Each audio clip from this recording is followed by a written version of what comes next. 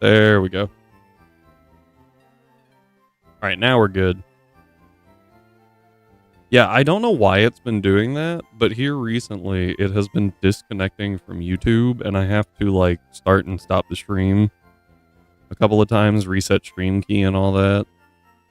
I have no idea why, but I noticed it last week. No, 2 weeks ago. Because there's the live, right? All the live recordings, all the VODs on YouTube. And I was like, oh, that's weird. It doesn't show anything from like the last month. And then sure enough, for whatever reason, like everything matches like it should. And it just didn't connect. No idea why. So I need to make a habit of checking that some more. So thank you, James, for reminding me of that.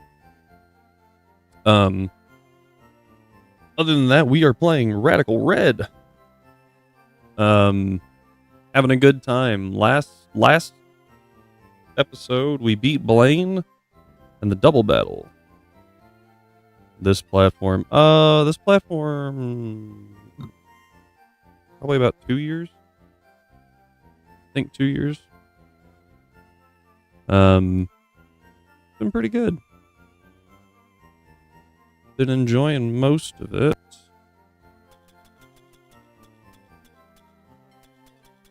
There we go. And it's always fun when plans don't go as you wanted them to. According to Rhyme, it's good content. According to me, it's pronounced heart attack.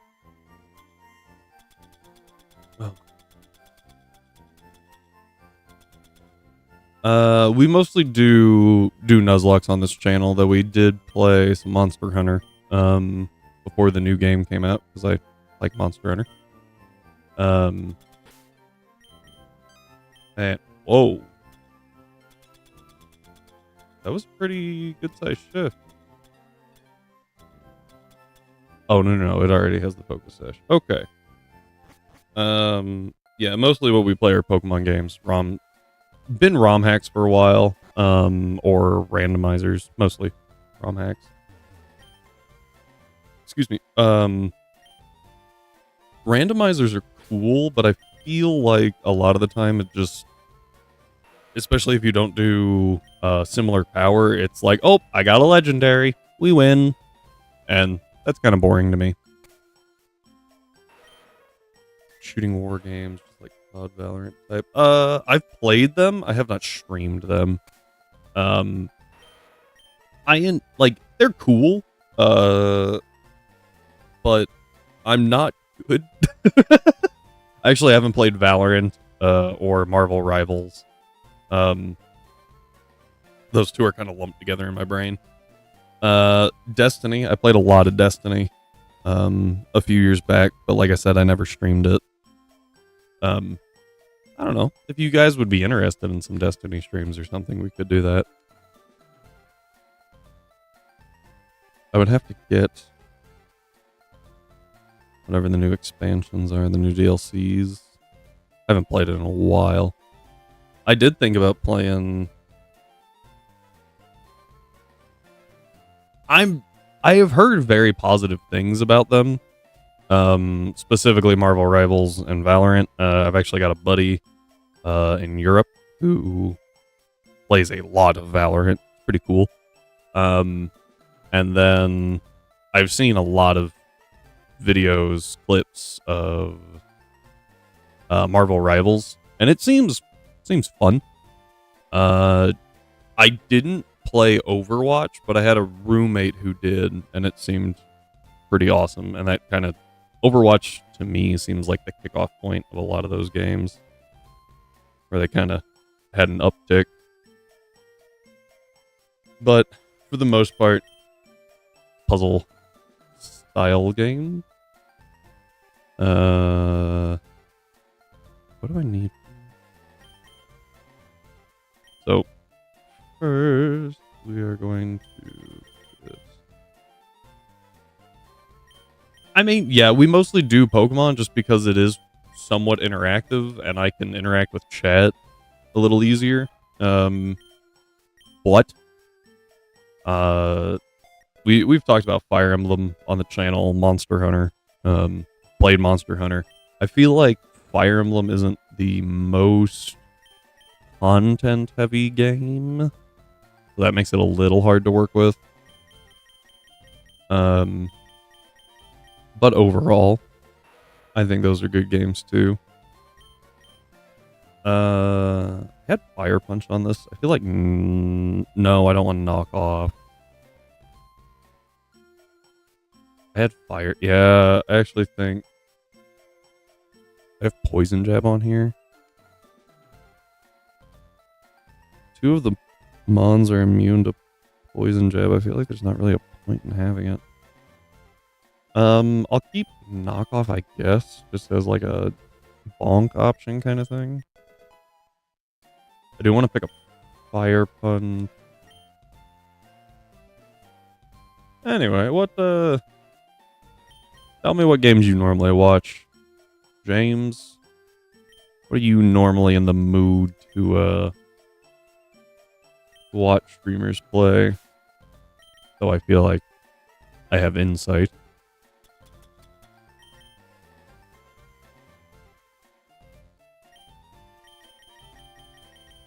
I think Fire Punch is at the end.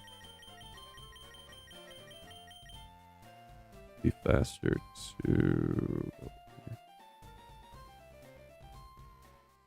98.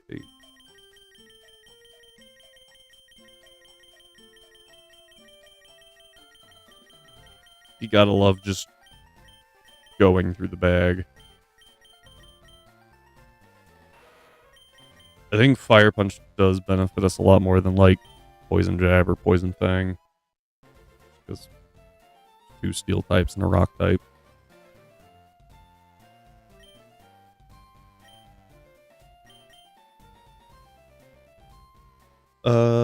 Yeah, I think those work. All you really need is Flamethrower. Yeah, oh, and Solar Beam. Solar Beam could be helpful, I guess. Yeah.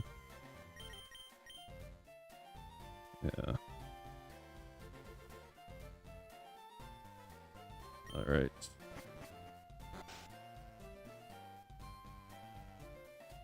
Need to hop down here.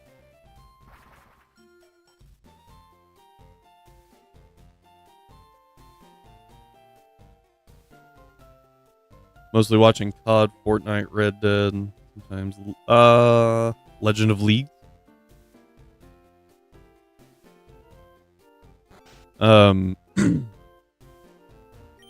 I again didn't Strive.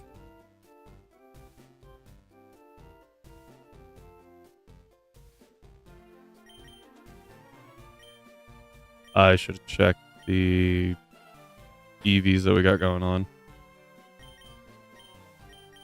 I will say, I feel like most people see Pokemon and go, "Oh, it's just Pokemon." Click the A button.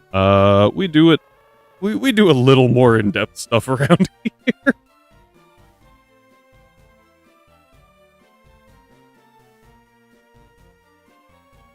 Let's see here. Okay, so Muck is set. Azu's all jacked up.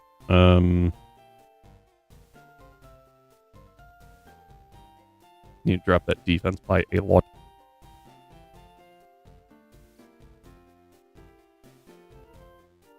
All of solo leveling season 2 yesterday, huh?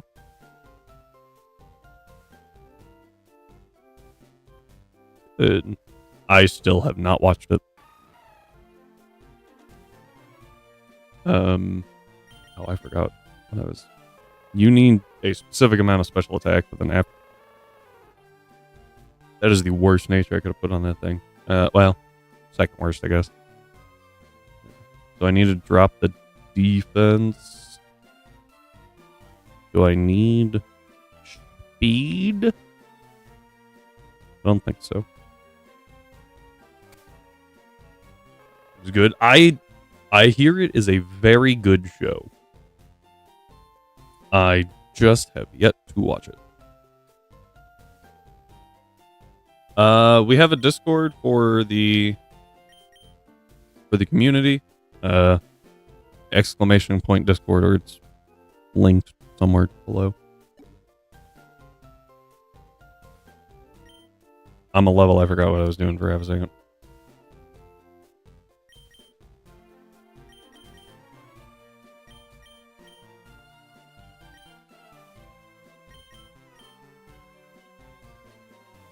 Is the bot broken again?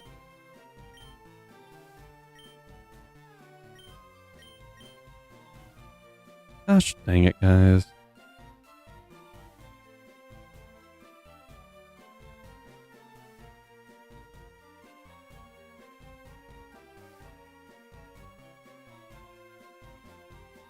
Let me check.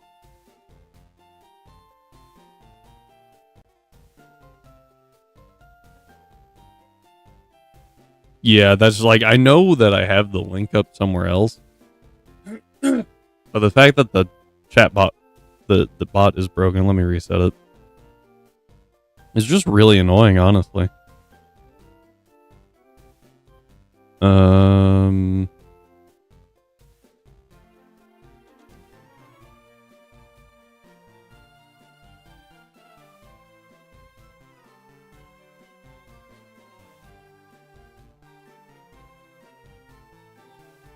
Oh, it just got disconnected for some reason.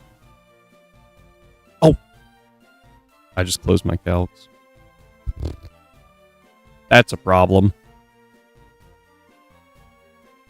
That's why you should be careful when opening and closing tabs.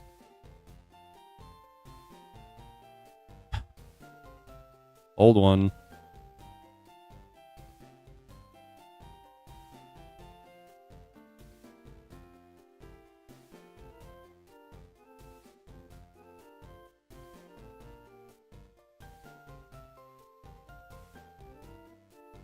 Alright, we only need 3 right now. I think Azu needed like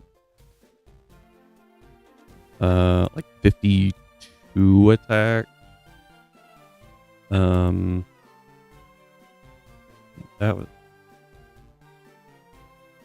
Tyranitar.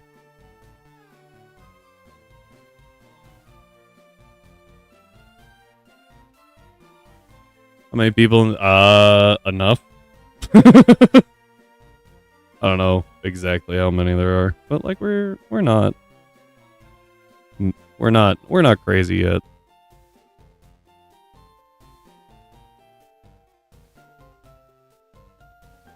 Oh. Whoop. All right. Yeah, 52 attack is what we need, and then I also need to outspeed the Cheetar. Celesteela is not getting outsped. Not happening.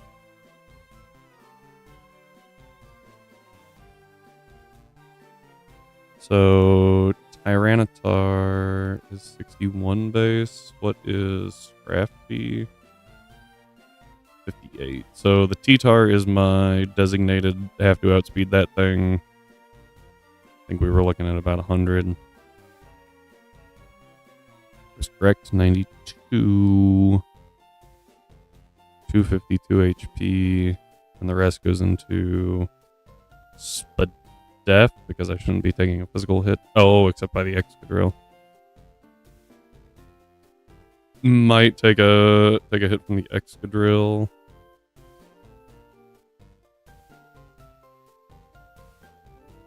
I survive a crit. Sandstorm chip. Hang on.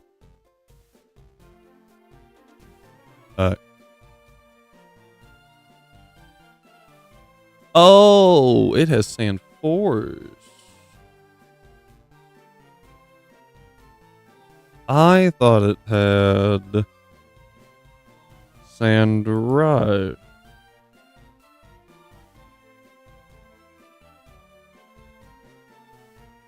I get about 100 into defense here.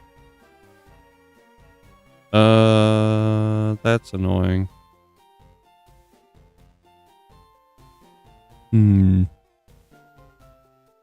It might Swords Dance. so that it gets a guaranteed kill, but it's dealing over 50%, so that's kind of annoying. Thankfully, I can just go impish, bring that down a little more. Yeah, there we go, and then we never died a crit. That's what I needed to find. I don't even remember what stat I'm doing right now. We'll get rid of... Oh, I needed to keep those. Gosh, dang it.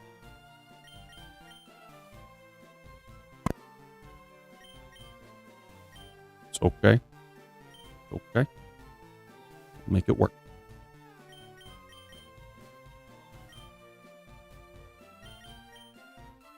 Forward. So I put my 2 extra into that one.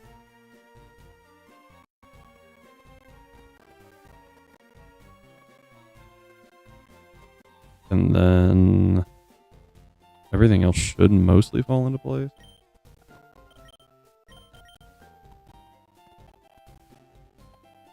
If I put my 2 extra there, though, then I can't put them in defense.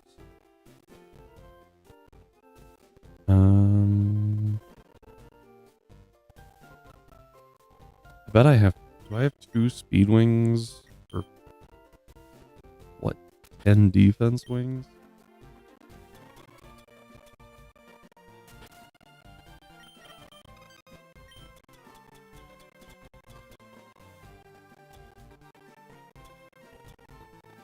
I have 1 HP wing. That's real helpful.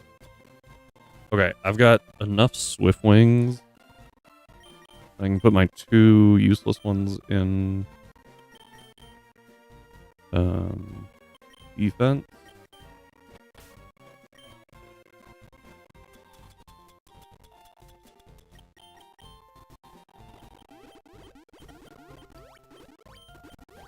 Fine. HP should be max. Is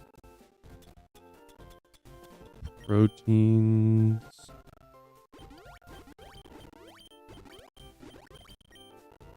Okay. Oh. Oops. Swiftwing. Let's double check that that is correct. 92, 102, 50. Okay.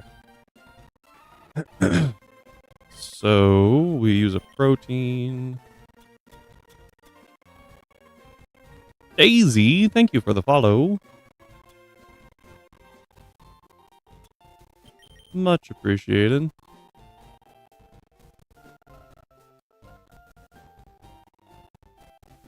That's not suspicious.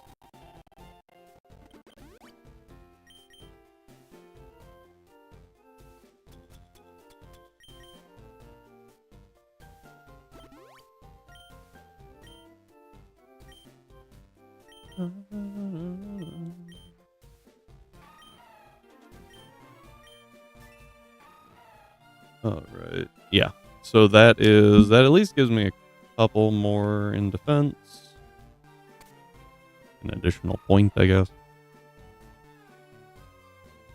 It actually did change the calc slightly. I'm mildly surprised. Muck was good because it's just meant to do what Muck does, which is sit on the field and take special hits all day long. Ninetales naturally outspeeds the Celesteela that I need it to.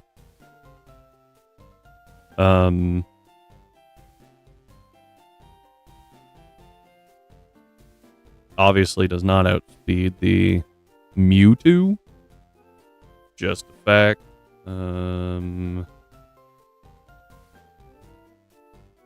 Let me...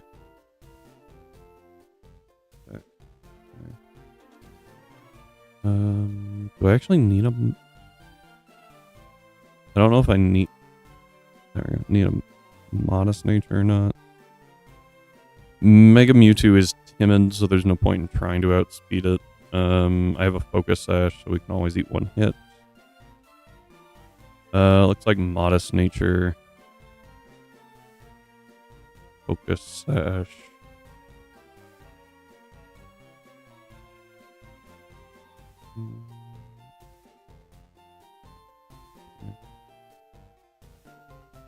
There.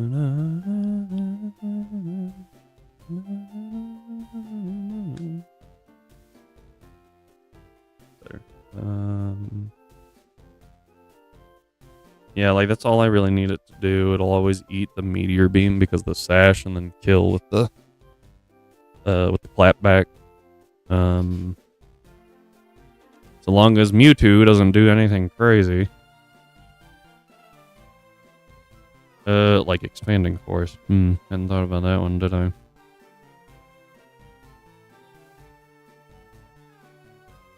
Let me check.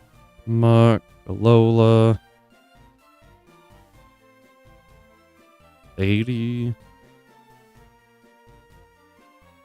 This Celesteela is very scary. Yeah, prepping for Giovanni. Oh, that's nice of it.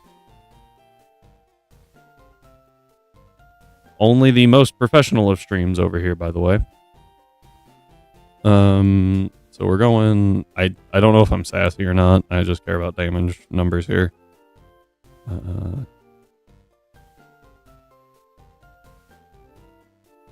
Black Sludge. So we eat a +1 Meteor Beam. He's a cheater. Yeah, so I saw the note at the top that said doubles with Lance. I was like, oh, okay, cool. And then I started doing things, and then I look up and it says, Mewtwo Mega Evolves after fainting for the first time. What? What? This man clearly doesn't know the rules of a Nuzlocke. And I am... Huh? He gets 7 Pokemon. 7.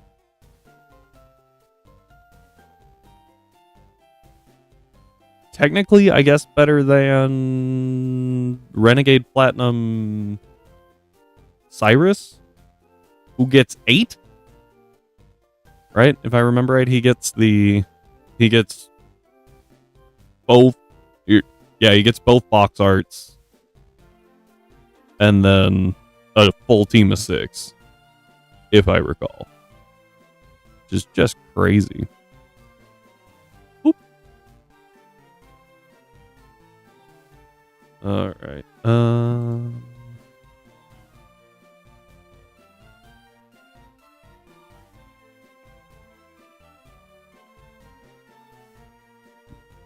Oh, excuse me.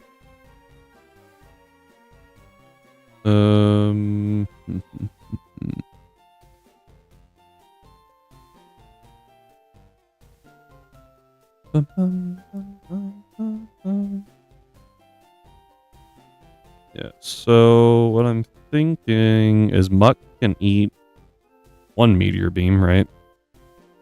I gave it Fire Punch just for damage.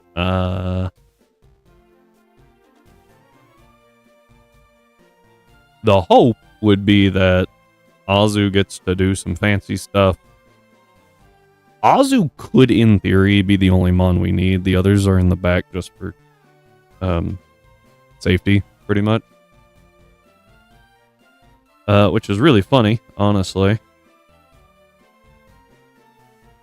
What's... I know Excadrill is suspiciously fast. Oh, it has a focus sash.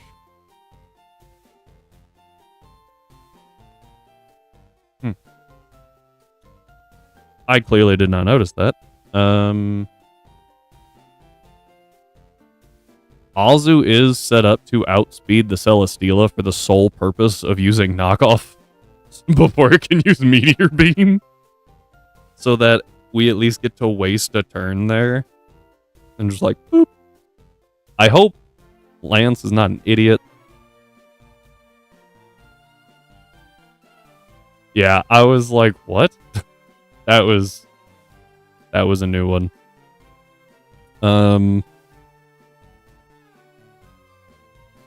But all right.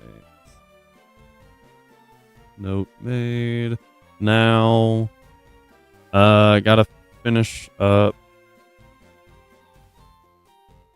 This needs 188 special attack and modest.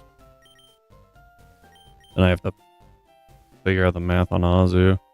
Also, good news, both Lalabarina and Raid Dow are now capturable. You found back sprites? Oh, that's cool.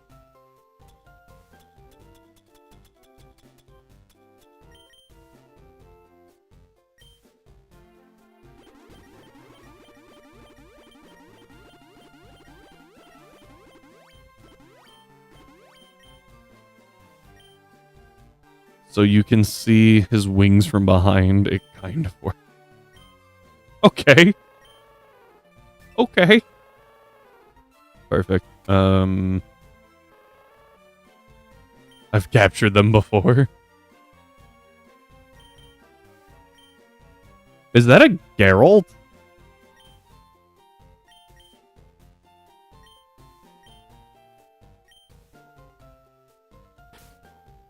Huh. Was not expecting that.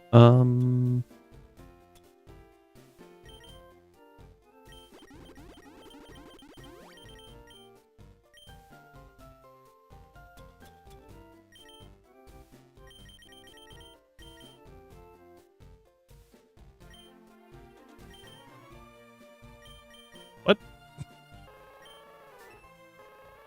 Oh, Yep, I'm just real smart there. Okay. Oh, and Azu's done. Perfect. All right. So we now have EVs done. We have items done. I think move sets are done. No, I need Aquajet is useless because this is in psychic terrain the entire time. So I need knockoff. I don't remember what TM that is. 75.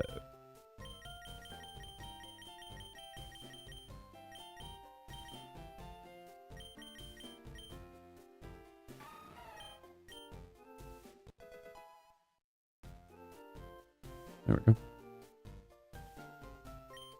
All right. Ninetales has drought specifically to shut off Sandstream.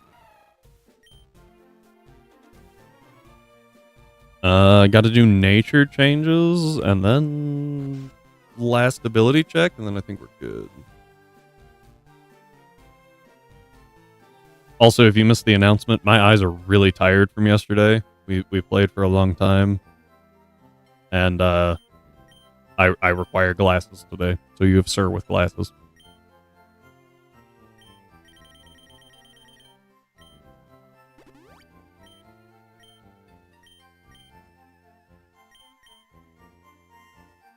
Yours is fine.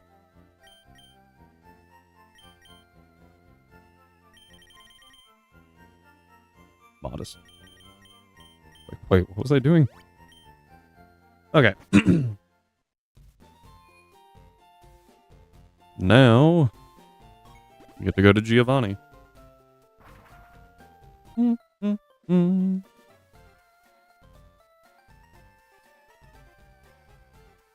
Actually, can I? Nope. It just occurred to me. Can I just surf from down here? I don't have to run all the way up there, do I? Oh, I can. That's so nice.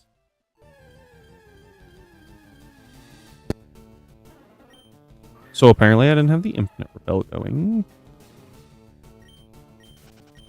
Ooh.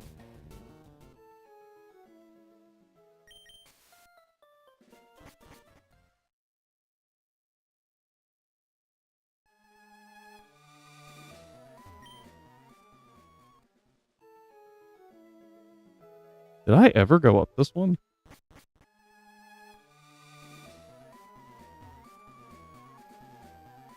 There's a mega stone. Could be worth it. We'll come back for it. Oh, that was the Garchomp I ate. Oh, as soon as I saw it, I knew what it was.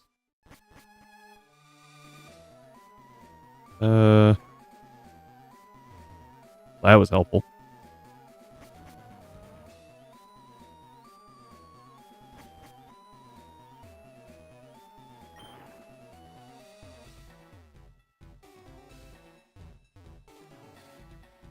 I clearly forgot how to get there.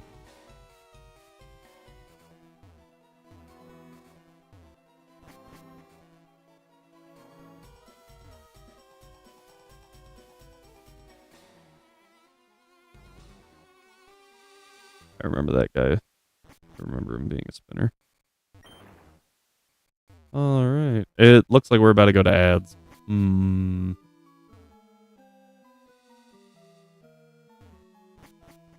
This is where I remind everyone that dropping a Prime sub is no cost to you, and you don't have to watch ads. That's my shilling, and I feel gross for it. Sorry.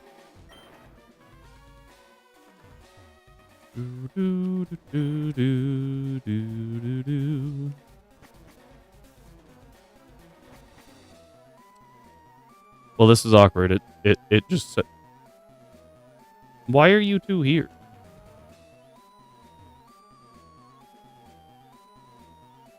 Because they were in the last. They were actually in the last room, right? I'm really afraid that what's going to happen is the ads are going to start right as Giovanni walks up. Hey, there it is. There's the ads. All right, so we're going to talk through the strat a little bit to fill time while the ads play. We got an impish nature, Azu with huge power, of course. It is EV trained specifically so that that superpower kills T-Tar in one hit. I'm gonna fill in the rest of these moves. It is also EV trained so that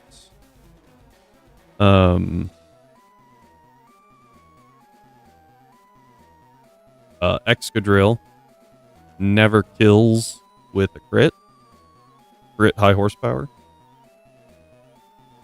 Go right here. Crit high horsepower never picks up the kill, which is what we need. I guess, well, after sand, it could kill, huh? Yeah. But that's why we're carrying leftovers. I forgot about that. Oh, and by the way, that resets the weather, right? With changing your item? That's great. Celesteela is also, as you can see, 177 speed. We are not 178. I thought we were 178. No, I guess we're just fast enough to beat the yeah, never mind. I can't outspeed the Celesteela. But we do have knockoff just in case I think it's gonna go for Meteor Beam. The Mewtwo is a problem because we are in Psychic Terrain, so Expanding Force is ludicrous amounts of damage. However, sorry for the flashbang. As you can see right here, except that it's not updating.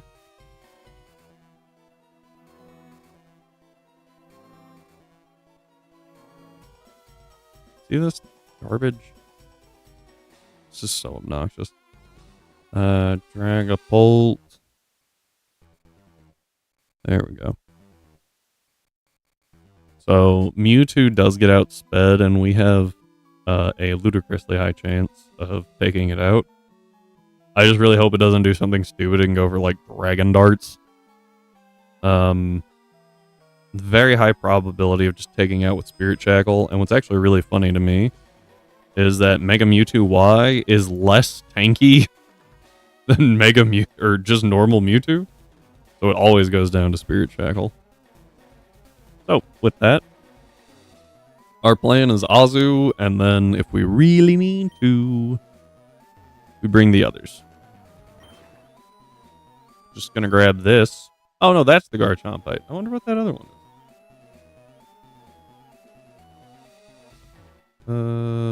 Grab this. Booster energy. Interesting. Alright. Almost there, everyone.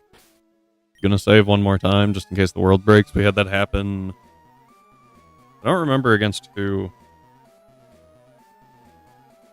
I think it was Price, maybe? The game just crashed. I was like, I can't do anything about it. Alright, here we go for Giovanni. Won't be the hero this time. You're too late. Master Ball, go! I don't know why. That's hilarious to picture a grown man saying. The scientist made it work. And attach this Megastone. We've worked hard on. I have Mega Mewtwo. Honor is mine. Hang on. What? He didn't serve it. He just boop there. Like.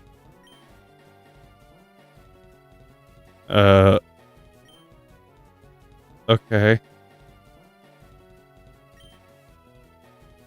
Well. All right. One move that I don't recognize is Soul Robbery, and I probably should look that up to see what it did. That would have been smart. I'm gonna do that right now.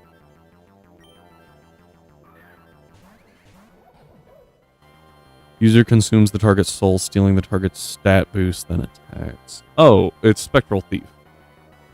Okay. But Psychic. What?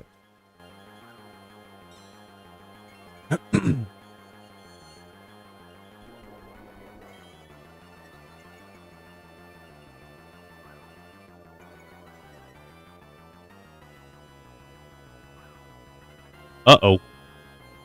I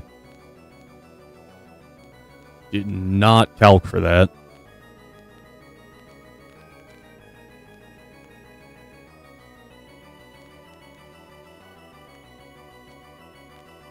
Oops. I just completely missed that Intimidate. We play rough here. Spirit Shackle still kills the Tapu Lele. And we pray.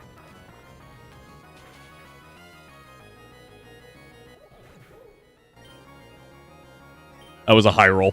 That was a high roll. Celesteela? Show me Titar. Excadrill.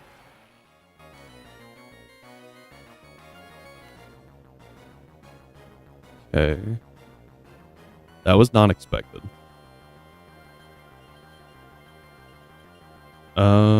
I mean, I guess this kind of works better for me. So, Excadrill does have high horsepower, but we're not in the sand, so it can't do a whole lot. The Celesteela is far more threatening with Meteor Beam. Celesteela... Meteor Beam does... max at 201 against Dragapult. 217 on Azu. That is before the +1. I don't know if it calcs that, though.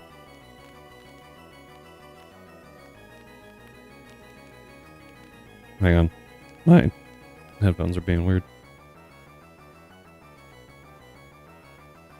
There we go. It was like staticky. Excadrill. I feel like it might go Rock Slide. I think I have to assume that Meteor Beam is going into Azu here.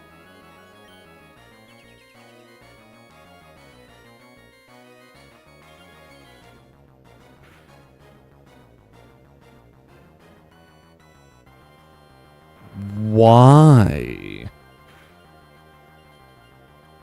Oh, it was actually higher damage. It charges. Please be into Azu.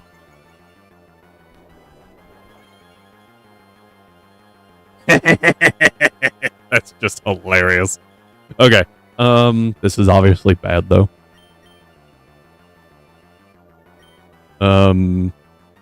So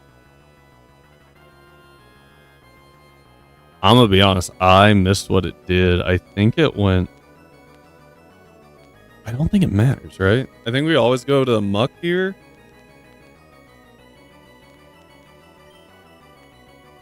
Because Muck eats a Celesteela +1 Meteor Beam. Which it doesn't. It shouldn't use, right? It shouldn't use that. Because that's a 2-turn move. That just occurred to me. So it should be going Air Slash or Flamethrower. So we shift here.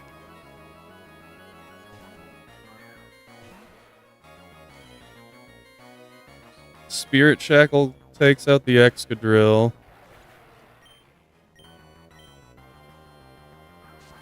Oh. Whoop, it lived. Alright, they should both be going into Dragapult.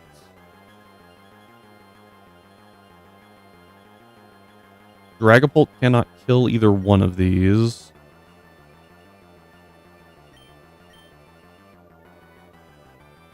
But one of their attacks. What does T-Tar have again?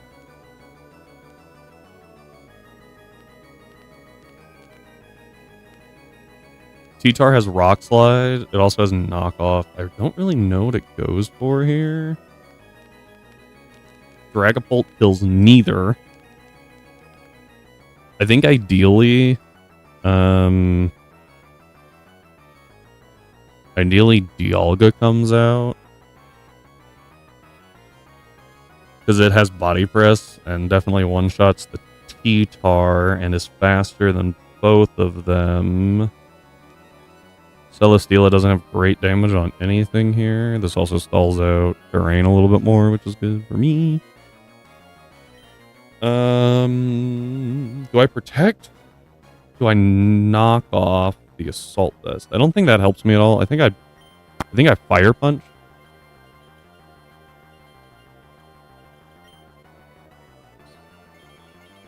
You have other moves.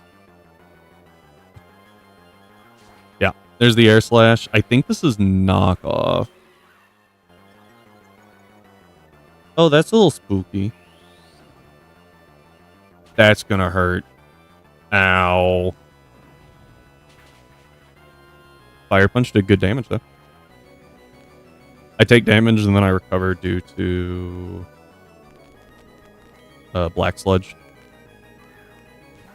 Okay, Dialga hits the field. This is either or. I'm gonna protect because they should both go for Dark Shadow. Okay, Celesteela is down. That's honestly probably the better option. I feel like I'm getting red a lot. And I don't like it. Mega Mewtwo has Aura Sphere.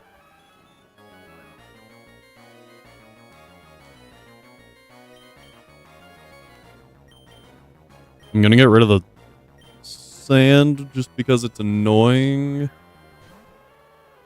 This might not go as I thought. If I had... Yeah. That, no boosts. It does resist? That was, like, disgustingly low damage. That was pitiful. Okay, that's fine. That's fine. Okay. I brought the Sash for a reason. We protect... What? Soul Robbery? Okay, apparently he just really likes that move. I'm okay with that, though. This terrain has to wear off soon, right? Like... We swapped to Dark Shadow, because we resist both Expanding Force and Soul Robbery. I say resist, we're just immune. Yep.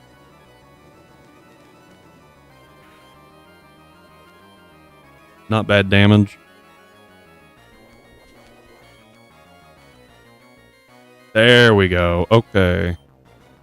I don't know what it goes for here. Just base Mewtwo. 34%.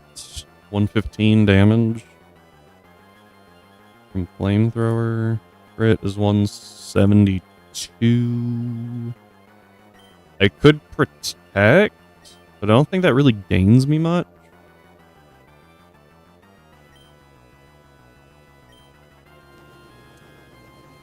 I didn't think he would do that.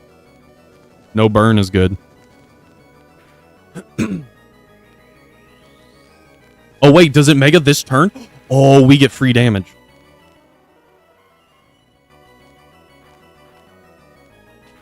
So that probably worked out just about as well. Oh!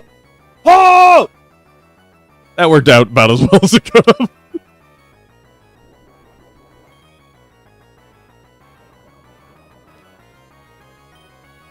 We just clicked protect. Nope. I did not think... I mean, I guess it works, but what a weird move choice. I'm gonna be honest. After I missed that Intimidate, I didn't think we were getting out of that deathless, but we did. But we did.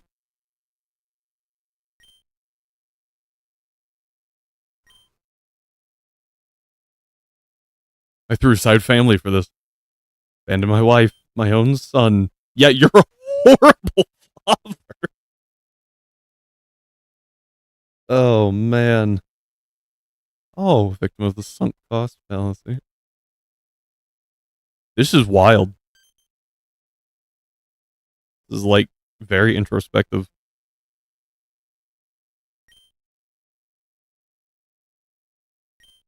Rely on us. Our loyalty. We were lowly children. Jesse and James? Oh. Isn't that so sweet? Uh-oh.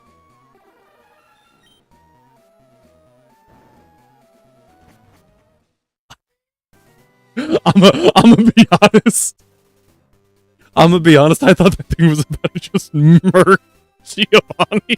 And I was like, what? Oh, man. Ooh.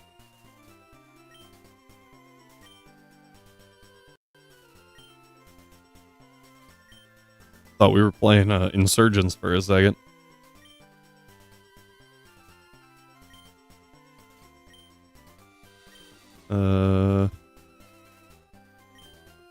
Yeah, don't arrest him or anything. I guess. Oh, thanks. Can definitely use that.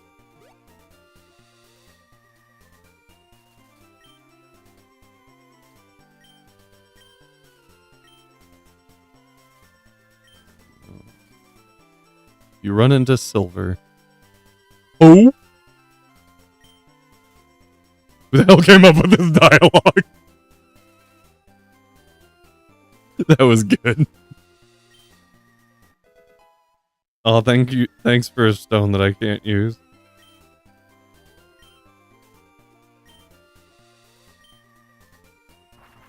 Okay. That was interesting. Oh, that... Who the hell came up with this dialogue? That caught me off guard. No, I can't use it. I don't have a Bagon. I can't get a Bagon.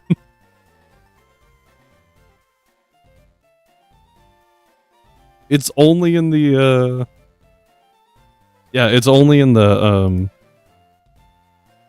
game corner. All the pseudos are. My bad. I lied. Apparently Salamence is, in Victory Road. So we could get a Salamence there. It's actually not a bad chance either. It's like a 12% chance. It really isn't bad.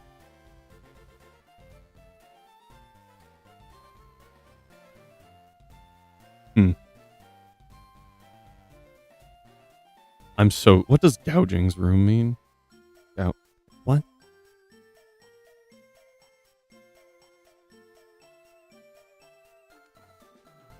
What?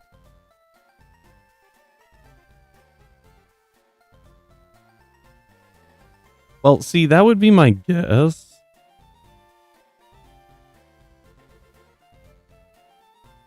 Mansion Floor 4 and Gouging's Room. I can't find either one. Am I missing something? Search for puzzle solutions in the sub. Well, that was helpful.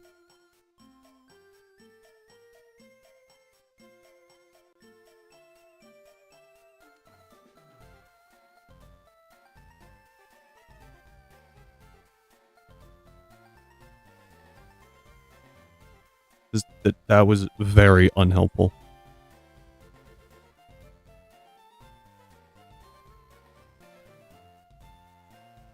Pokemon Mansion puzzle. From left to right, 3121. Huh?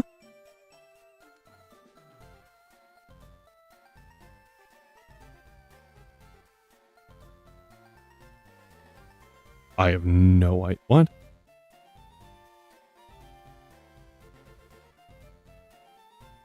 You are correct. Apparently it is Gouging Fire, and it's in the mansion? I'm very confused.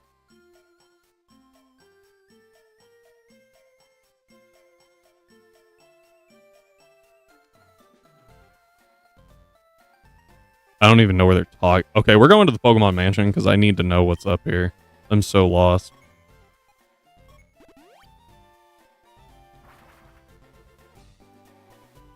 Yeah, but like, I don't get... Oh, it's in... What?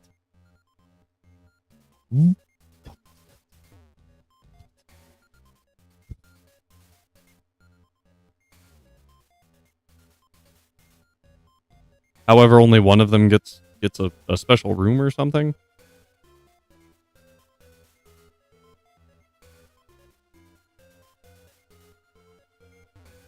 I mean, I don't see Walking Wake or... I don't see any of the three on here. So there is a distinct possibility.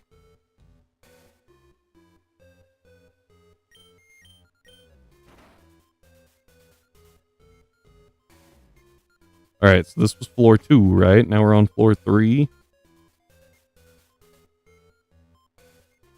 Here's floor 4, but I can't get through. I'm so confused.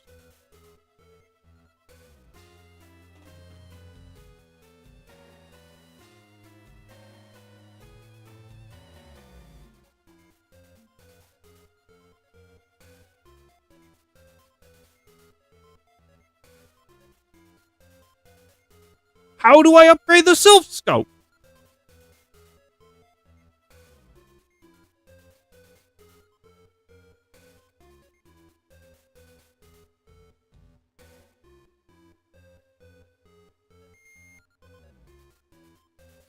How to get the upgraded Silph Scope? It's unlocked after you unlock the Roman Legends.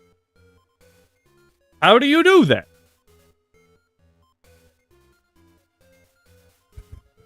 This is so annoying.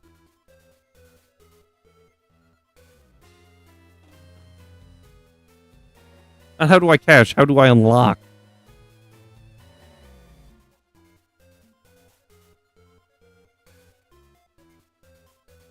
Beat Claire. Okay. You know what? I'm taking it. We're taking it and running it. Because... Why is there not a guide for this? Oh, man. That is just absolute... Guess we're shiny hunting at the power plant. I see you, OG. Wait, isn't OG the one that also had a shiny hunt at the Pokemon Tower? I'm 90% sure it is. It is! What is with you and your fascination of strange places? Like, not complaining, just very confused. I should heal. Alright, let's check encounters, I guess? Ow.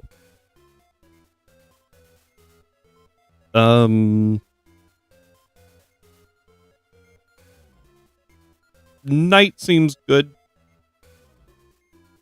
And yeah, we'll do night, and I can run nothing. There's no way to bait anything.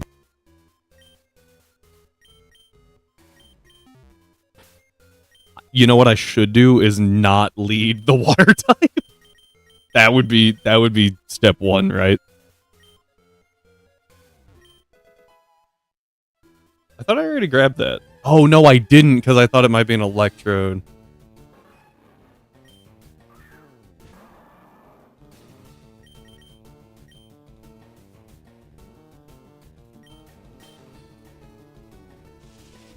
You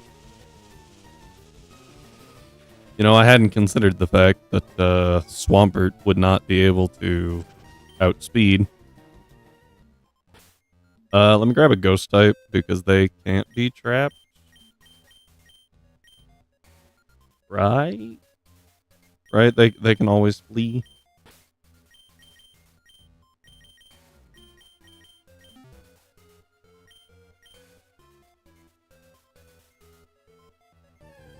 Okay. Let's find out if I am correct. Oh, a Togedemaru. Look at it. It's adorable. Okay, yeah, we're good. Well, I mean, Togedemaru is kind of quick, I guess. Do we check if Zapdos is shiny? Even if it was, I don't use legends. Typically. Although, if I were to use a legend, the birds aren't crazy. Birds are pretty bad.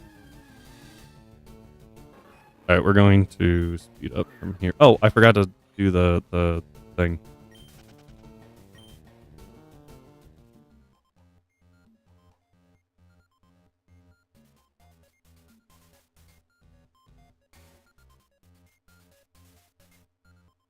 Alright.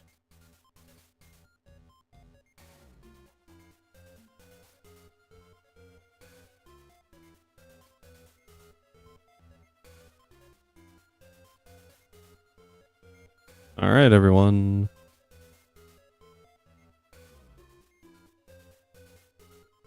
I have the stopwatch. Start the prediction, start the hunt. Over here. That was pretty quick. Get your votes in. Your prediction in, I guess.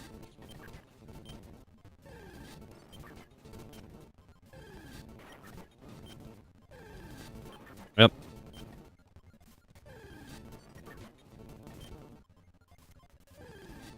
Do. So after this, we have to face Claire, right? So I'm gonna go ahead and pull that team up. Okay. Gotta say, leading with an Aerodactyl that is Focus Sash is rude and very annoying. You don't see a prediction? Did it not go?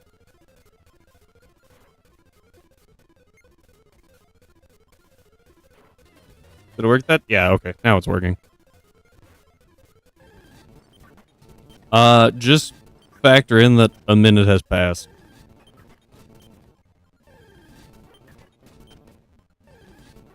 So she's got. Do I get declaw? Does Arrow get declaw? Booster energy should be attack, right?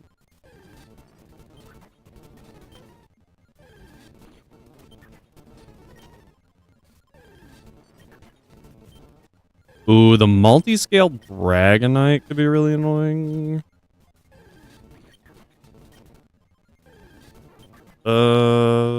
Magearna seems pretty bulky too. Let me take a look at what it's not the button. What Arrow can do here? Because well, to outspeed her Arrow, I have to be Rock Blast. Multi-scale weakness policy. Yes. Yes.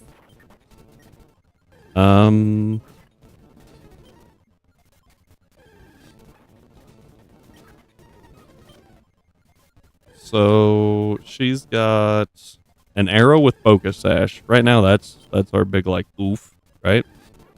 How do we deal with that thing? Stone Edge, Taunt, Earthquake, Stealth Rock. So obviously she wants it to set up rocks. We could do the Delmise strat actually.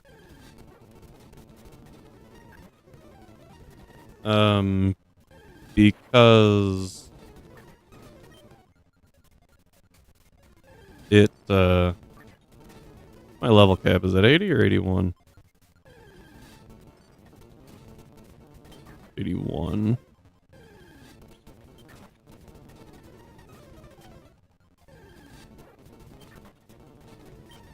Black Belt Ketchup in Cerulean Cave apparently is a boss we can also fight.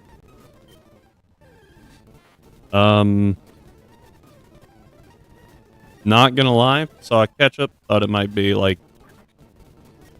an Ash theme. Is not. Both Urshifus is certainly. Both Urshifus that are banded is certainly a choice.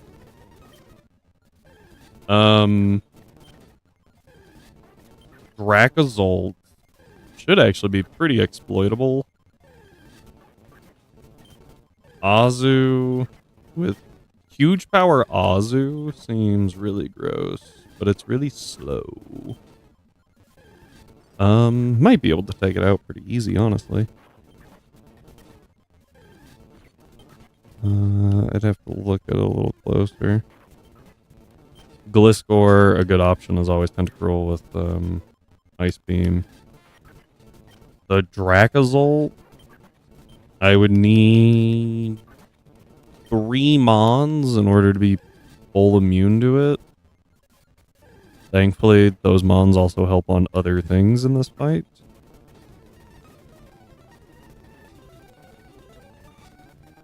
Weird. It just occurred to me, if we get a shiny Electrode that then booms, I'm going to be very annoyed. Anyway, yeah, so against this Arrow, I think I can just, like, Scald? Maybe Surf? I will need a little investment, and then Rapid Spin those rocks away. Yeah, so I'll need a little investment, primarily just to hit, like, rock. I need to bring Stone Edge, well, do I need to bring Stone Edge below 50, or below 40%? I guess it can't really hurt. Because below 40%, you survive a crit into non-crit. Or, obviously, non-crit and crit. So... I think if I did Surf... Missed. Yeah, Surf is just higher damage overall. Which makes sense.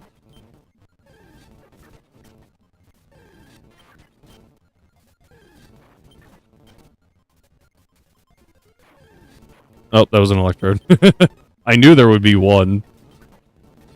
I think this is a little bit longer of a stretch. So we can run back and forth a little more.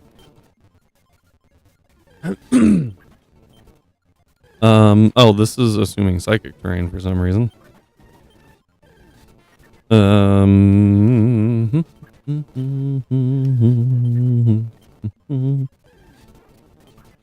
Yeah, so Delma is, oh wait, 81. That is important. Yeah, Delmise actually eats these hits pretty well. I think I only need like 40. Nope, need a little more.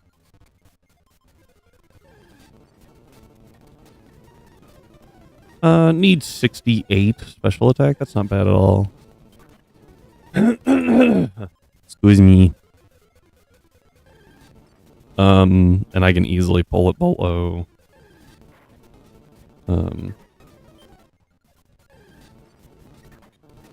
Below 40% just by increasing defense a little bit.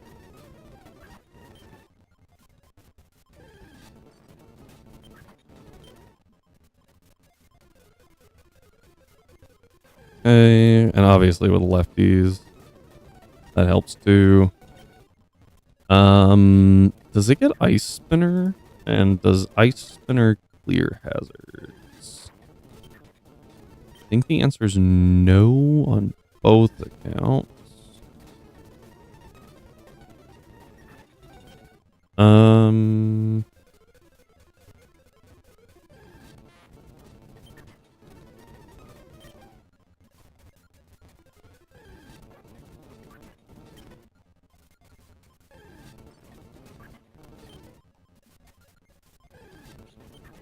Excuse me. Alright, so I'm not seeing anything.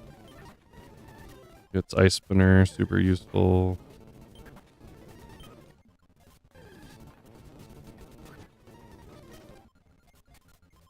Destroys terrain, does not clear hazards. That's what I thought.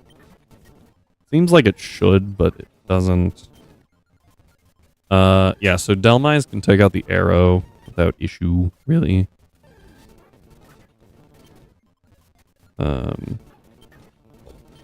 Excuse me. We got ads rolling right now, but you know, I'll stop the stopwatch, and what we'll do is stop the speed up. Jump over here. So Delmise works against the arrow. That's really good. Give it protect. I doubt it can't get Ice Beam. Delmise Sevi. Yeah, it does get Ice Beam. That I doubt that that'll be enough to take out the excuse me, the Dragonite. Dragonite.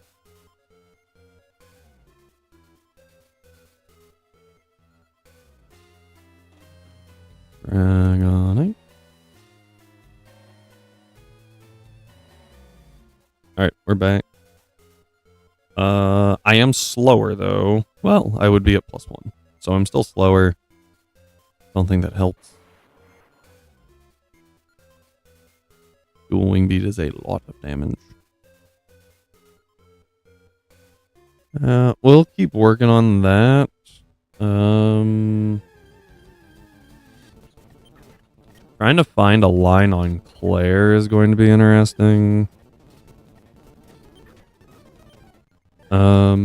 But Delmise does deal with the Aerodactyl pretty well. And I think it will deal with something else too, maybe. Not really. Just the arrow.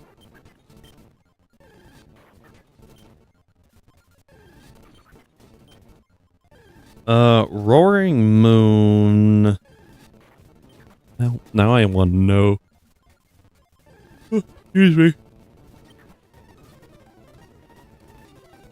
If her arrow's not super tanky. So the question is, can my Aerodactyl at 81... First off, I could outspeed. Right? Because even though it's jolly, I am 1 level higher. So I get that advantage. And then I outspeed the rest of her team, too. I forgot to resume the thing.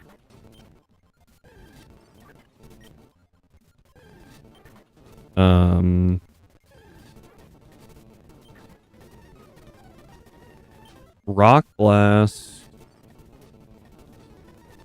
Loaded dice. Does guarantee the kill on arrow. I don't know how it would work on Dragonite.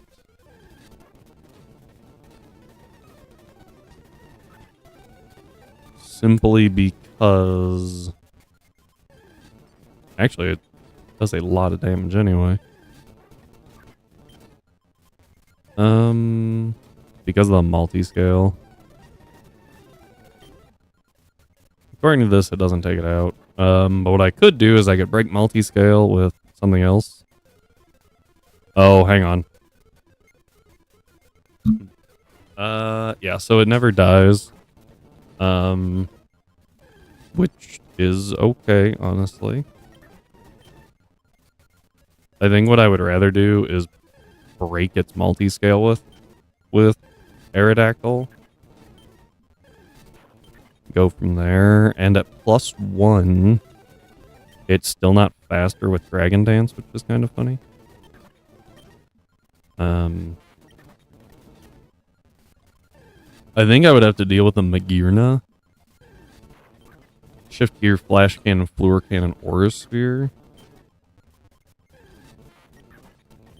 But it has Shift Gear, which only increases its speed, and it has 3 special attacks.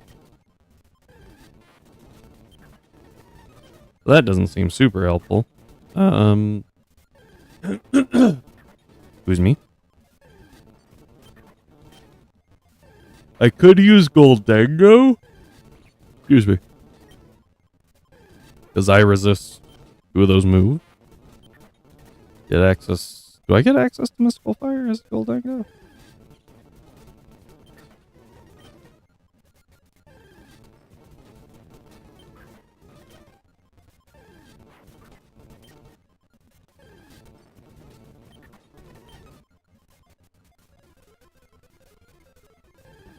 Nope.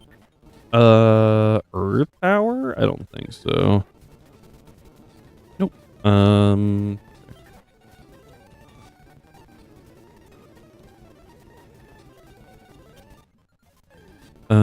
In that case, Steel Fairy? What about, I'm gonna save this Delmise for later.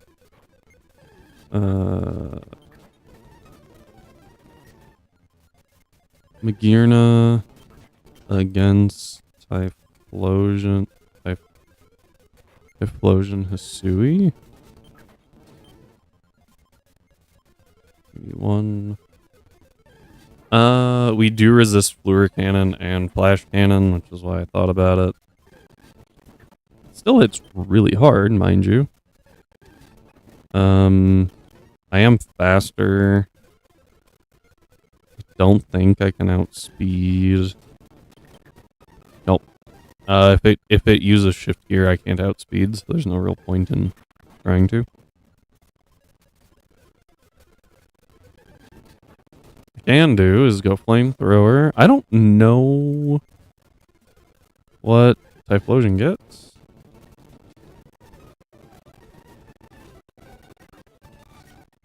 Flash Fire and Blaze. Well, those aren't great.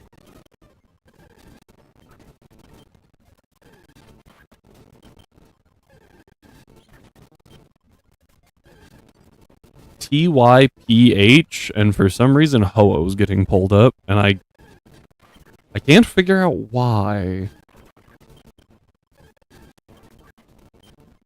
Like, the abilities aren't doing it. Typhlosion's not doing it. Or like there's nothing. I don't know. Very weird. Anyway, flamethrower does good damage.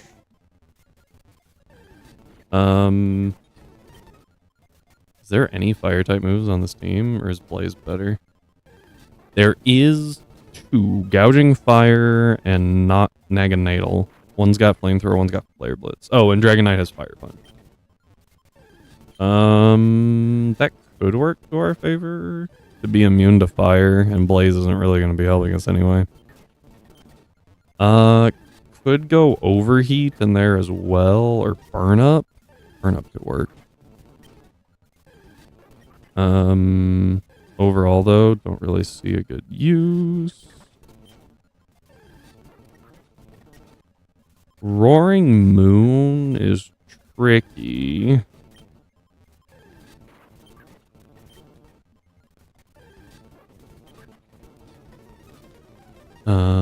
Just because like it's fast and like how do you really deal with that? The typing isn't great, I do have to say.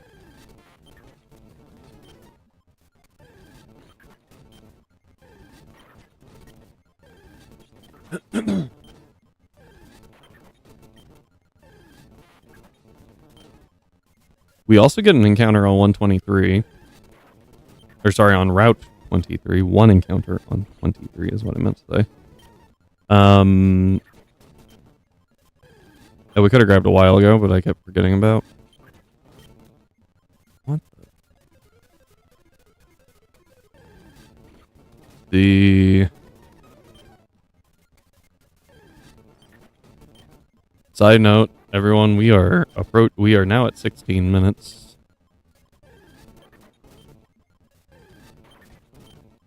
I really need an assistant.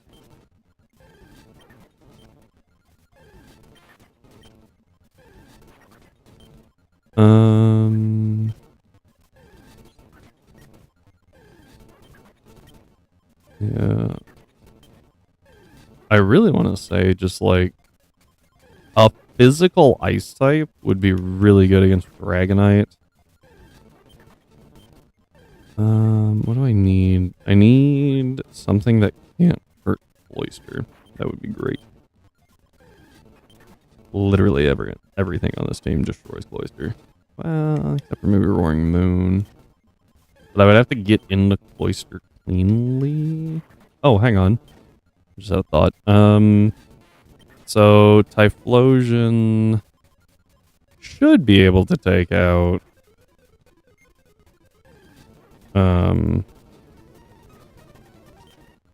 Magearna pretty easily. It's over half. We deal over half with one flamethrower.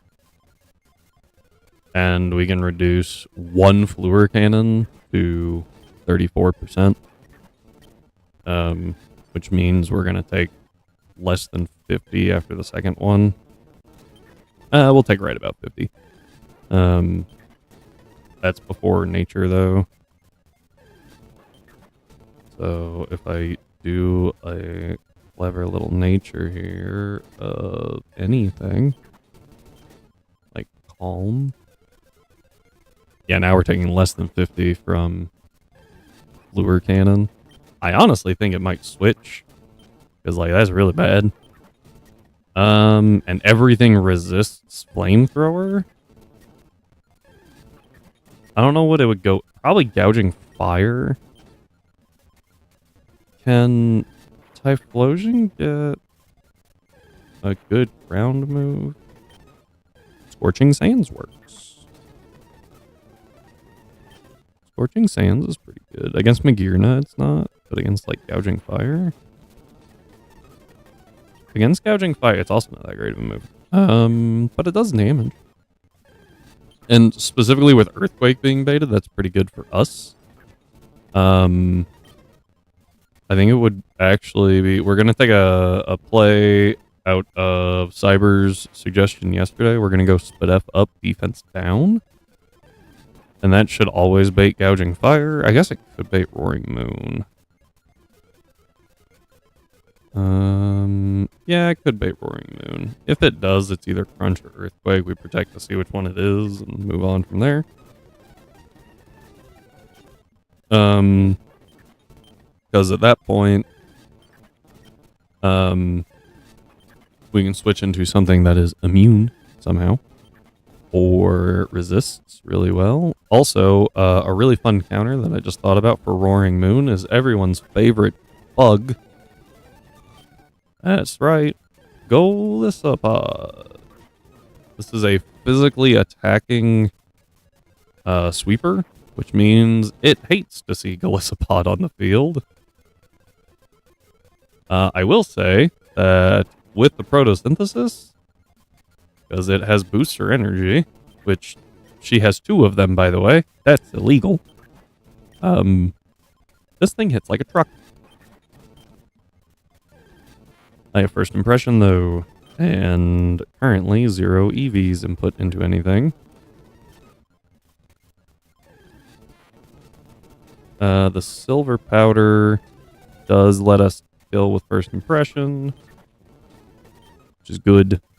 And I can bring crunch damage down to 37%.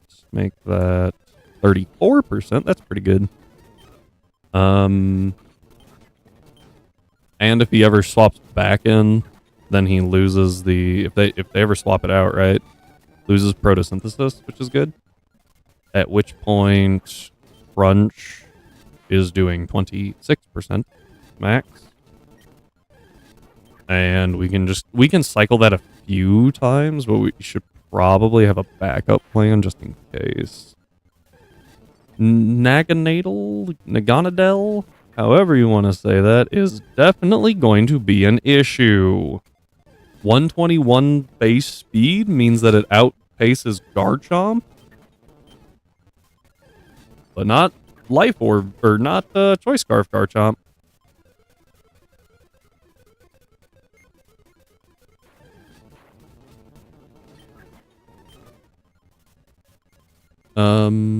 That's actually a really good question. How much does Choice Scarf Garchomp destroy this thing? this team?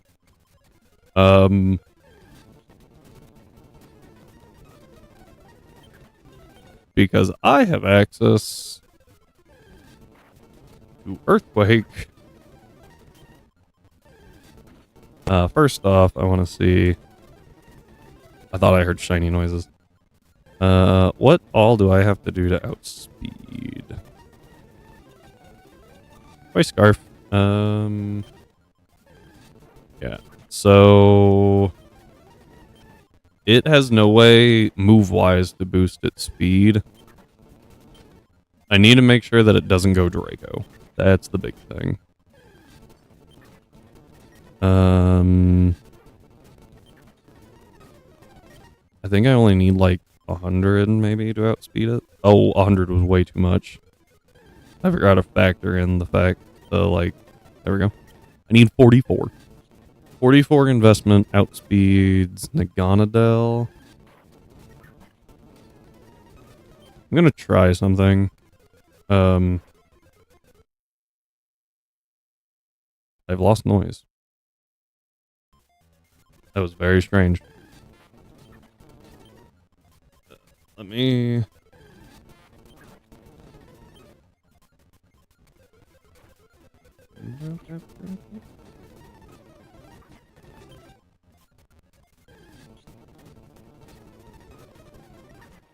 We're gonna shrink this down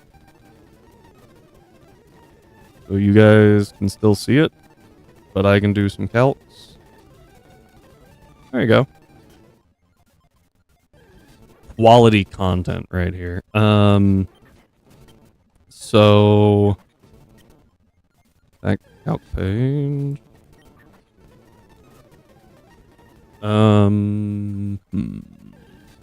Yeah, so Garchomp now outspeeds. The question is, can it kill with an Earthquake? As I recall, Naganadel is not tanky. Definitely going to be more of an issue of like Roaring Moon, or not Roaring Moon, Gouging Fire.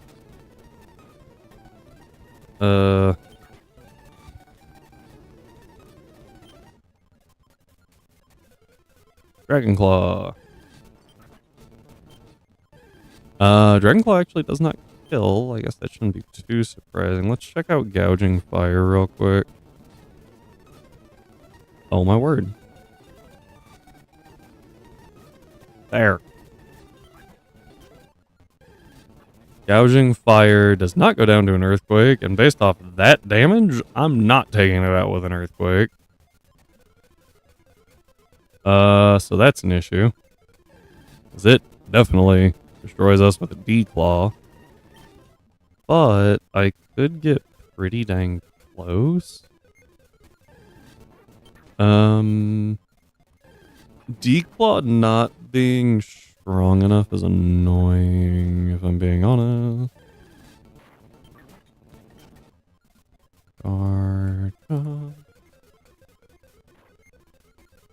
Mega Garchomp's not fast enough. I actually forgot that I have Mega Garchomp though.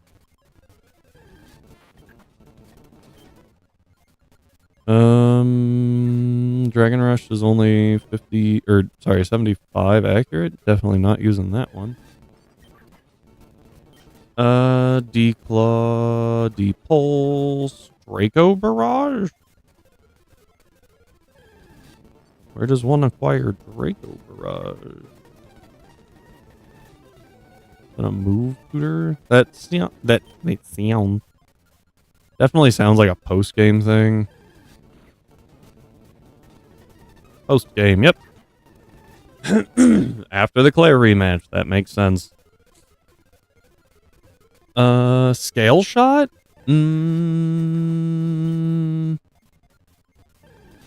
Well, I would need loaded dice, probably. Dragon Tail. Yeah. Although, if I have loaded dice, I could just outspeed the Naganadel. That could work.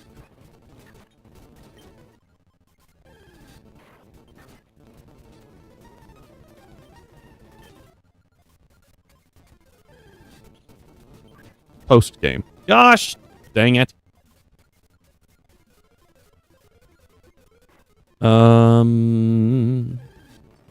get Earth Power.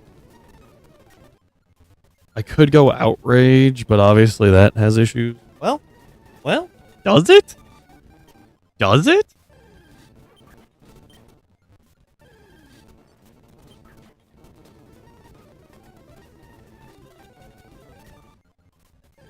Outrage is guaranteed, unless they switch to Magearna, to take out 2 things. So if they have Magearna, I just don't click Outrage.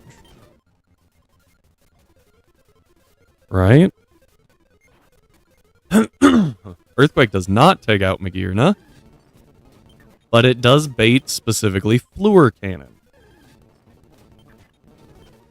So if Magearna is alive, I click Earthquake. If it's not alive, I click Outrage. Can Dragonite kill me?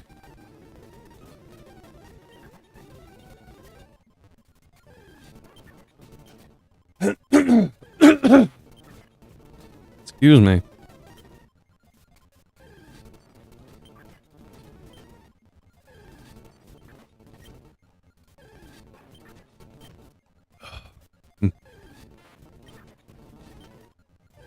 Dragonite cannot. It doesn't have a dragon move. So they never swapped to Dragonite. What was the last one? Roaring Moon?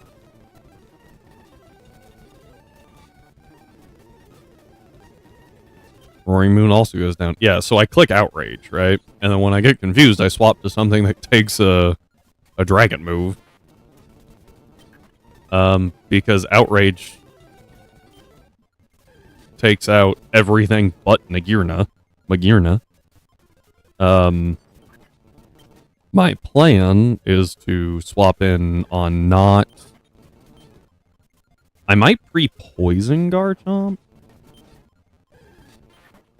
Maybe, so that I don't have to deal with possibility of getting burned by Flamethrower. Although I tank a Sludge Wave, and I'm bringing a Fairy type, right? I'm bringing probably Azu. I don't really know what other Fairy I have right now, like off the top of my head.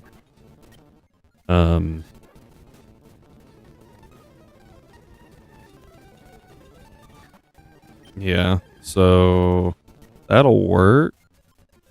Do I need... I think Gouging Fire is the highest defense stat. Let me check Dragonite.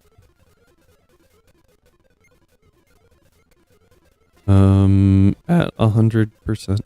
Freaking turn. Okay, so Dragonite always lives one Outrage, but it can't really do anything in retaliation.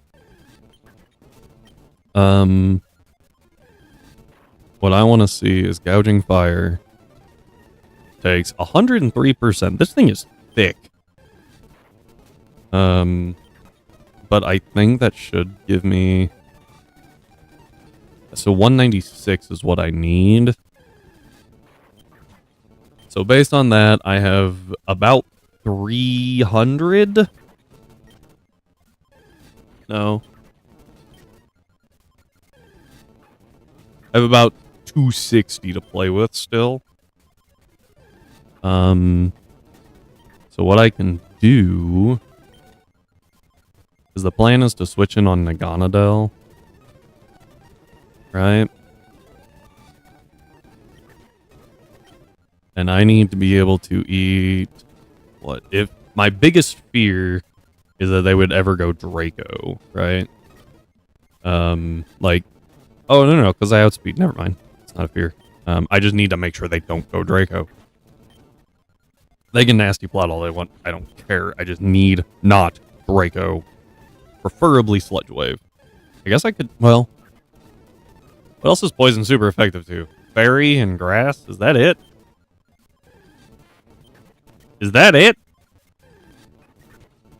That's gross. It's actually probably why Azu is going to work really well, because it resists... It's immune to Draco, resists Flamethrower, so... Sludge Wave... It has to go Sludge Wave. Or Nasty Plot. Either one is fine by me. So let's reduce that damage as best we can.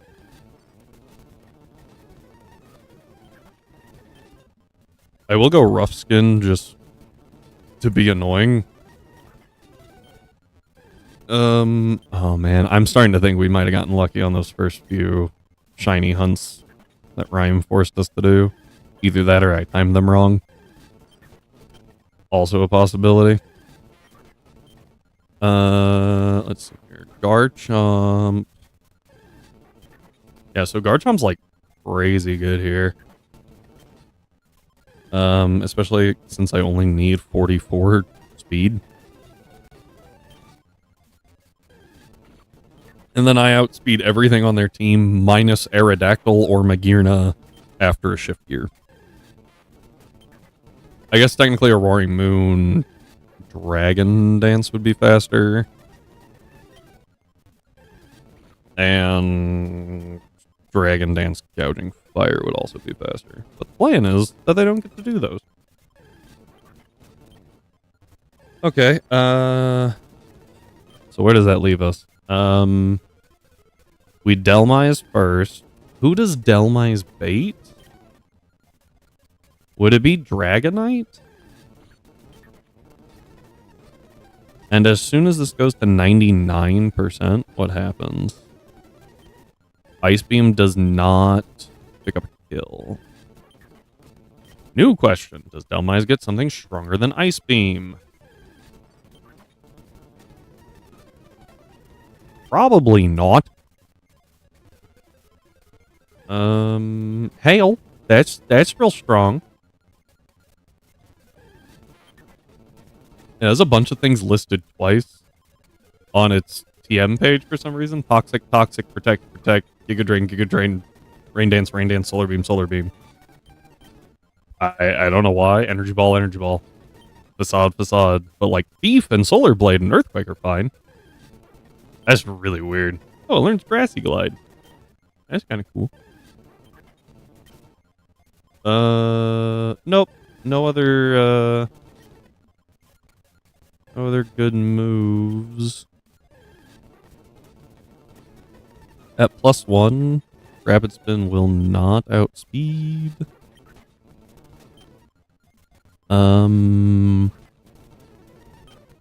I need to deal like 60%, or sorry, not 60%, 30-ish%. Actually, like 25% to the Dragonite before I can one-shot with Ice Beam. Obviously, Rapid Spin's only going to do so much. But it looks like Rapid Spin plus Surf could do it. So that's fun. Can't quite go 252.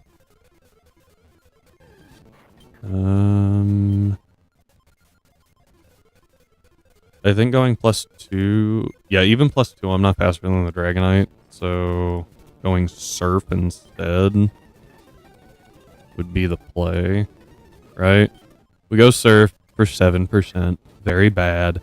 But then we turn around and do 14% on the back end, 14.5. So that's good. Biggest concern there, obviously, is that it goes for dual wing beat.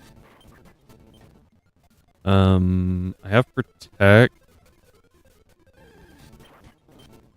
I don't know if that's a great plan. Well, if I know it's going dual wing beat, I can always swap, right? Then, okay, hang on. So we've got Delmize and Arrow, right? Arrow, if I know it's going dual wing beat against Delmize, what I can do is I can break, I can break multi-scale with anything, probably Surf. And then we can look at Aerodactyl. And Aerodactyl gets Rock Slide, gets Rock Boom. Oh, Meteor Beam. That's a move I've always wanted to use with an Aerodactyl.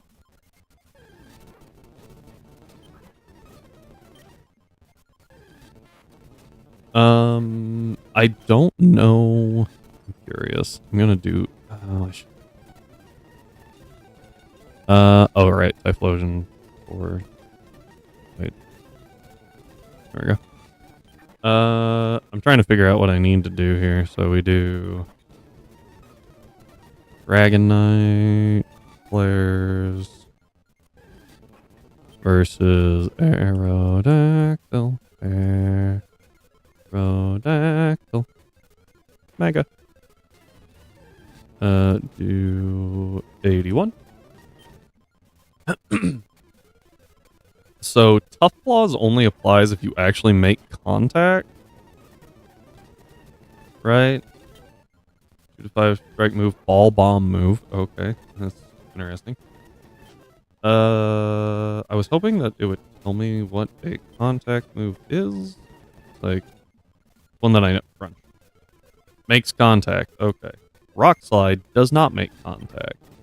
Makes it significantly worse. This is why we need a... There's not a whole lot of rock type moves that make contact. Like, just looking at it to Stone Edge? No. Nothing makes contact.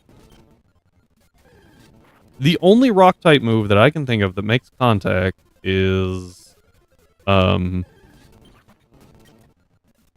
excuse me. Rockhead. That's it.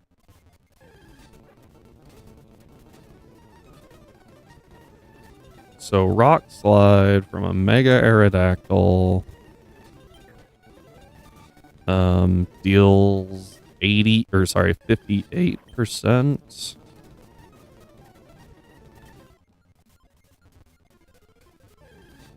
Do I even need... I think if I put in like 8 speed... Nope. Sorry, if I put in 12 speed, we're good. Geo 3 went not as planned, but not horribly. I forgot to note the Intimidate on Scrafty, and for some reason, the calculator doesn't just auto put that in there. So it turned from a guaranteed kill to a roll, but we got the roll, so that was good. With an Azu, and then we played the I'm going to click protect if I think you're attacking my Pokemon, and going to let Lance do stuff. Yeah, that's what. That Dragapult, like legitimately, if you can just keep the Dragapult alive, it clears that team so well. Because it one-shots the Tapu, and you can one-shot the Scrafty pretty easily. Excuse me, follow me. That would be smart. I didn't have access. Well, I probably did, but I didn't think about using follow me. Because the Mewtwo has expanding force, so I was like, okay, how do I get around the expanding force? The answer was a Alolan Muck, by the way. That we got from shiny hunting on Route 5. So that was pretty good. And then I had to get rid of the sand. Because it was really annoying. Yeah, the Mewtwo was, like, as soon as I looked at it, I was like, oh, okay, so Alolan Muck handles the Mewtwo. That's really good for us.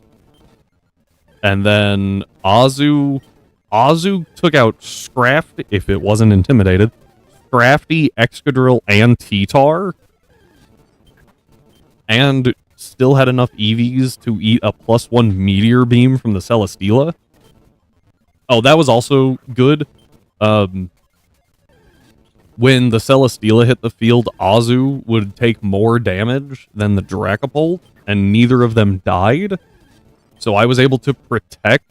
So the Celesteela got to +1 from the Meteor Beam, but then it fired into a protect, so it did nothing. That was big. That was huge. I did. Yeah, that was really bad. Took a lot of switching, and we wound up having to sack both Pyroar and Emboar, but we made it out. And if I'm being honest, odds are neither of them were coming to the E4. Also, I didn't think about it till after, but it worked out kind of well that we sacked Pyroar because we have another one. Because it's shiny. It is female, which means we don't get Unnerve. We get Moxie, which is possibly the worst ability on Pyroar, but we still have adaptability as the hidden, so it's fine. Which also means we still have we still have access to adaptability Torch Song, which is stupid. Right now, we are trying to figure out Claire while shiny hunting for OG in the power plant. Currently at 42 minutes. And supposedly there's an ad break.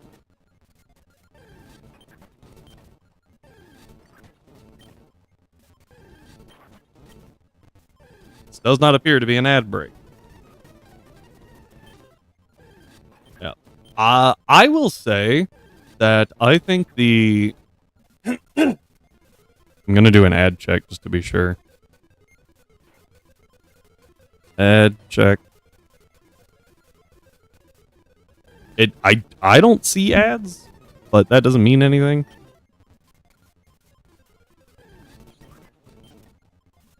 And I don't want to be talking to Cyber if Cyber can't hear me. Talk to myself enough these days. I'm the only one that listens. Let's see here. Arrow needs more damage. And I only have so much more damage to give. Yeah, Arrow, that's not quite enough damage. Wait, what? These numbers are wrong. You know how I can tell? That says Dragon Dance with damage numbers.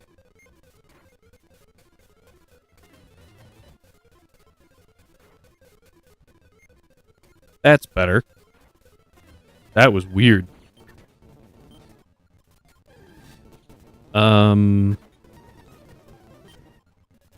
Mega Arrow's fine. Even after a... So, if they do Dragon Dance and get to, like, +1, right? Like... Oh, wait. Huh? Why did I think I was faster? I'm so confused. Why did I think I was faster?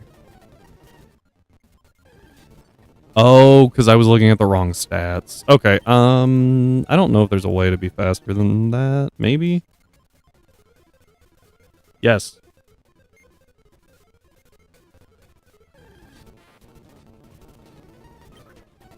So, putting that in makes us a little less bulky, but I then get 56 for here. 50, yeah, 56, I think. Maybe it's... I think it's 56. So, that's pretty good. Dragonite just can't really punish Arrow. And after 2 rock slides. I don't want to do 2 rock slides in a row, though, so I'll probably do a dual wing beat of my own. 2 all wing beat. That way we... Wow, that does a lot of damage. That way we bring it down. And then rock slide takes it out, and we don't have to worry about weakness policy.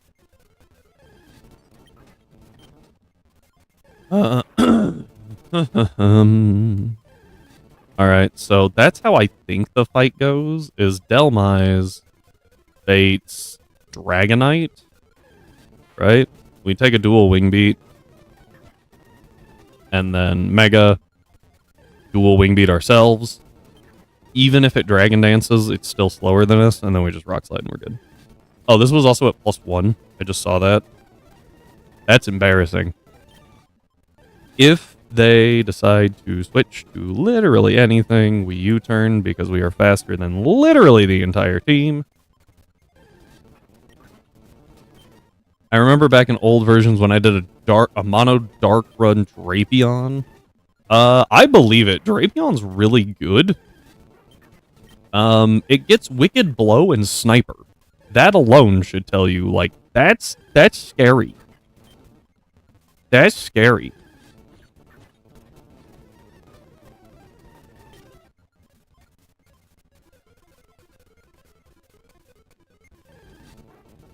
Let's see here.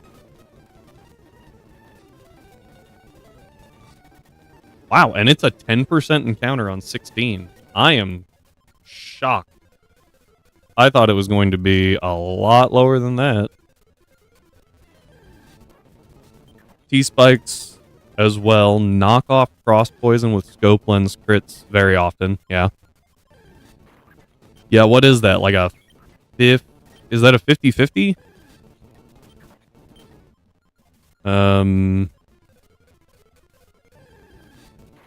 Pokemon crit rate.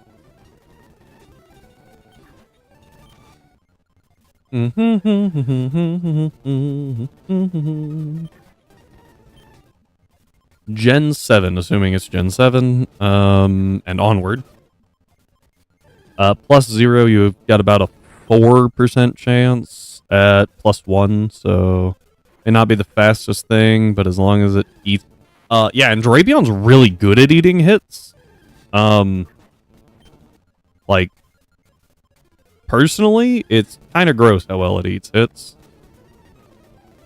110 base base defense, and 75 base Spadef help a lot.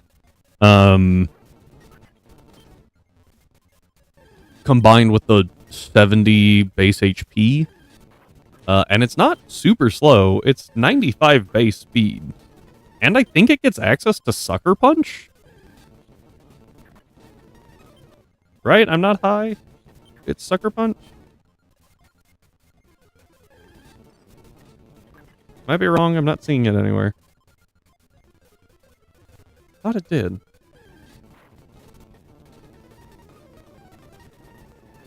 Yeah, no, never mind. I'm wrong. My bad.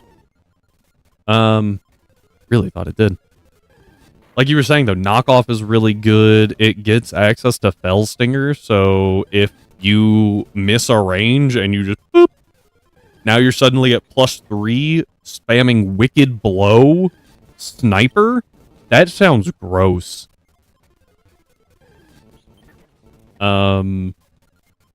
And like Wicked Blow isn't bad damage either. It's 75 base. The stab takes that to what? Like 111 ish, 113, I think. 112, 112, 113, and then you get the crit boost on top of that. Like that's gross. That's gross. And the crit boost is a little harder for me to do because it's 2.25. I think it gets Earthquake. Yeah, so like, if you want to cover some of those weaknesses. Yeah. Yeah. That's gross. 253 base power move. And now, like I said, say you hit something, it doesn't die, and you just Fell Stinger. Yeah, it's 2.25.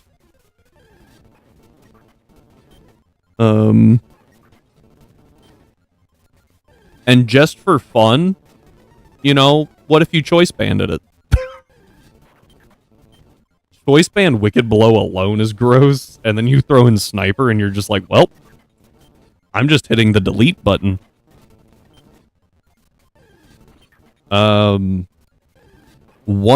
It's got one weakness in ground, like Cyber mentioned. It's got an immunity to Psychic, which is really good, and then 4 resistances. Which isn't absolutely amazing, especially because of what they are.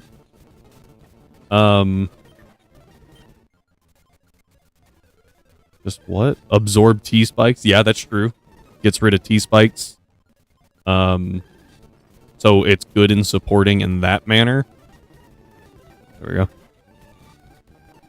I think it gets... I mean, obviously knockoff, right? Knockoff support is really good. Scary Face. It can support with Scary Face a little bit too. Vaguely Remember gets Aqua Tail. So I thought that whatchamacallit? I thought Arrow got Aqua Tail. But at least here it doesn't. Drapion also does not get Aqua Tail, at least here. I don't know if they reduced the distribution or not, but let's see here.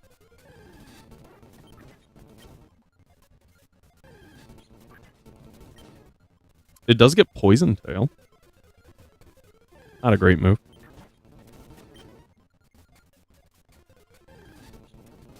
It getting the Elemental Fangs as coverage is pretty good. Yeah. What's does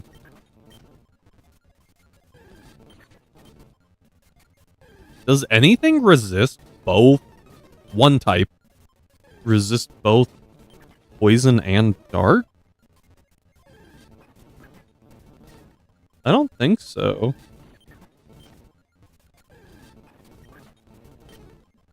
No. Yeah, so as long as you don't have like a gross combination like Lucario, right? Lucario resists it. But like it's kind of hard, right? You would need Fairy fighting Dark to resist the Dark stab. And then Steel Poison Ground to resist the other one. So there's a few mons that fit those descriptions. The only one that immediately pops to mind that I'm like, ugh, you don't want to fight that thing, is Great Tusk. Being fighting and ground.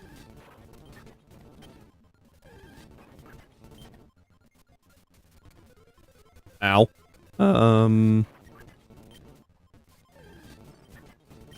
And then, obviously, if you're using a fairy against it, it could just poison jab. Cross poison.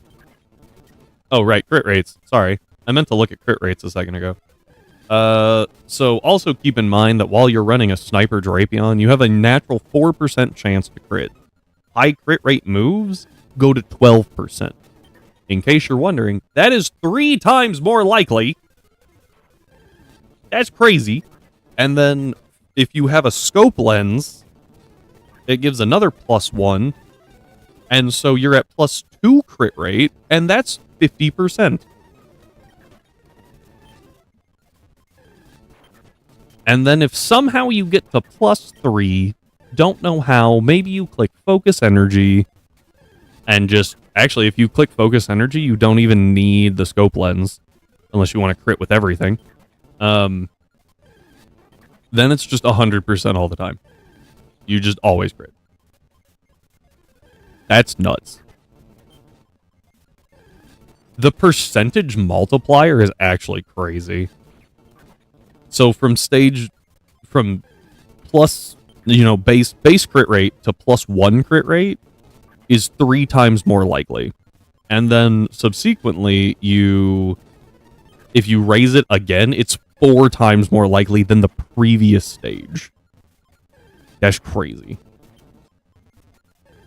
Steel fighting, ground fighting, poison fighting, dark poison, dark steel, dark ground. Some combos that will... Yes.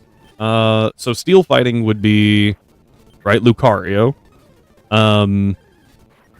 Ground fighting, Great Tusk. Oh, hang on. That's a shiny. I heard the noise.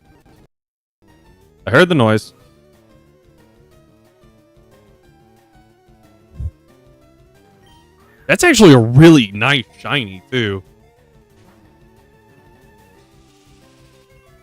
I don't know what this thing has. Hang on.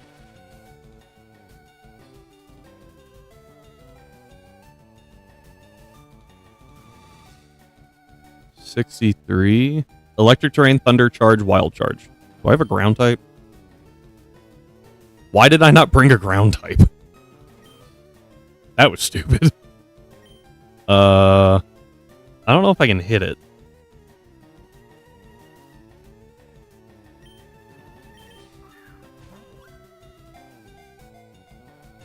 Crap. Okay. I don't know how many more of those I have.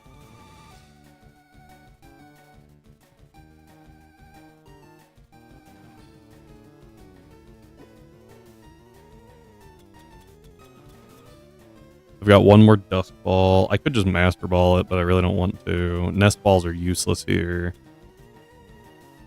Got 2 Great Balls, a bunch of Pokeballs. Ah, Dive Ball. That's where it's at. Let me take a look at my team. Yeah, well, in my defense, we haven't really needed just a ton of them. Everyone here does not like to fight Manectric. Yeah.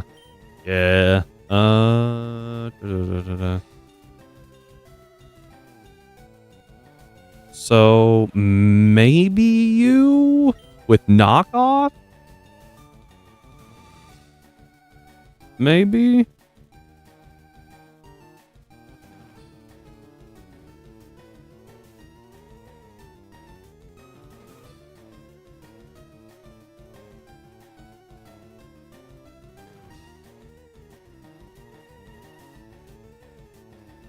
What level is this thing?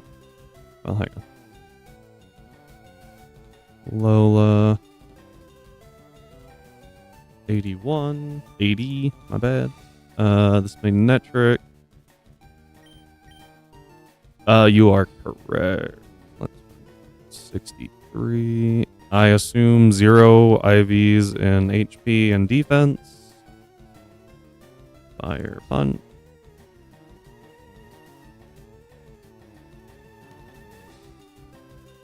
Okay.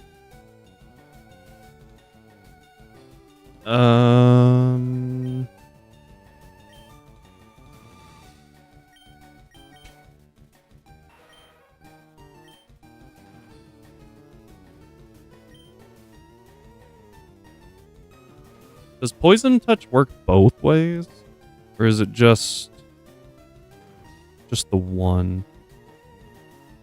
Actually, I think what I want to do is I want to stall until it clicks wild charge. That would be great. If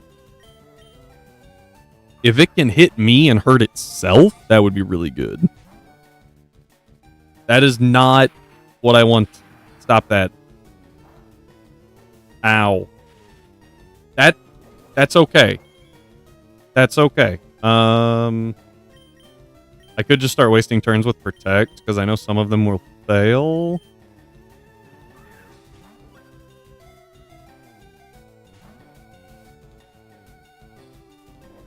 Okay, look. I need you to work with me here, Manetric.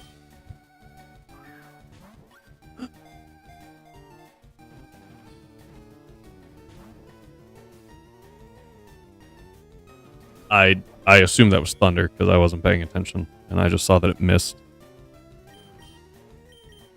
Just gonna start smashing protect. Oh no! That was unfortunate. I get the double. Is it another one? Watch it be another one. Okay. So the only plus side here is that we physically can't be hurt. Could I get parried, please? That would be great.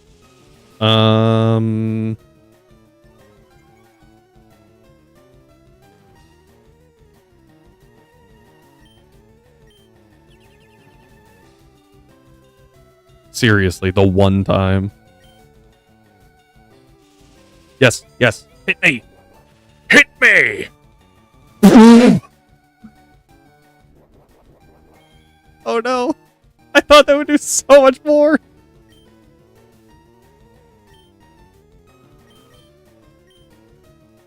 Oh, that was hilarious. Yeah, that's I'm swapping out.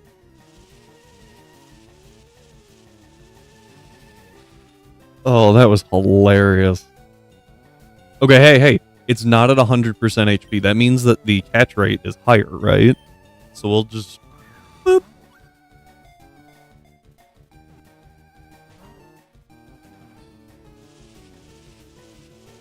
Oh, that was so funny. Get out of here.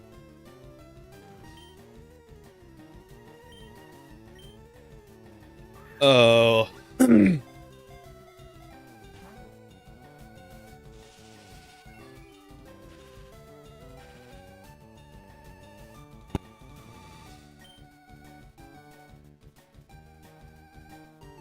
I'm just trying to waste turns, so dive ball, I guess.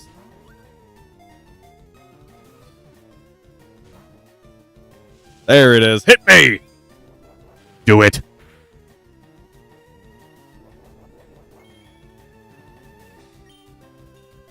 Now, what I could start doing is just start swapping around between everyone. I was like, what? Ow. That did do significantly more. I don't know how many power points off the top of my head Wild Charge has. It failed. I assume that was Electric Terrain. Electric Terrain has 10, Thunder has 10, Charge has 20, and Wild Charge has 15. So at some point, it will run out of power points, right? And then we will have a very small window in which to catch it. That's why I'm saving the Dusk Ball.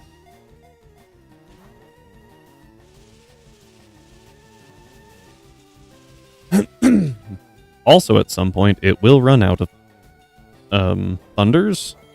Oh wait, your SPDEF is rising. Forgot Charge did that. Yeah. My concern though is a crit. Right?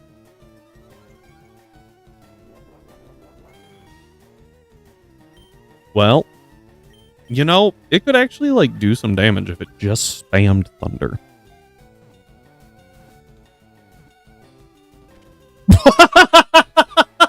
In a dive ball. Okay. All right, everyone. That is... We encountered it at 58 minutes. So I'm going to put that as the outcome. 40 to 60. Good try, everyone who placed a prediction. All right. Oh, hey, it's female. It's female.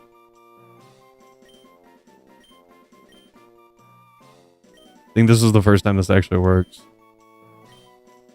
Most valuable ball, MVB.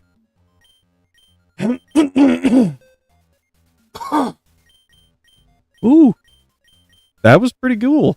Cool. I don't know what just happened to the word. Oh, it had really bad defense, actually. Yes, it is also a mega. So, that's pretty good.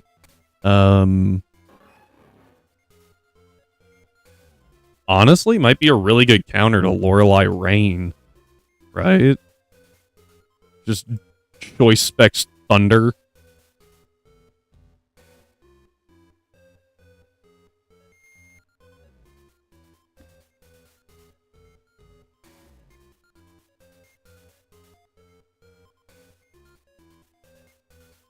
Never mind, she has a Swampert. I didn't know that.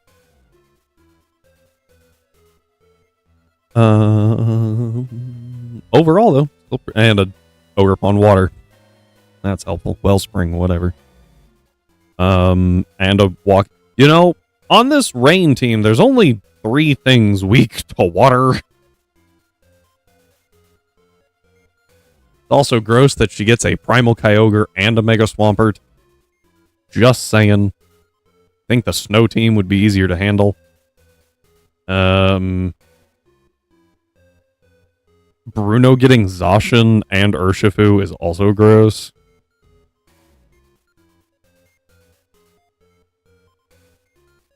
Water Pond, Fire Pond, Rock Pond, and Ogre Pond. A long time ago, the pawns lived in harmony. Not gonna lie, also, Agatha having Fluttermane and Mega Gengar, that's gross. Literally one of the 2 things, well, maybe like 3 things in the game faster than a Mega Gengar. I think the Fluttermane's honestly more terrifying. And then Lance. Yeah, Lance with Melmetal and a Primal and Salamence, Mega Salamence. That's oof. Oof. And what do you do against that? Like,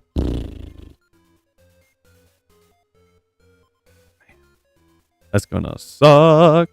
Like I said, there might be a brief intermission after we get to the league where we don't play Radical Red while I try and cook something up. Because it's gonna take me a while to do that.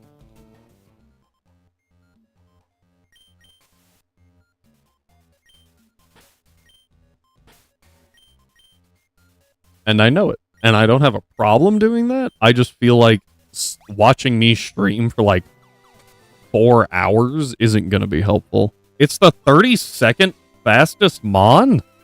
You're joking. Pokemon by base stat. List of Pokemon by base stats in Generation 7. How about we go 9? By speed.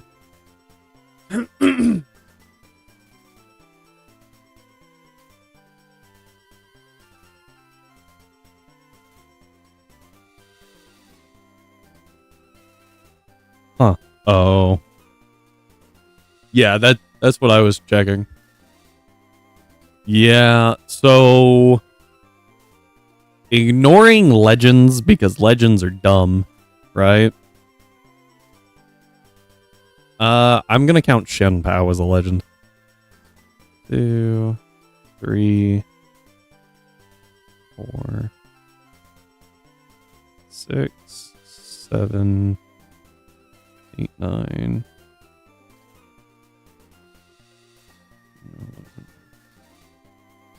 There are 12 faster than it minus legends.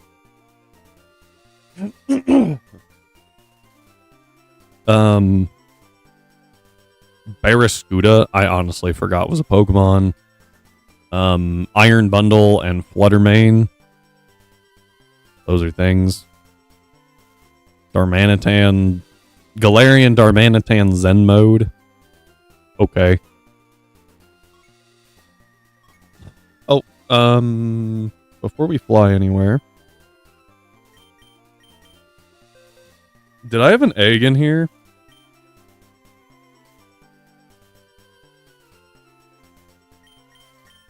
I don't know what this egg is. I really don't, but we do get an encounter in Viridian Gym. To be fair, Ninjask's speed makes up the vast majority. Like, the next highest stat is 90. It's 1.5 times its attack stat. Like, that's the only thing it does.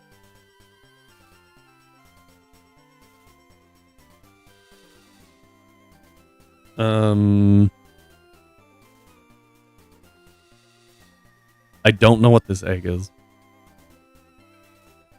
I just don't.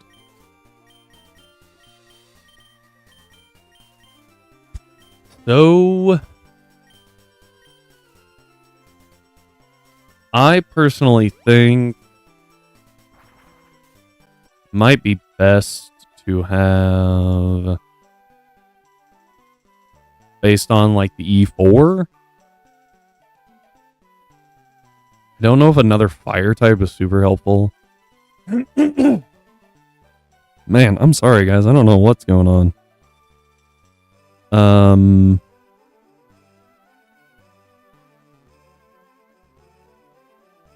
Don't know if fire is good or not.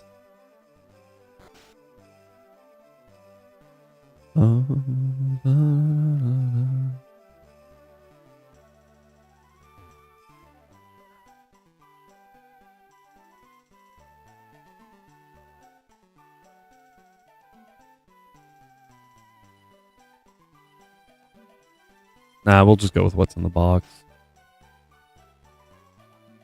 I don't know what it is. I think it'll be interesting.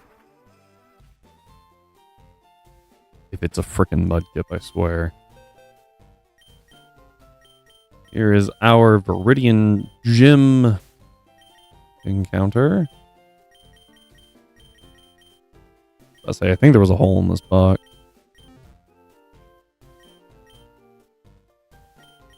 Score Bunnies actually. I just saw the Score Bunny in there. Score Bunny's pretty good.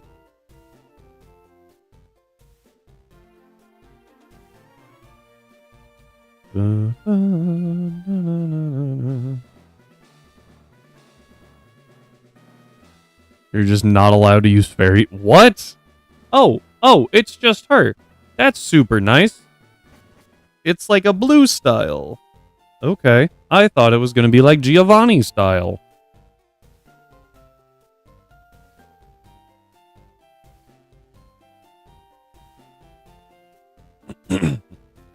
Wait, does that technically make like Giovanni, Archer, and what was her name? Ariana? Something like that? Are they technically her gym trainers? I mean, they're not in the gym, but they're the only thing standing between you and her, so...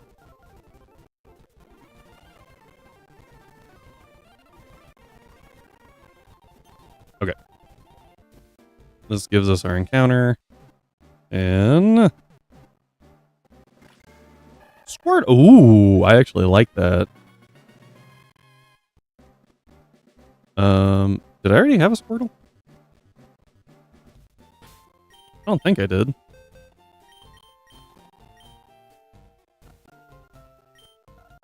No, I did not. That's actually really good, though. She also has Ultra Necrozma and Eternatus. And you can't remove hazards while leading with Shuckle. You can't remove hazards? Why?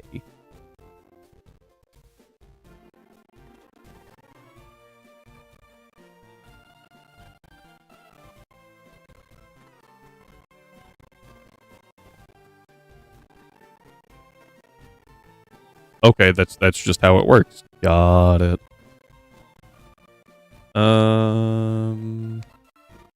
Blastoise is pure water, so is Mega Blastoise. That's fine. I wasn't sure if they would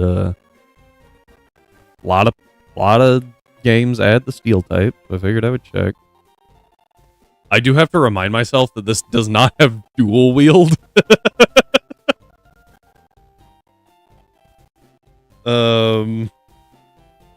Usually. Oh, so her gimmick is you can't use fairies and you can't remove hazards, and she has a broken team. Got it. Seems balanced. Sabrina in Perma Trick Room. Is it also in Perma Psychic Terrain? Perma Tailwind? That's gross.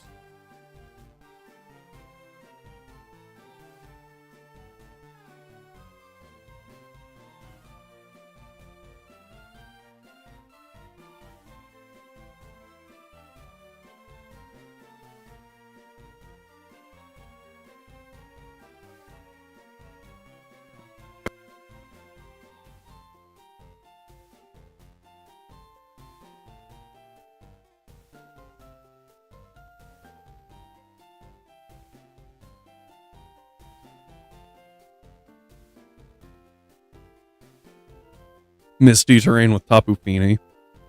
At least you still get the at least you still get priority then. Oh, that's gross.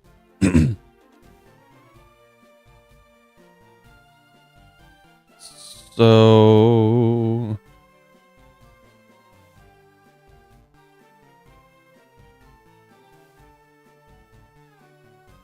oh, I get Rapid Spin. I get Rapid Spin. Hold up. This changes the plan, actually. Well, that's not what I wanted you guys to see. So embarrassing. So my plan was to lead with Delmise against this Aerodactyl that Claire has. Because it has Rapid Spin, and that works really well. But now we have a Blastoise. That also gets Rapid Spin. And is faster. And gets crazy moves. Blaine gets Perma Desolate Land. Oh, that's so gross. We also get Fake Out. Oh, whoa, what? Ah, I was on the wrong tab. Land has Arceus Fairy. Why?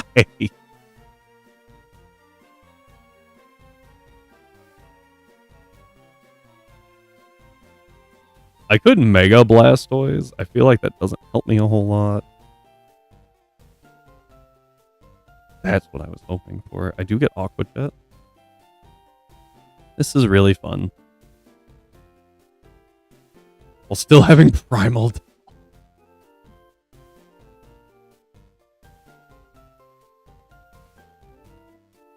The more I hear about hardcore... Oh, dang it.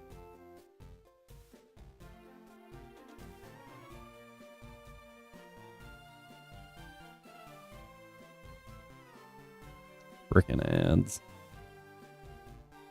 I don't know if I even need Protect, honestly. So if I go Surf, Rapid Spin... Honestly, Surf Aqua Jet would work. But I need to stop the Stealth Rocks. I could rat... no, there's no way I'm faster.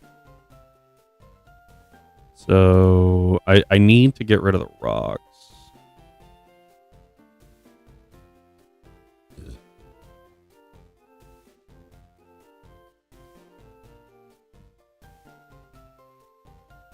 So Surf, Rapid Spin. That works.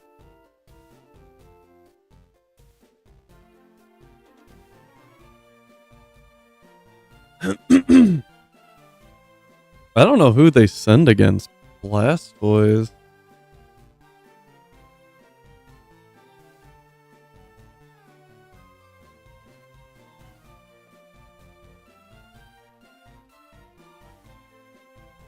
There's honestly just not a good option.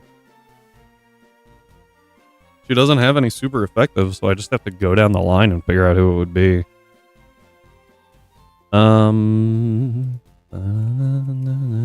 Rain Dish is just better than Pouring. I could run Ice Beam.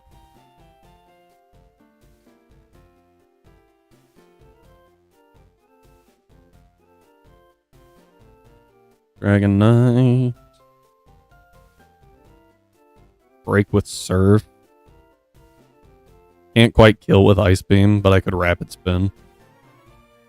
Because I would be at +1. And then I get to +1, or +2. +1 again is what I almost said. Surf Ice Beam. Because I need to break that. I need to break multi-scale.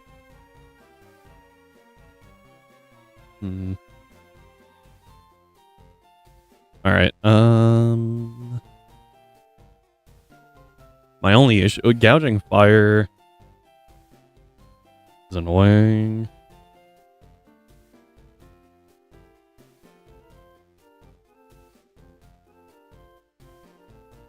What if I was +2 special attack?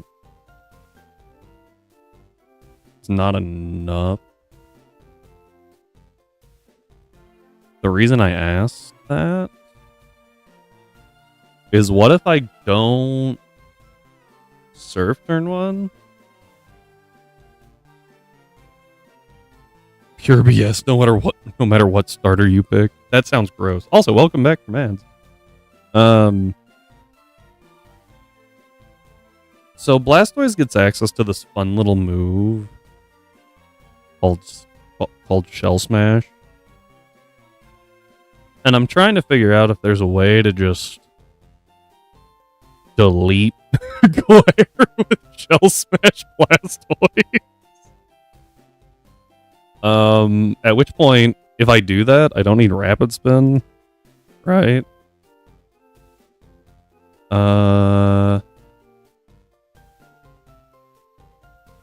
Because I would Shell Smash, get to +1. I almost just delete the Dragonite. And if I break multi-scale at all, I do. Magearna is an issue. I get Mud Sport. Very helpful move. I was hoping for like Earth Power.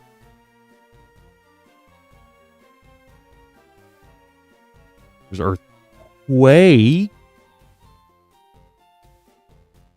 Magearna is weak to just Fire and Ground, right? Immune to Poison, neutral to Steel.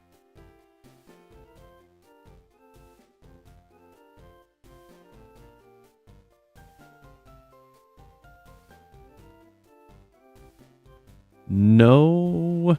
Earth Power is really annoying, honestly. And, well, maybe a +2. Like, there it is, Magearna. I want Earthquake. That plus, that's embarrassing damage, Blastoise. What are you doing? What are you doing? Fluor Cannon. So much friggin' damage. Looks like just Surf and Ice Beam right now. Kind of clean up. Even a neutral hit. Yeah, but I can't. I would have to Shell Smash twice, I think. Well, even then, I only get to +4. Gearna.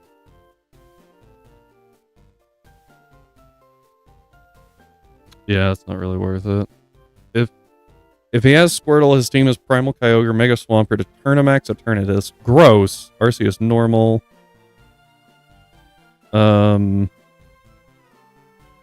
Ultra Necrozma, Walking Wake, Charmander, Primal Groudon, Gouging Fire, Koraidon, Arceus Ground, Eternamax, Eternatus, and Xerneas, Bulbasaur, Primal Kyogre, Mega Swampert. That looks familiar. Eternamax, Eternatus, Xerneas, Arceus, Steel, and Walking Wake. Okay. That's really gross. Like, what? Why? That's so gross.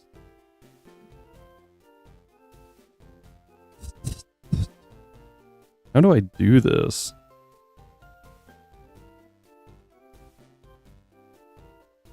I don't think we get to sweep with this. Sad. Moving on. Enemy weather is permanent, probably, because why wouldn't it be? Anyway, I think Aerodactyl... Taking Aerodactyl out via... our little guy here is pretty good. Drop Earthquake for Rapid Spin, because we will be switching. So, we Surf. I don't need this. I need lefties. And let's go bold, I guess. Right? So we Surf. I actually need a little more investment there. Rapid Spin. Actually, I think maybe I go minus Spadef. I don't remember which one that is. Lax, maybe? Oh, it is Lax. That way we get full damage there. Rapid Spin dealing 18. 42 minus 18 is... 223? What? 23. What is happening? 223. Jeez. Agatha casually having Cali Shadow. That's gross. I mean, Lorelei does have Cali Ice in normal, but I think Cali Ice is easier to deal with than Cali Shadow. It's not as fast. Perfect damage, by the way. That's all I need. I can never outspeed Aerodactyl. Nine. Dragonite at +1. I think I always outspeed. Yeah, so I always get to go first on the first turn. Lorelei Ice has White Kyurem. Gross. Dude, the more you talk about this, the more I'm like, yep, never playing that. So I Rapid Spin against Dragonite. It doesn't put it into Ice Beam, though. Hell, even Surf doesn't. I do need Surf. I do need Rapid Spin. I wish I had a better move than Ice Beam. But I think Ice Beam's kind of like... That's what you're using. Right? Yeah, it's got weakness policy. Would be funny if I had just said all the gym leaders' teams, but I don't know if that... Dude, I don't know. It would be interesting to see them, But I'm also like split in focus right now, so that makes it harder. Because I'm trying to figure out the best option here. I guess I could go Mega Blast, Mega Toys. But I feel like Mega Toys isn't great. At least for what I'm doing right now. We go 252 HP. I think Fluor Cannon hits hardest, right?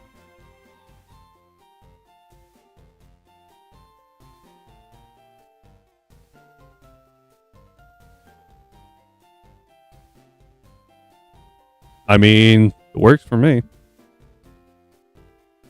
Yeah, Fluor Cannon hits like a freaking truck. We gotta get out of there on that one. I want Protect because we have lefties.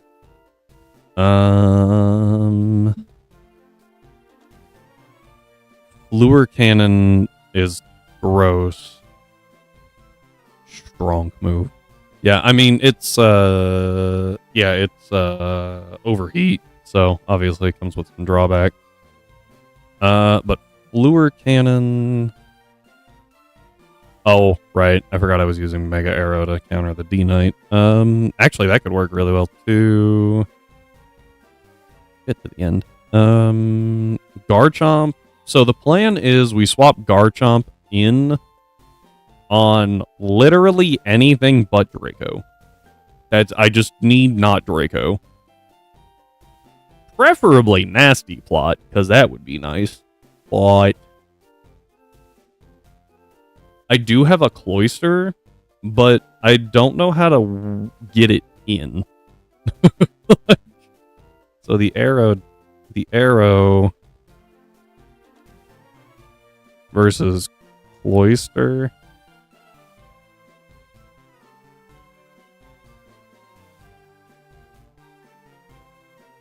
Skill link. I mean, yeah, it does, but I think you need Shell Smash.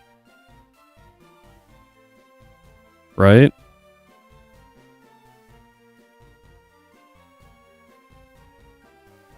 Okay, maybe you don't.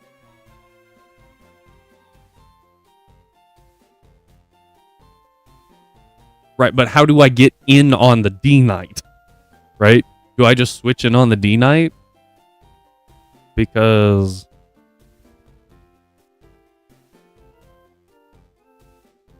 Dragonite, it would get 2 turns. Because you got to factor in it gets 2 turns of this. Right? And what do I do if it switches? Because there is a distinct possibility that it does.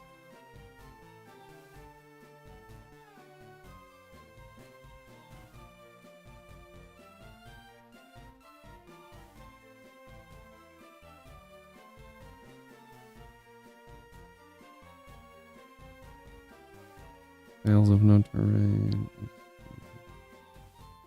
Could teach it explosion. Iron defense. Yeah, and everything that it has is resisted. All the like multi-hit moves.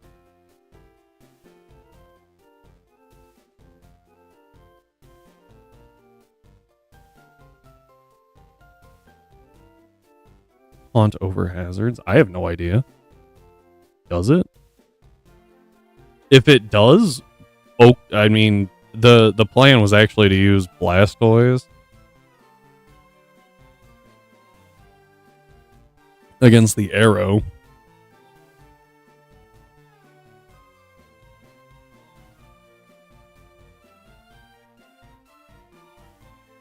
Mental Herb Shell Smash. I don't know. That's what I'm... Again, the problem comes down to what happens if they switch to Magearna. Because then the Shell Smash, I think, is useless. I might be overestimating Magearna.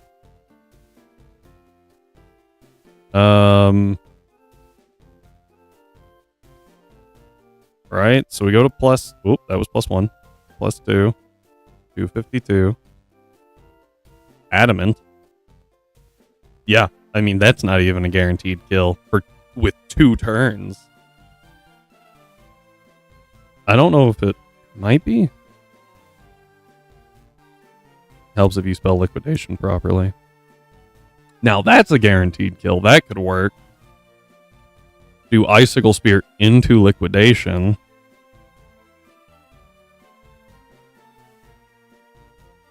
Shell Smash.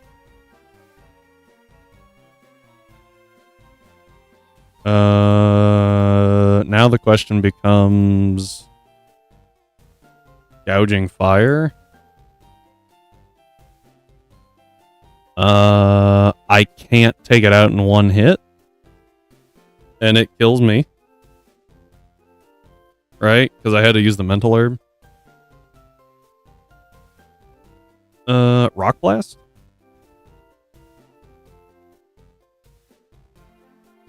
Rock Blast works. Yeah, does.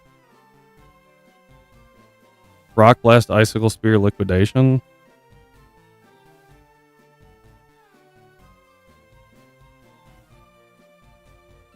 I don't think there's anything... Is there anything on our team that stops that? I don't think so. I think that works. Now I just have to survive the arrow, right?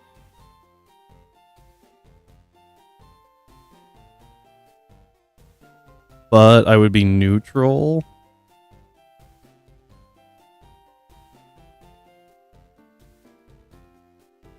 What are you talking about?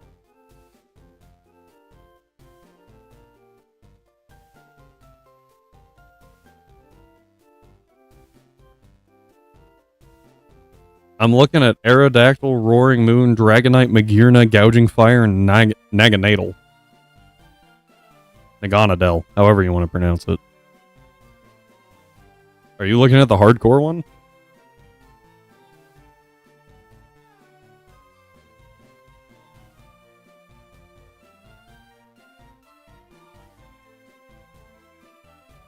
It was the calculator, not the documentation. That makes more sense. I was like, I don't know what you're talking about. Yeah, no, if they had an Arcalodon, we would not be using Cloyster. It would wall it so bad. Oh,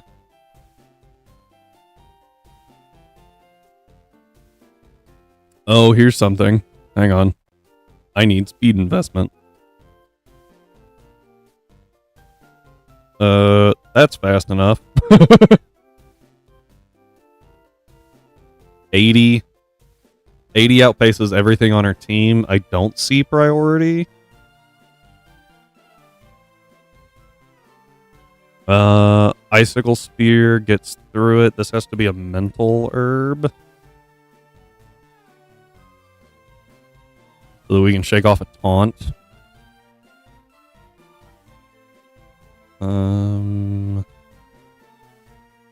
That would work.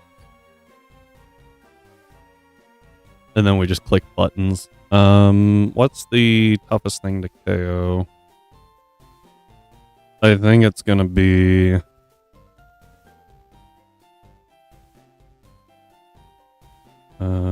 the Magearna.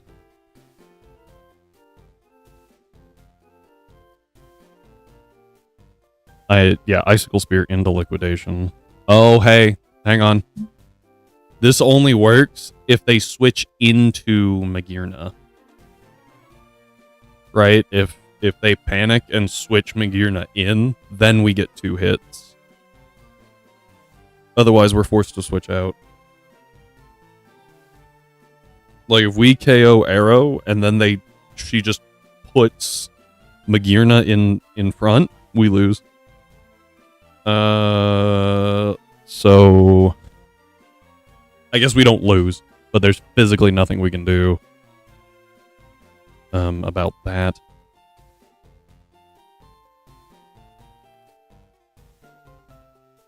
So we are going to sideline the Cloyster strat. Surf into Rapidsman takes out Arrow. The next thing that gets brought out, I don't know off the top of my head. Roaring Moon does 52%. We would be taking, hang on. Just thought of this. We would be taking a Stone Edge for about 121. So we would have 174.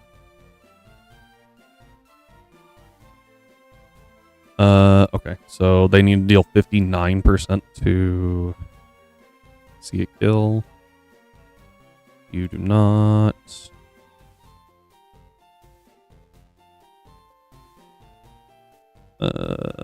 You do not. I think Magirna's going to. I have no idea what I was spelling there. Magirna with Fluor Cannon.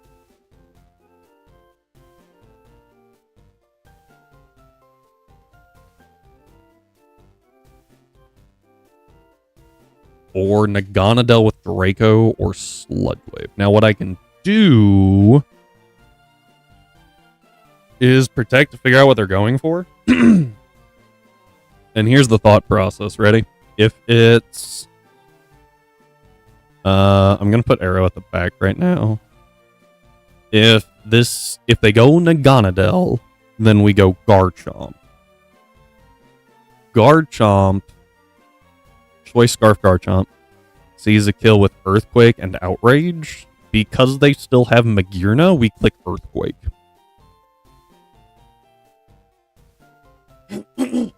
If it's going Draco, I need a Fairy type. Obviously, Alolan Muck is not a Fairy type. We are going to look over here and say, what Fairy types do... Oh, shoot. I accidentally redock? I made chat small on accident. What Fairy types do we have?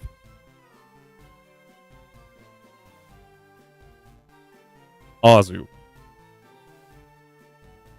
We have Azu. Okay. I guess Steel could work too.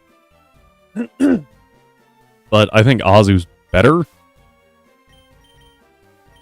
For the main reason that Azu baits Gunk Shot. Sludge Wave, whatever that is. Where's my Garchomp? Hey, buddy.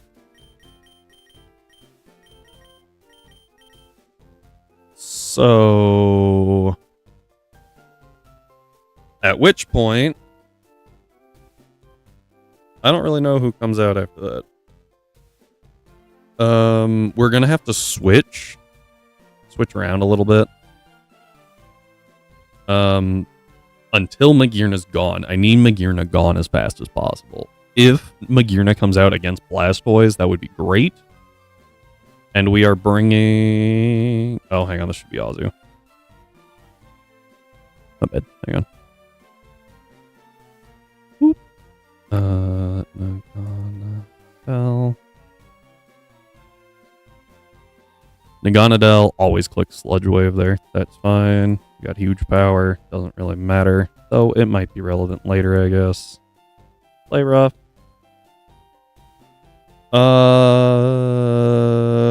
You know, for being a Dragon-type gym leader, there are a surprising lack of Dragon-type moves other than Dragon Dance. Roaring Moon has Dragon Dance. Dragonite has Dragon Dance. Magirna and Aerodactyl obviously don't have Dragon moves. Naganadel only has Draco Meteor, and Gouging Fire only has Dragon Claw.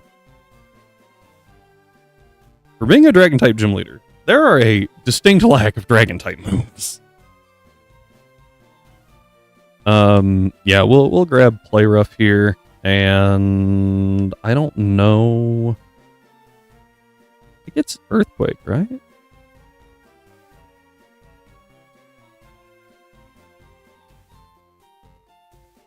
But I don't know if it does. I assume it does. Most things on the ground, it does not. It's Bulldoze, but not Earthquake. High Horsepower is not a bad choice. when the AI uses taunt. Yeah, right. I feel like a bunch of people don't try to set up, they just go for kill. So high horsepower against Naganadel is obviously good. But I'm more interested in against Magearna. Fluor Cannon still does a disgusting amount of damage.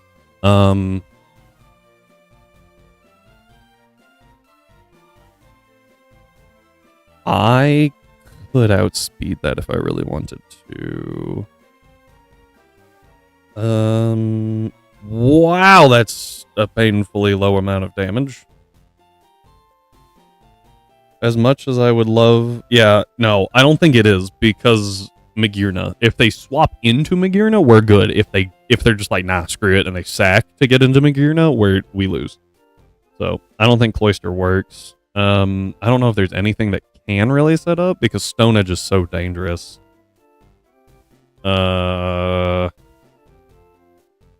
Realistically, if it does want to taunt you ASAP, you theoretically get 2 Shell Smashes. That's true, but if it doesn't taunt a second time, and we are now at -1 defense, and it's Stone Edges, I think we just die.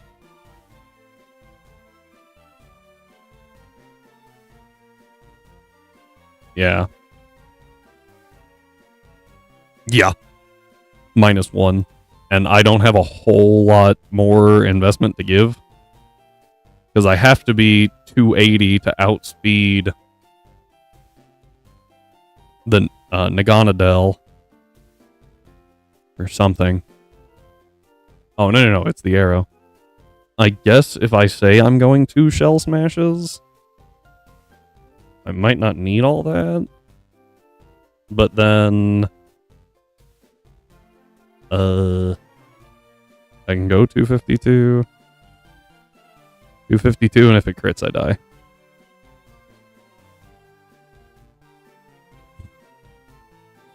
I'm actually curious. Here, hang on. Does it even matter? No, it doesn't even matter. The Magearna still walls. Yep.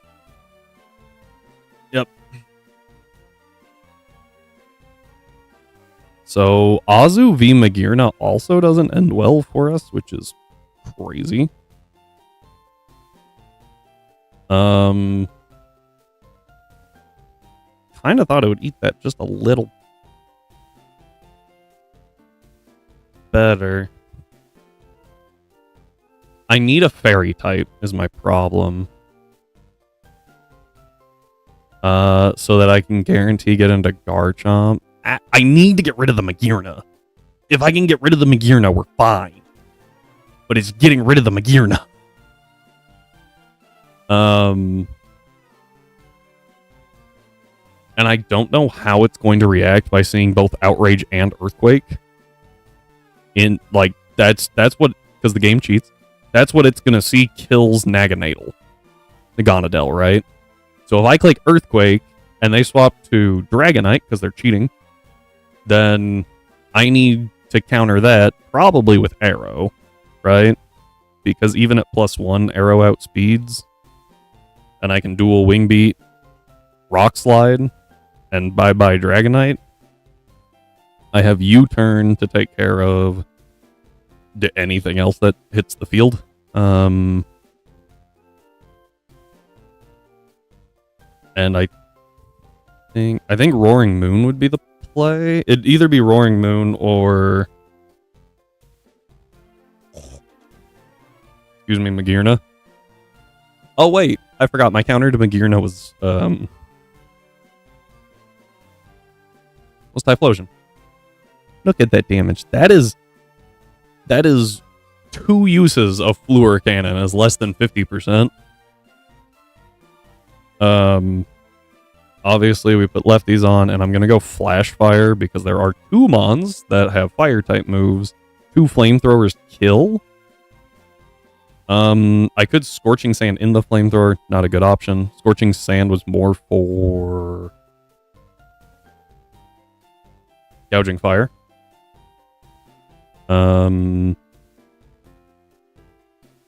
Speaking of whom, actually, I think just kills with Earthquake. So if you want to click Earthquake, what do I do? Okay, hang on. Let's run this back. So Blastoise takes out Aerodactyl. I forgot what mon it was. Blastoise takes out Aerodactyl and baits Magearna or Naganadel. I think it's Magearna because that's earlier in team order. Hang on. And, well, Naganadel has a type advantage, right? Water to Dragon. So maybe it is Nagana. Hang on. How do you pronounce this freaking name? I've heard it both ways and now it's bothering me.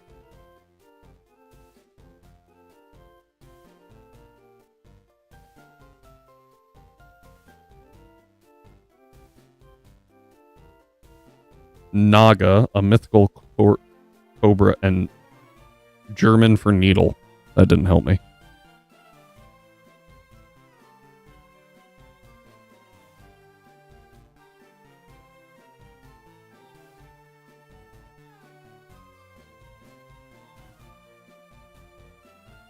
Google Translate.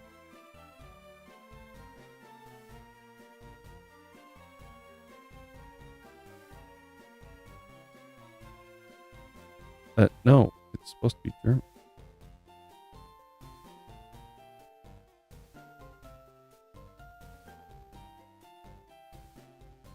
Noddle? Okay, so it is Naganadel. Okay, that's all I needed. Naganadel. Naganadel. Because it's based off of the Nagas, right? I don't know why I couldn't say that. Mythical Cobra. So it's Naganadel. Naganadel. Okay, good enough. Naganadel is why am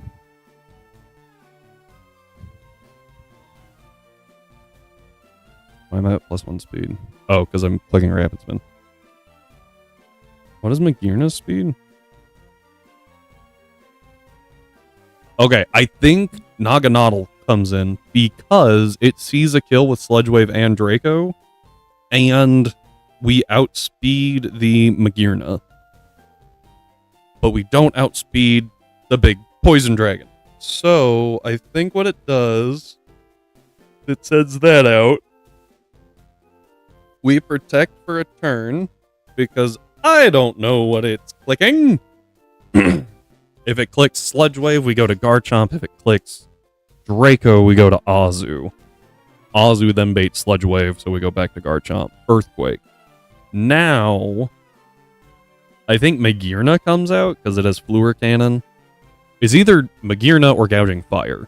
Either way, I'm locked in, because I'm Scarfed.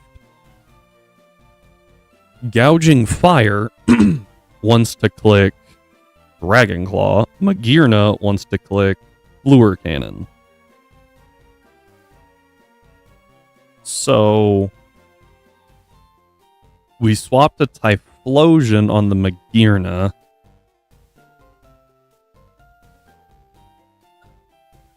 Magearna. I have to Flamethrower twice. Because Scorching Sands isn't going to do enough. Stockpile Body Press absolutely bullies Magearna and baits a Fire Ground move. It wants to switch. Sevi Carnivine? Does it live?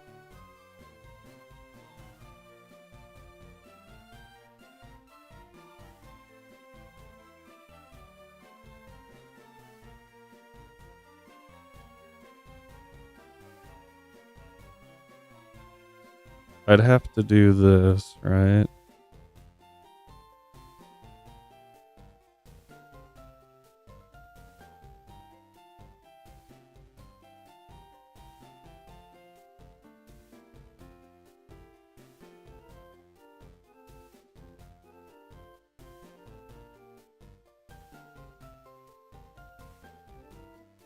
I think you're missing something there.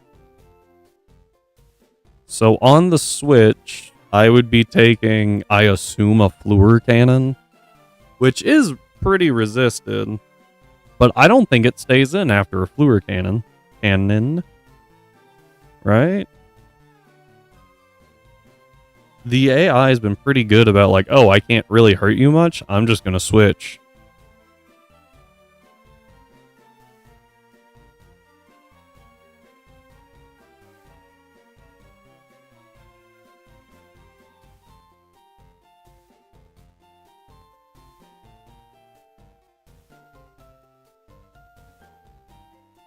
Oh, and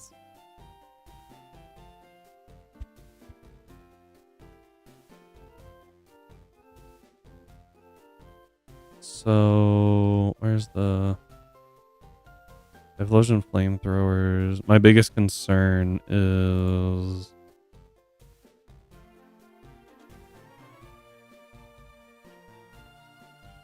I think it might go shift gear. But shift gear doesn't raise split def, right? Or special attack is what I meant.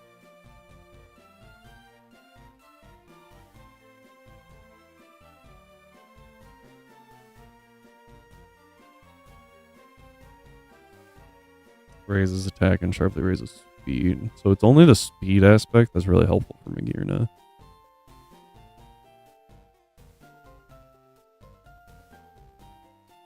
Typhlosion.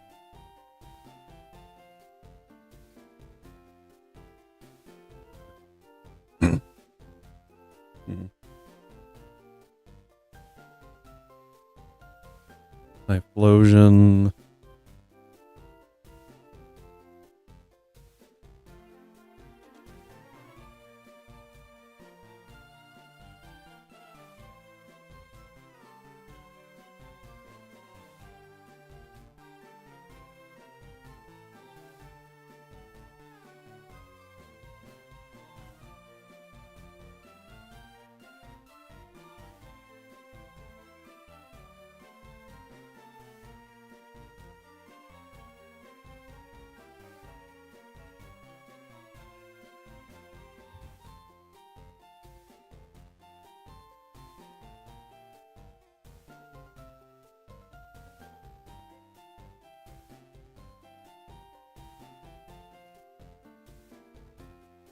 I gotta wait for ads to be done.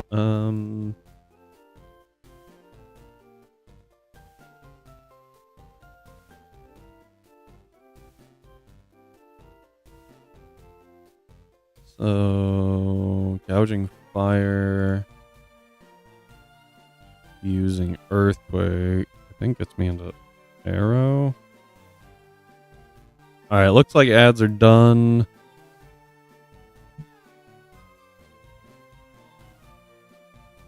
How much do you do here?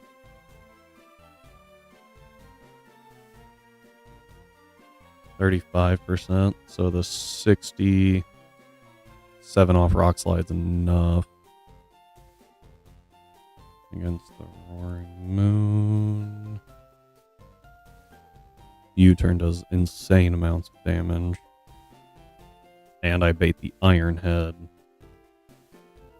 into poise. That works. Okay.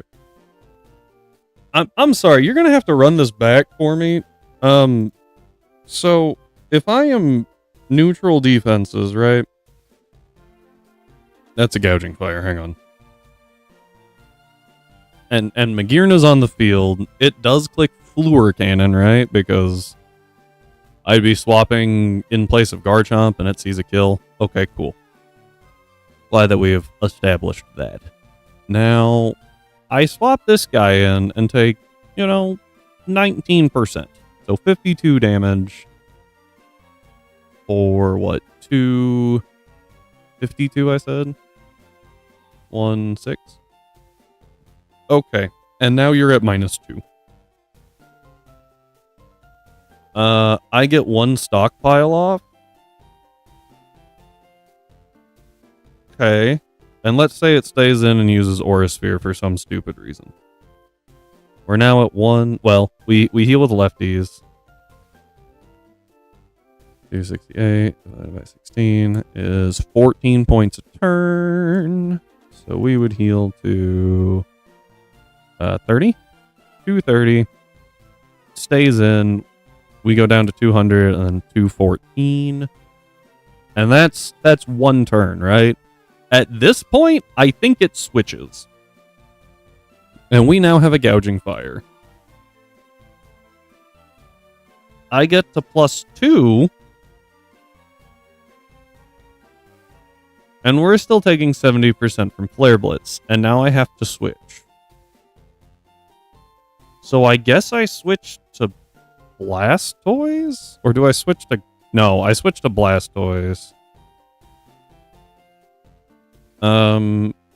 Who should still be healthy enough to take a Flare Blitz pretty well. And from here, I don't know how this plays out. Because Gouging Fire is not outsped by a lot. So if it goes +1, I'm kinda boned. Azu against Gouging Fire takes way too much damage from Earthquake. And Arrow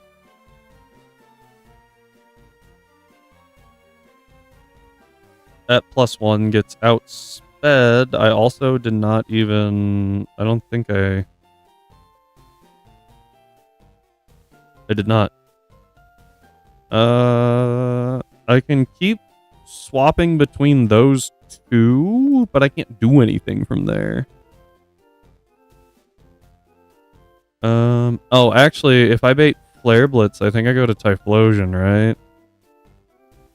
Yeah, so I bait Flare Blitz with Carnivine, swap to Typhlosion, eat that, bait EQ, go to Arrow, and then click Rock Slide.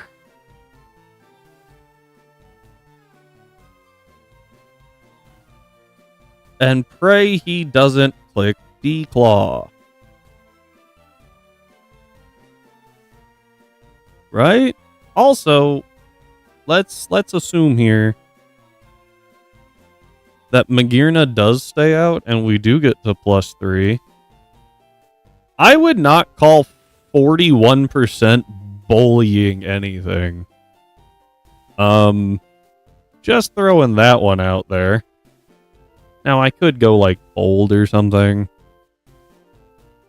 to push that higher. Now, at least, we're doing a 50% consistently. And the Magearna can't hurt me, but this entire time, I can't really do anything to the Magearna. It does wall it pretty well.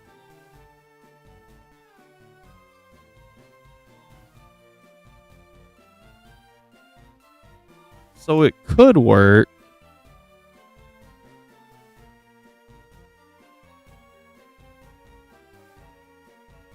But then I still need the Typhlosion for the Gouging Fire. And if I have the Typhlosion for the Gouging Fire... I had an answer for the Magearna. Typhlosion!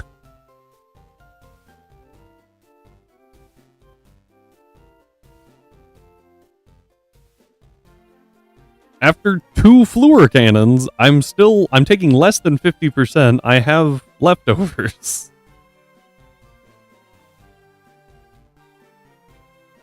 We resist Flash Cannon and Fluor Cannon, which I just realized is kind of funny, and we're immune to Aura Sphere if it ever decides to go for that. And if... Carnivine's not bad. I do have to say that. Specifically because it baits fire-type attacks, so I can switch into Typhlosion for free. And then turn around and bait Earthquake.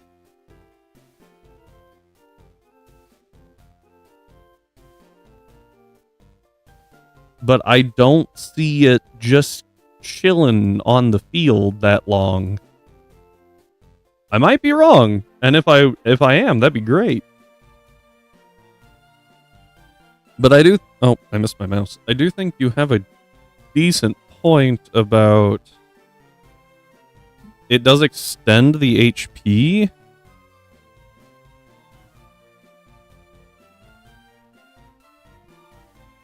No.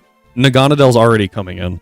If I have learned the Switch AI, Blastoise at +1 is faster than Magearna. Magearna and Naganadel, Naganadel, both see a kill, but Magearna sees slow kill on Blastoise. Naganadel sees fast kill. So it should be that annoying thing that hits the field. With the big thing on the field, it wants to click Draco Meteor or Sludge Wave into Blastoise.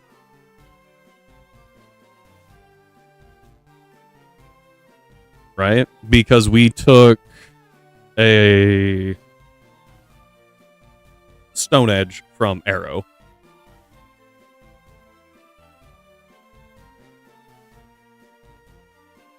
That's better. After taking that Stone Edge, baiting in Poison Dragon, we are now able to bait one of two moves. Do you need Protect? Possibly. We'll get there. What else would I do? We'll get there. Hang on. Yeah. Yes, I do. Because I need to protect against the dragon. That's what it was. So dragon comes in, plays Shell Smash with... Plays it with Shell Smash. Well, yes. I don't need Ice Beam. I don't think. I think that's just helpful coverage.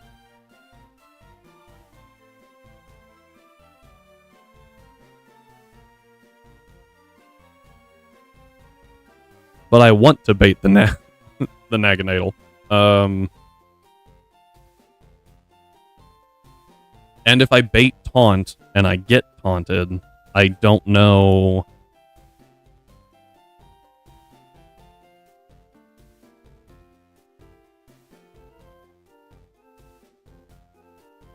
Oh, hang on.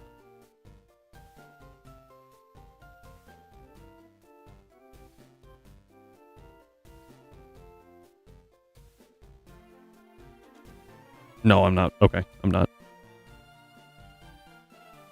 Can I get faster? Nope, didn't think so. Okay, well, good.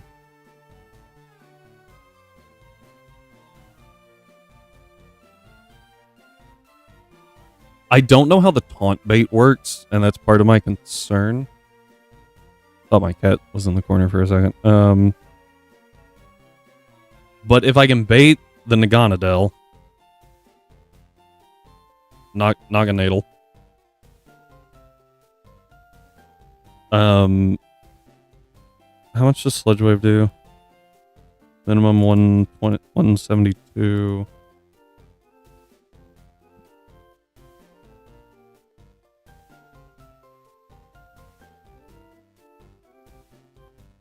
Is 123. How much does Arrow's Stone Edge do?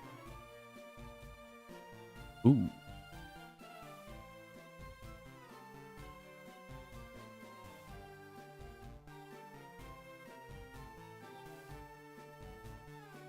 Yes. That. Because Blastoise baits Naganadel. We use Protect for one turn. To figure out if it's going Draco or Sludge Wave. If it's going Draco, we go to Azu. If it's going Sludge Wave, we go to Garchomp. Earthquake to kill it. And if it swaps to Magearna, Magirna. Magirna. There we go. Magirna takes way too much damage to survive a second one, so we just do that again.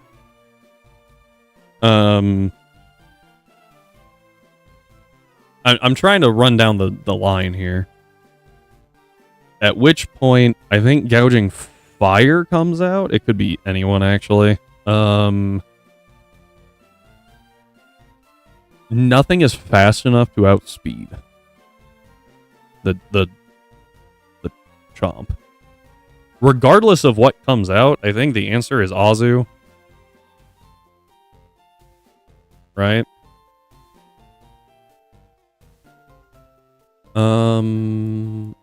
Wow, Azu, you are sucking right now.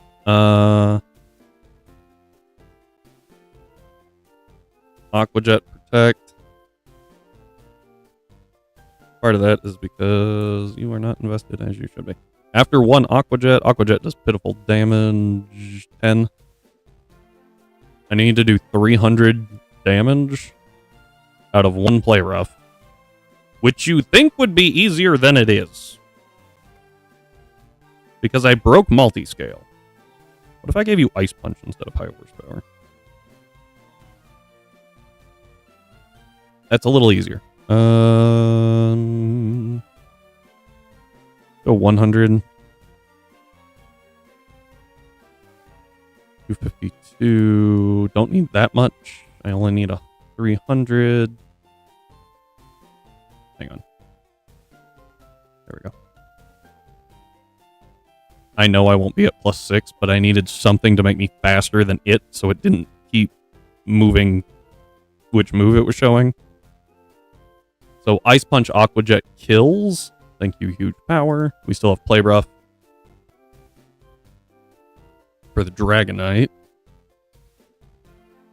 And if I hit anything else, it's just going to hurt, right? So that's pretty good. Protect for Lefty's recovery. At which point, Magirna's dead, Dragonite's dead. Really doesn't matter that much because this is the plan, right? Is that Naganadel, we get to press Naganadel. We get to press Outrage against because that takes out Poison Dragon, that takes out Roaring Moon,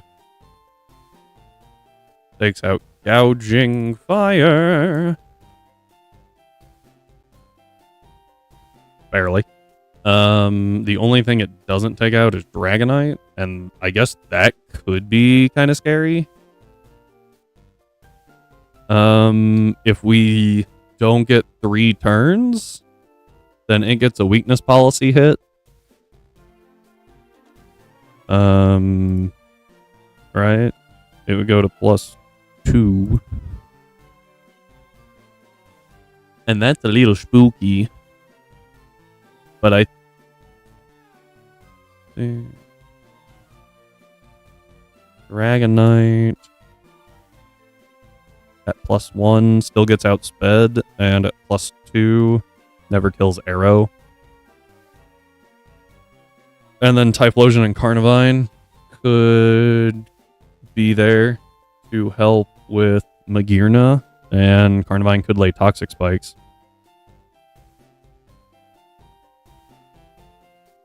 We'll bring Carnivine.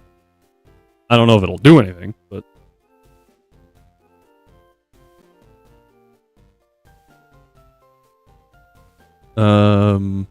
it could do something. Being immune to Earthquake and baiting Flare Blitz, I forgot the move it baited, could be really helpful. Having Toxic Spikes could be good. Snap Trap being a steel move. Helpful, I guess. Not a special attacker.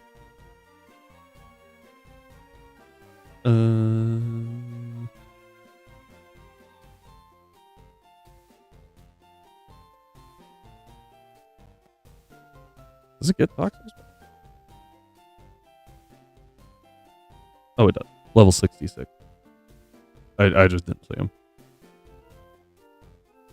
him. Gets knockoff too. Yeah, I feel like most things that get toxic spikes don't also get stealth rock.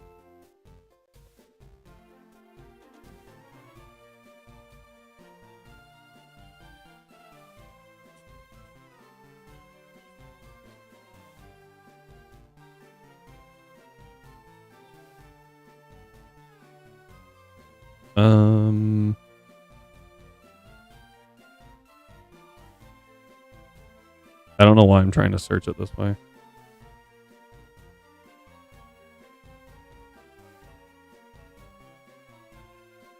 Yeah, Fortress, Glamora, Amistar, Clodsire, and Nihilego. Those are the only ones that get toxic spikes and stealth rocks. Do I have a fortress? No, it blew up on me. Dang it. I was like, wait a minute. Hang on. We about to go crazy. What is happening with my headphone? Like, fell out of my ear. There. That was annoying. Okay. Yeah. So, Squirtle, you. Arrow. There's Arrow. Carnivine, Sevi. And Hisuian Typhlosion. Okay. We are 1,000% gonna have to go here. So, we're gonna swap back to big screen. Swap this back to this one. Now that I can see things, probably be way easier and faster to just set them to level cap.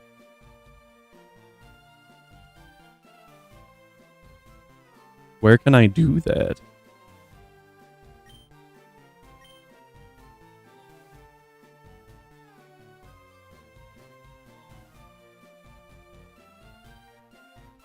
I'll deal with that in a second.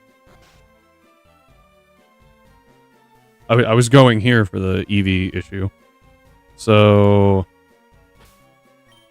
starting with Garchomp.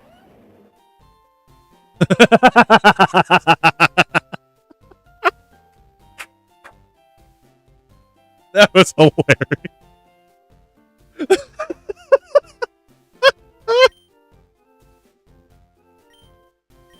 Oh man, I swear we're gonna be like about to walk into the E4 and Rhyme's gonna redeem a shiny hunt. That's awesome. Yes, that's actually a good. Thank you. I would have 1,000% forgotten. Let me do Garchomp's EVs first. Actually, they're not too far off. That's a lie. They're super off.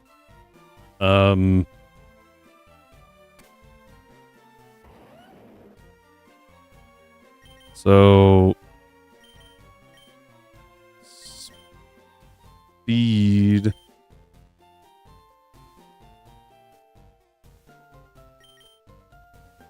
Down 100.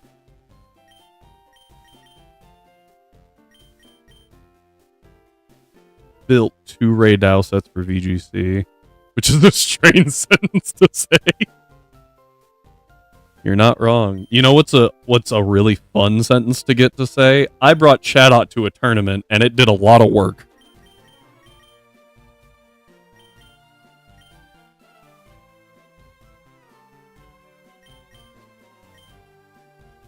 Oh, whoops.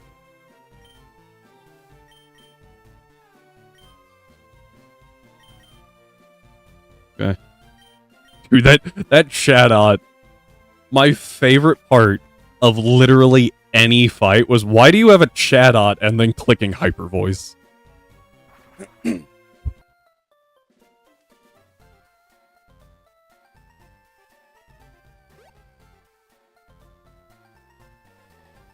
Where's the Pokemart? Wait, is there not a mart in this town?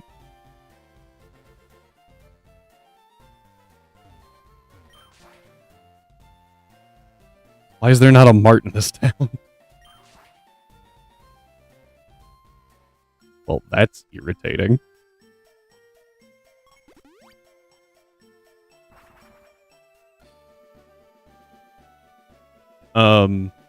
During...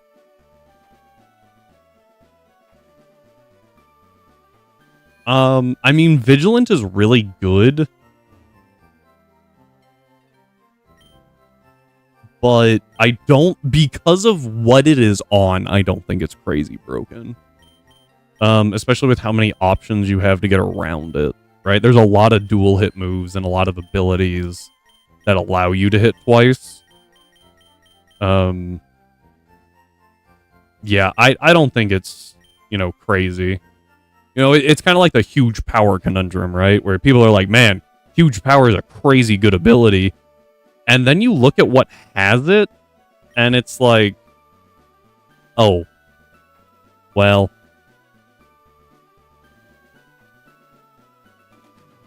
Where do I buy Dusk Balls? I actually meant to buy Dusk Balls, and I wasn't fully paying attention.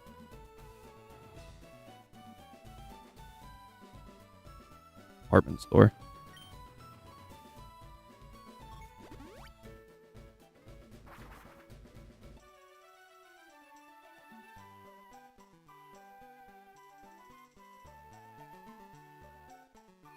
I like how there's... I don't fully understand it, but for some reason there's like an unspoken understanding of like, if you say department store, you don't just mean any random Pokemart. It's the biggest one in the area. Right? Like, go find that one. This is such a dumb ball. I mean, they are called department stores, but I feel like I read somewhere that department store is actually referring to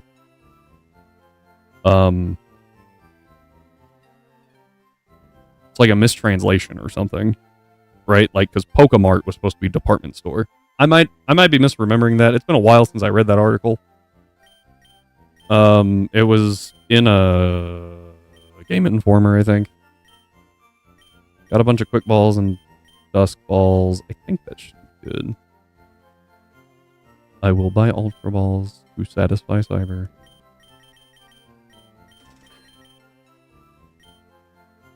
While we're here, because we're here, I am starting to run low on vitamins.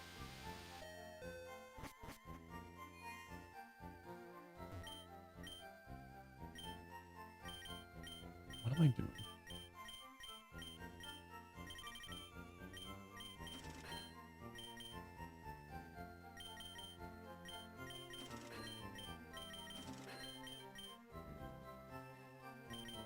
We'll just go over 200 for all these.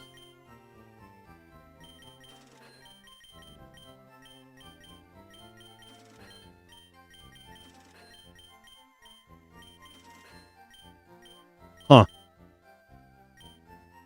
I am now poor. There's what? There can't be that many more bosses in the game. Our friendly shop and department store. Okay.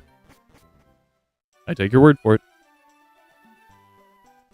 As the resident Japanese speaker.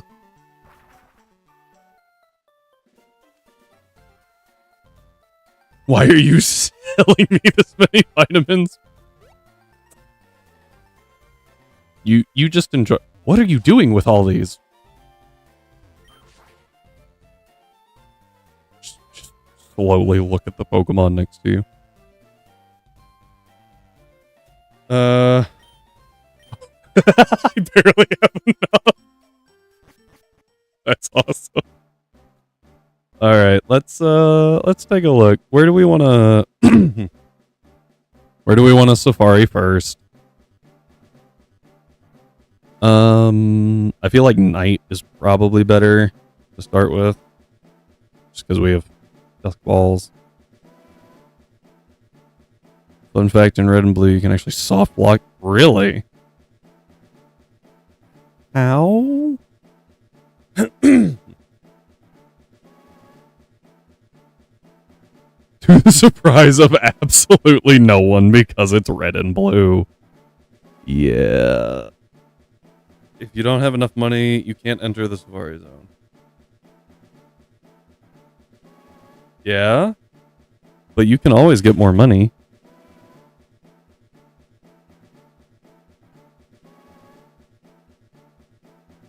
Well.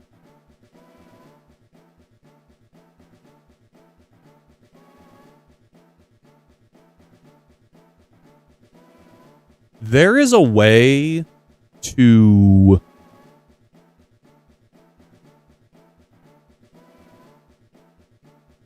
I mean, you can make it out of the Elite Four, right? If you are in front of the Elite Four with only a level 1 Magikarp,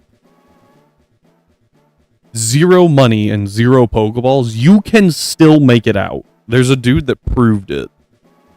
So in theory, you should be able... Yeah! That guy. Pretty sure you can make it out of there.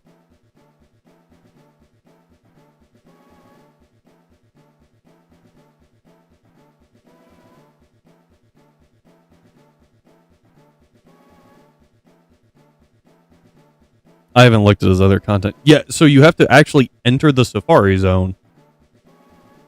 But without Surf or Strength, you can't even make it to the E4. My point being, like, you should be able... There should be something you can do. I might be wrong. I might be wrong. Is the lottery in Gen 1?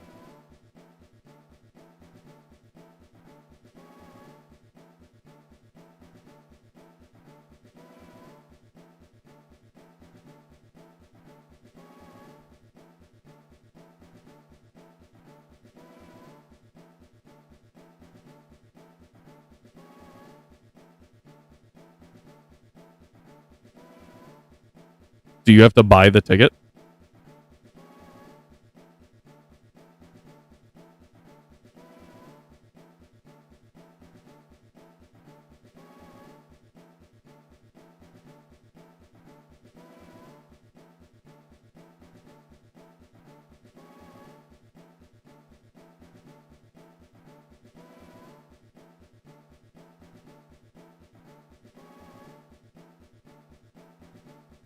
Yeah, that's I was like, if it gives you an item to sell, then yeah, it helps you.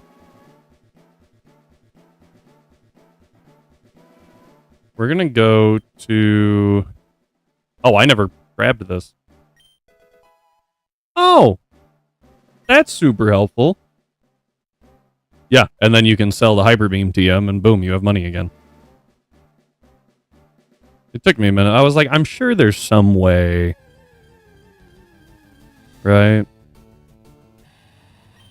I'm not gonna lie. I thought that was...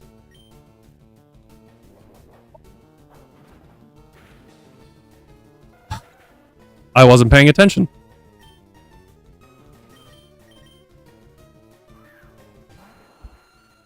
I'm so fucking mad. I didn't know I had him in the lead. I was distracted by your soft locking.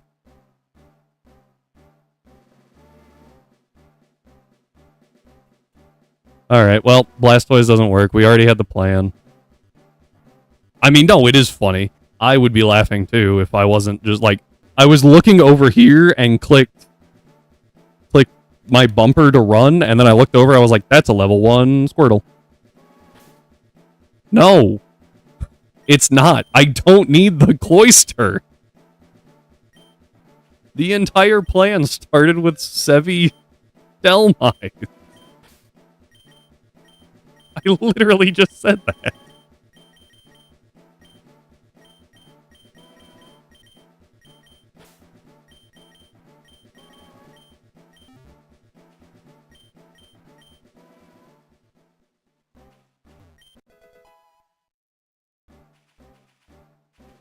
Alright. I have no idea what's over here. Oh, Moltres. I gotta say, that is unexpected. They weren't dead. They're not dead. They were just hatched and dupes. So I put them in that box because I can't use them. Also, what is happening? Okay. Okay. So apparently I don't know how the infinite repel works. I thought it just stopped all encounters because you can't use repels in this, the infinite repel, to shift your odds. So I wouldn't have even thought about it until I turned it back off, but that is part of the reason why I didn't think about it, was because I was like, it's on.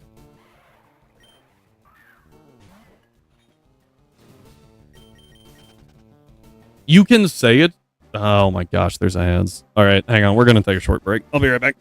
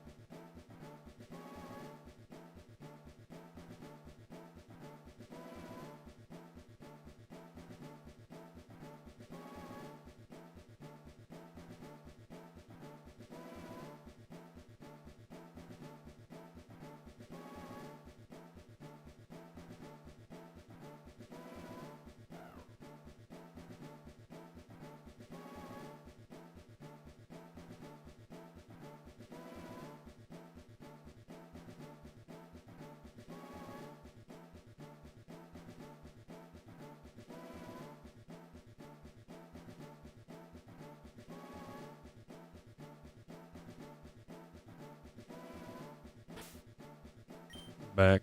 I was going to check something.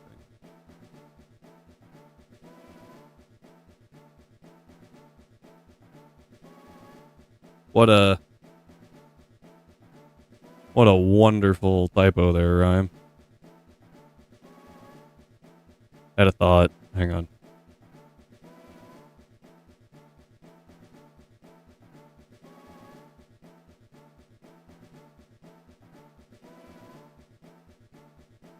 All right. Excuse me, kitty.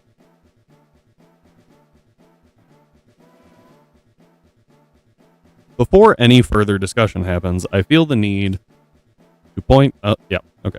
Before any further discussion happens, I feel the need to point out that I have exactly one other experience with infinite repels, and they were in Pokemon Light, and that just shut off encounters to the point of breaking the game if you tried to headbutt a tree. And I was told at the beginning you cannot use it to bait encounters. So I went, okay. It's just like that. So that is why I was like, okay, whatever. And then, like, I just sit here, and when I register it's not a shiny, like, I'm half paying attention, just mashing.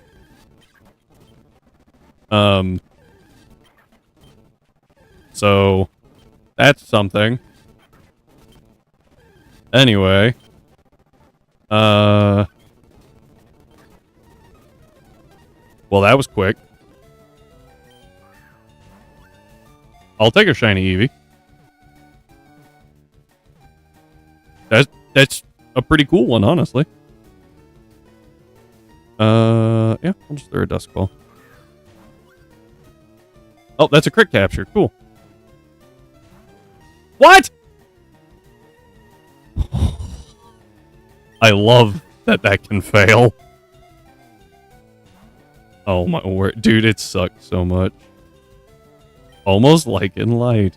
I forgot about that issue with light, actually.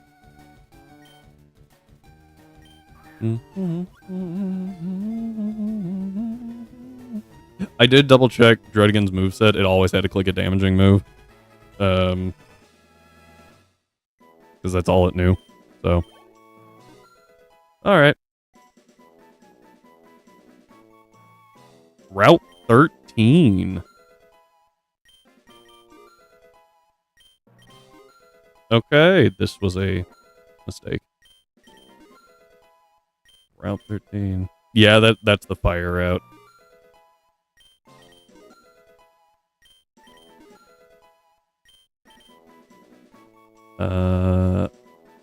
I'm gonna wait on this.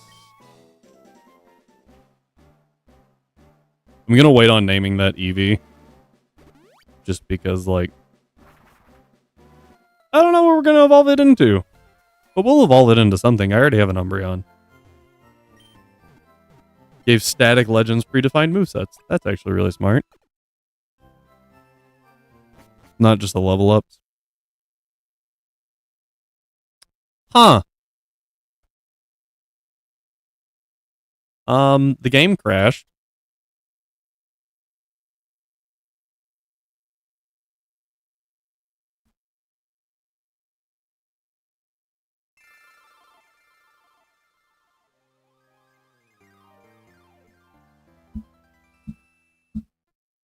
I'm gonna be honest, I don't know what to do here.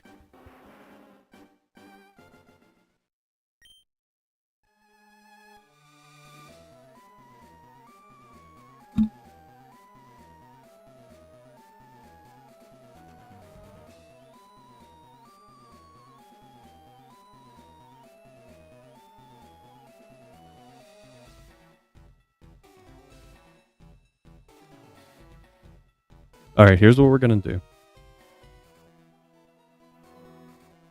Here's what we're gonna do. None of that happened. None of the last, like, 2 hours happened.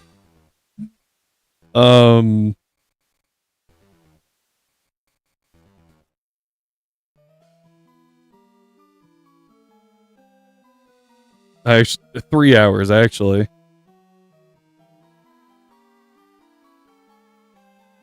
I feel like that's more fair to those who redeem channel points. We will shiny hunt again. We're just gonna go from this point forward as if we're starting again. Is that okay with everyone? Or do y'all have an opinion? Because otherwise, I don't know. Yeah, that's kind of where I was at. I was like, I don't know.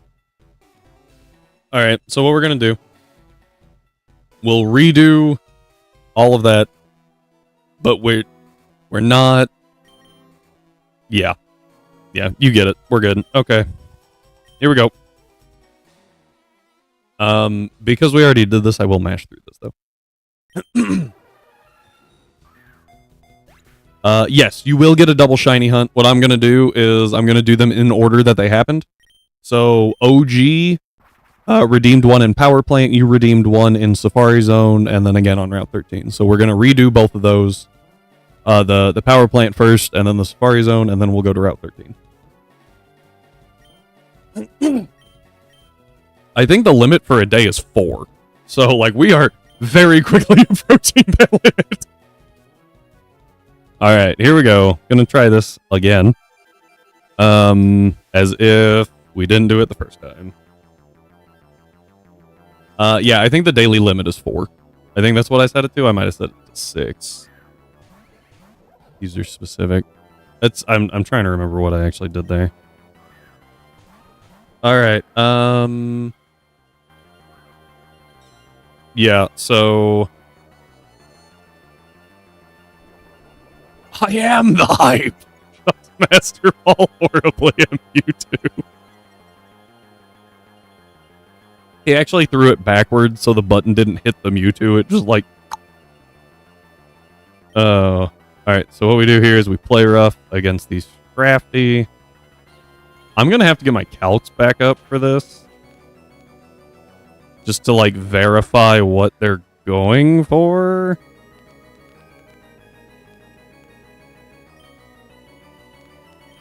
You'll see a buffing move and or an HP recovering move. Oh! That's gross.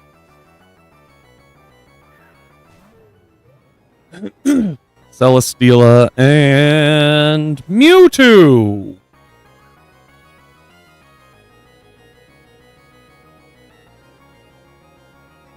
Oh wait, this is great. Hang on. Dragapult one-shots Mewtwo. Celesteela one... Oh, I don't think it does. Man, I'm sorry, guys. I don't know what's going on there. I also feel like I just blew my mic out. Apologies.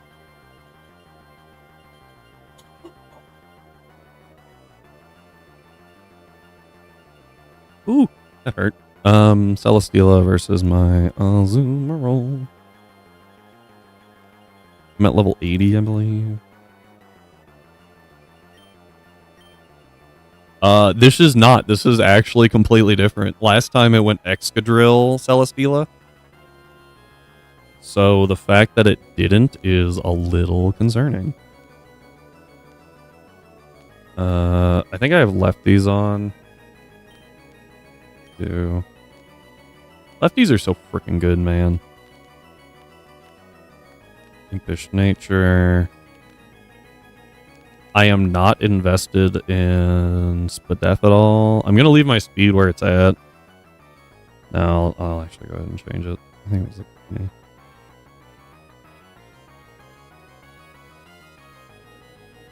me. Lefties are the best held item. I would argue it depends on what you're doing. Me personally, I found that eject button was really strong in Inclement. It was just really freaking good. I like 56-ish.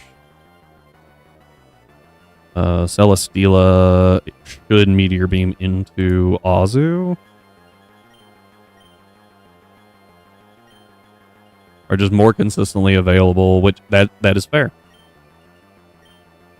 Another thing that's really big about it, about lefties specifically, is that you only need one, and your Mon just sits there and holds it, right? Eject button, you have to buy a lot of them.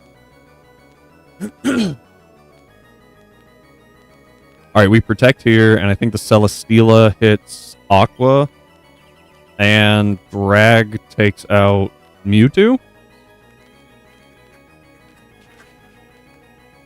Woo! Oh wait, he cheats. Terra being the best Nuzlocke Mon does factor. It's available. That's fair.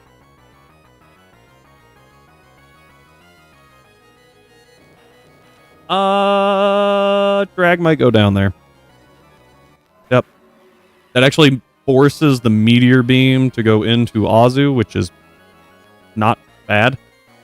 Not great, not bad. As we protect here.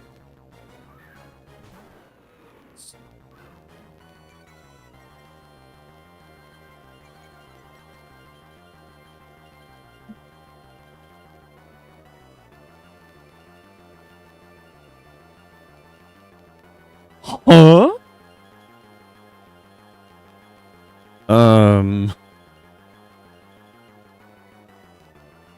Well, I think the Mewtwo's faster. Can't Meteor Beam without taking 2 turns. Yes, and it just that really threw me off. Clearly. it sees very likely kill with double edge on the Mewtwo, but the Mewtwo's faster. What we're going to do is we're going to swap to Dark Shadow, who is immune to the incoming Expanding Force. I assume that's what it's firing. Soul Robbery. Bye-bye. You're gone. There's no way. Yeah. Flamethrower's gonna hurt. I do live. I need to check. I built this muck. Chance with Expanding Force. I'm going to say that Expanding Force didn't see a kill on the Salamence. That would be my guess. Muck, Lola. Mewtwo Y. Level 80. If you stayed in, it would have been considered a spread move. It's still considered a spread move. Even if you are immune to the move, it's still a spread move.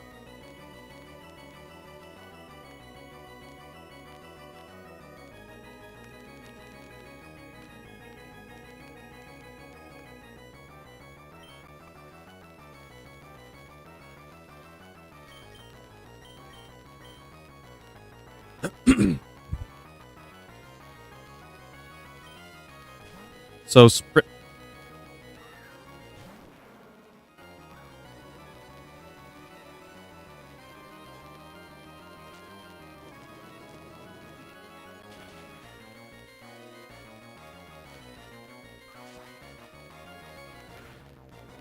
going for flinch. Gross. Poison's nice.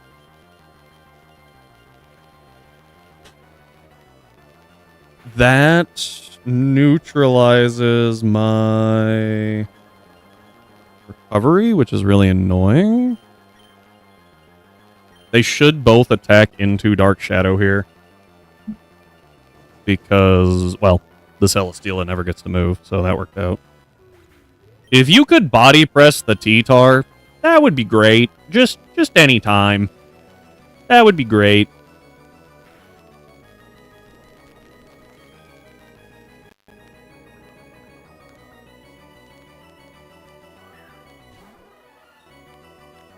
Again. Again. What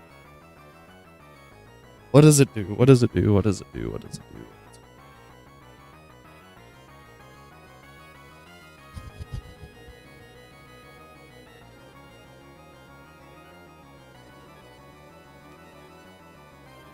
I know what it doesn't do. It doesn't click Expanding Force. Right. No. So I know T-Tar is going...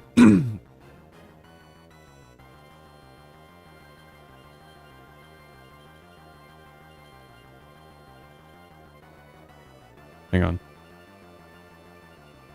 T-Tar should be going for...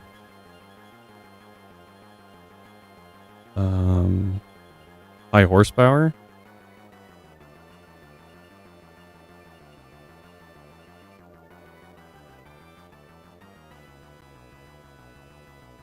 Right?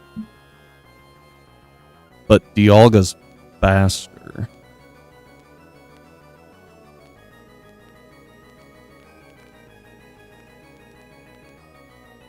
Right? So... it should go...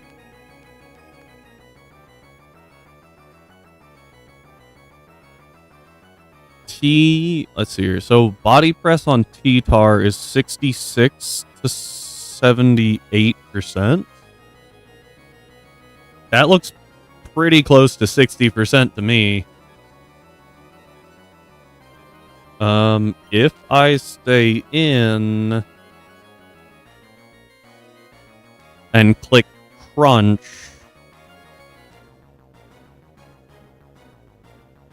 Yeah. Flamethrower's higher damage. 138. So I die to a top range roll.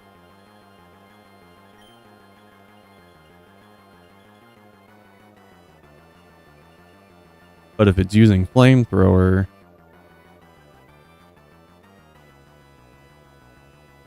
hang on.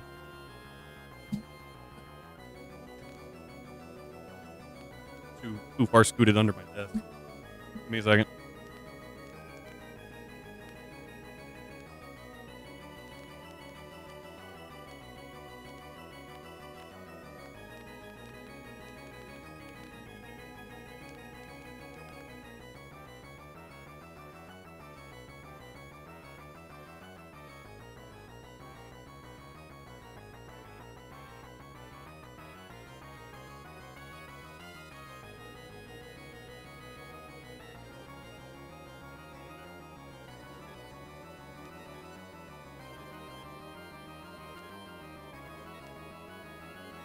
I'm back. I don't think he can, hopefully.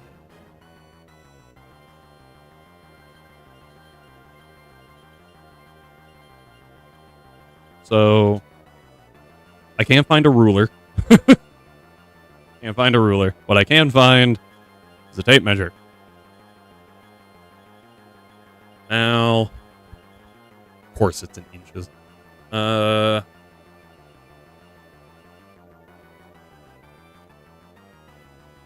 This is 1 inch and 3/16 long. Health bar. 0.1875. And then the health is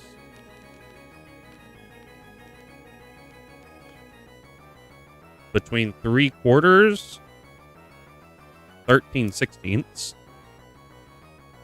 So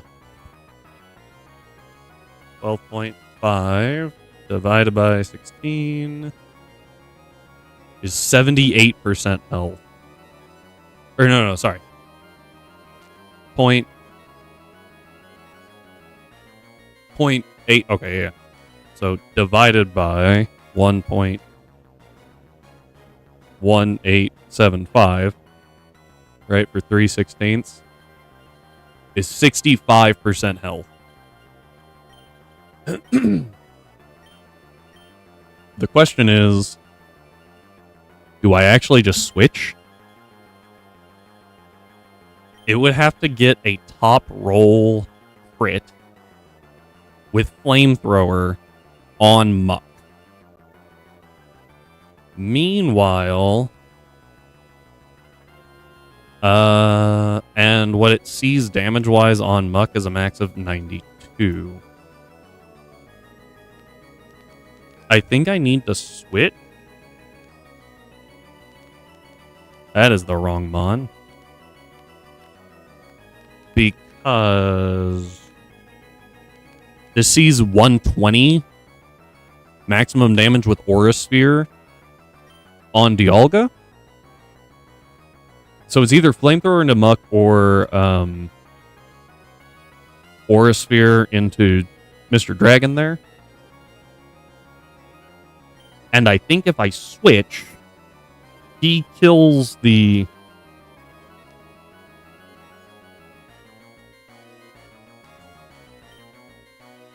This is really bad.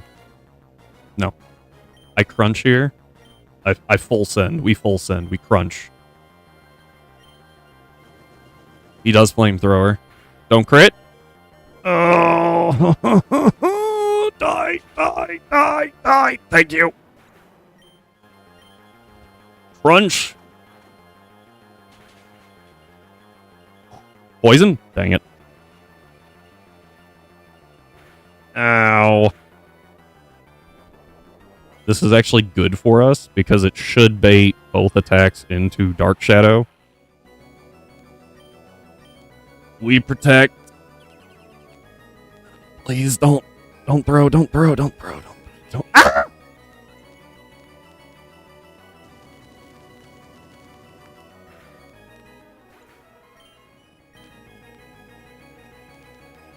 No.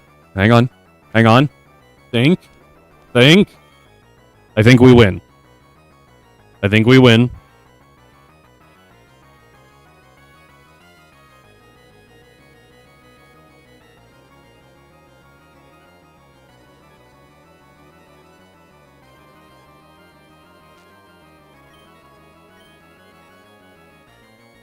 We go to Kara.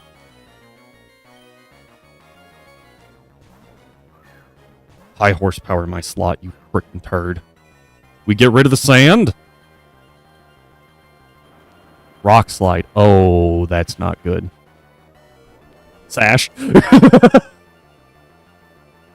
Body press. No!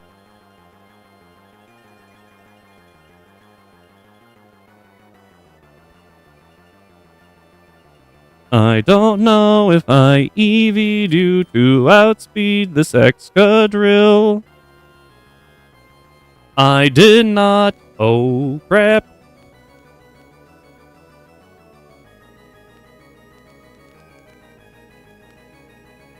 I don't know why I'm looking at calcs. Obviously, we die.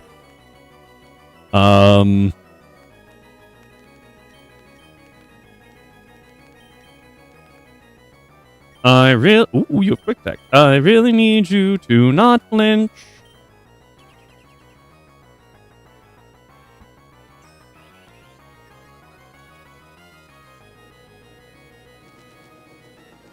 I guess that works. You live on Sash. You think you're cool. But for some reason, I still have quick attack?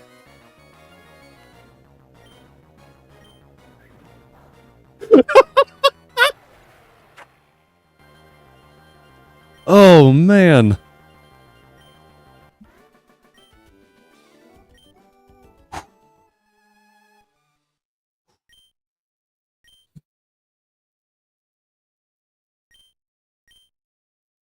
Okay. The deaths go back down to 13, by the way.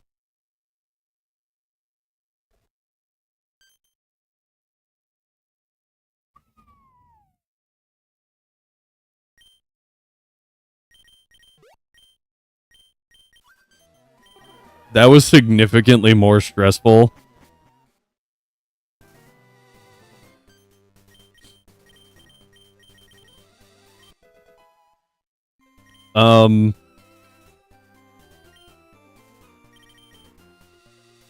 Yeah, I don't know why it did that, if I'm being honest. I don't know why I went for Swords Dance. Because,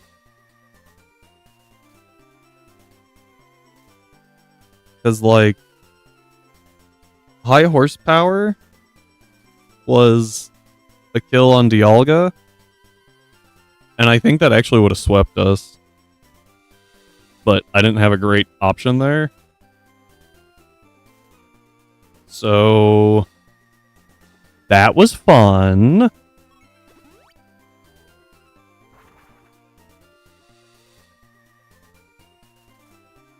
And we're gonna try this again. I'm gonna save.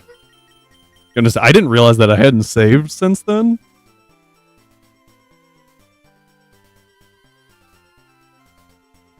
And we're gonna grab some Mons.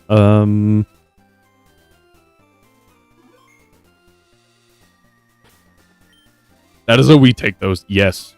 Yes, it was. Hang on, we gotta jump back here, because I remember to pick up balls this time. That was crazy.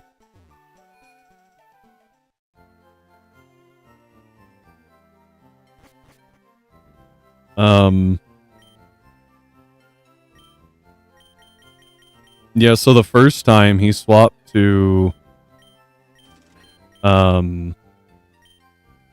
I think it was Excadrill Celesteela. Yeah, because he brought the T-Tar out last, which was really weird. So I don't know why I'm running somewhere. It was a little different how that one turned out.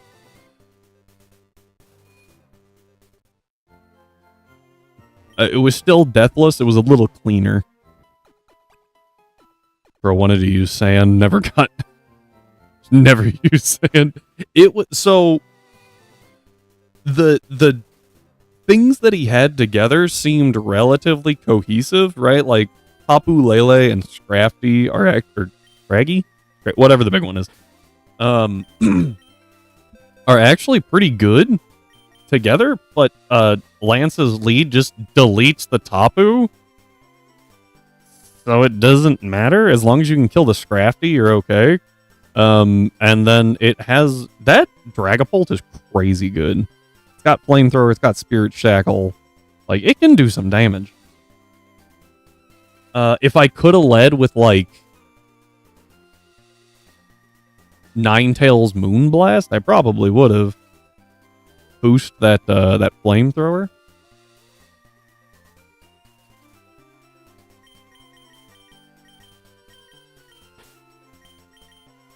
Okay, so here's the issue I run into, right? Is what Mon do I bring that can take hits?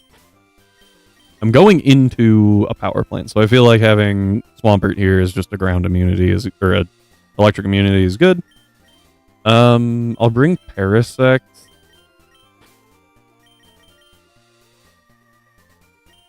You're probably right. Amoonguss is probably better. Just like overall, and Pelipper should not be on the team. There you are.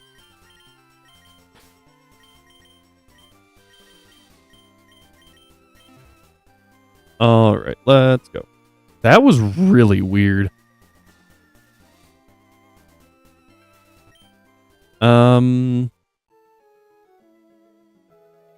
Yeah, I don't know why it went for SD.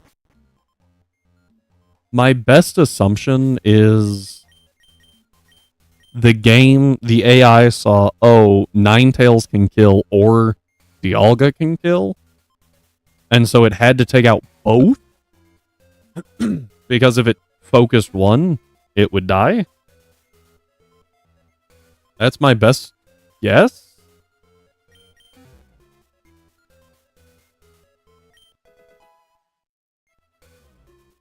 But that was very strange.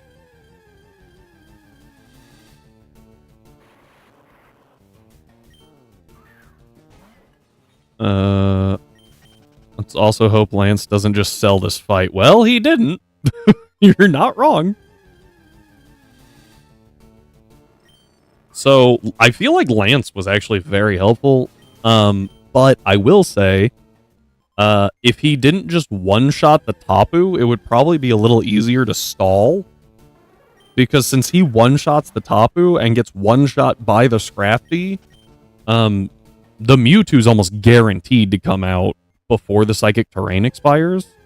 Which obviously is the point. Right? That's where you want the Mewtwo. So, it is pretty solid. Dude, Brendan was so bad on that. Just looking at it, I was like, oh, he's got Intimidate. That's kind of useful. Wait. That has Competitive. That's really bad. I was hoping that I could pick up a Neutralizing Gasmon on Route 18 before we... Or 17? Whatever route they're on. Before that fight, but you can't. And I was like, this sucks. Why can't I? Meanwhile, can we also talk about the fact that he gets a Mega Sceptile and you don't get a Mega anything? With randomized abilities, just for some reason his team still has random... Oh. Interesting. He's probably not considered a mini-boss, would be my guess. or a boss of any kind. That would be my guess as to why. But doesn't that mean... Also, for some reason, his Masquerade... That Masquerade, if left alone... Oh, yeah, no. That's what, like, how we dealt with it, I don't remember if you were here for that, is I used a Volbeat with a minus defense, or minus SPDF nature. One of the defenses was down, so that the Ensign would want to fake out Volbeat, because it was faster, and did a lot of damage to the Gothitelle. And then the Gothitelle saw a kill on Volbeat. So turn 1, I just protected. Ate both hits, and the Masquerade hit hard. Oh, it always? Okay, that's cool. Well, I EV'd for it anyway to try and force it to do that, and it worked. Unless you're immune. Yeah, that makes sense. But Protect Volbeat really helped out. And then Volbeat gets U-turn, so I just U-turned out. And I don't remember how all that went down. I think something died. I think Mighty Anna died in that fight. I think that was the only casualty in that one. I'd have to go back and watch it. But yeah, like, the Masquerade put in a fair amount of work. I just had to keep baiting moves away from it. Yeah, I think Mighty Anna died. Oh, hey, Amphi.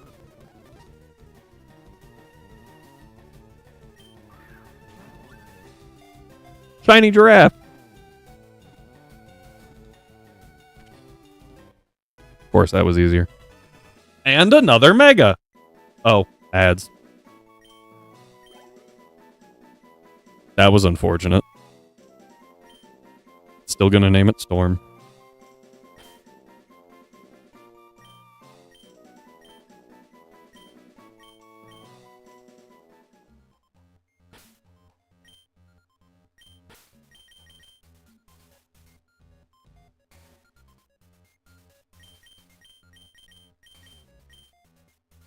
All right.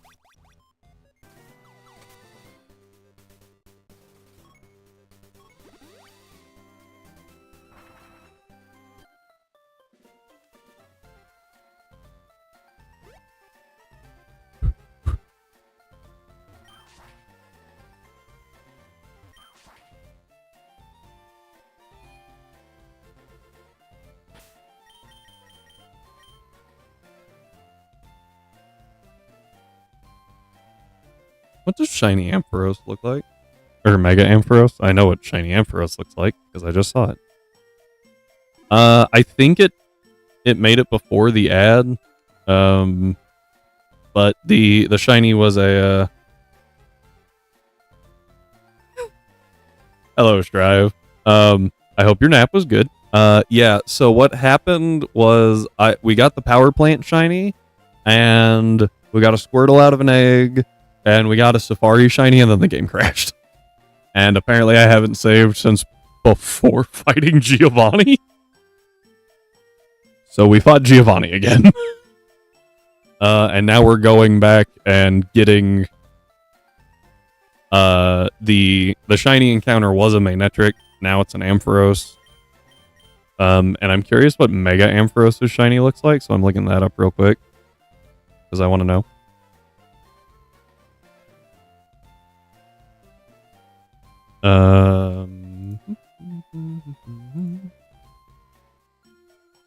Mega Amphi. God. That's special attack stat. I didn't know. 165, and it's got pretty good bulk, too. It's just slow as dirt with 45 base speed. It's Mold Breaker. Does it still get Mold Breaker in this? I want to know what the Mega Sprite looks like. Oh. It's still pink. I was hoping it was a different color. Okay. I do like the blue...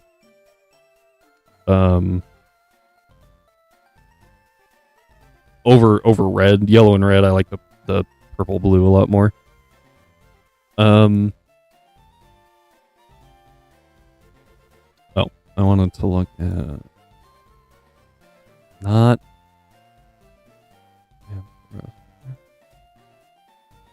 Oh, it gets thick fat or mold breaker. Yeah, it's kind of cool.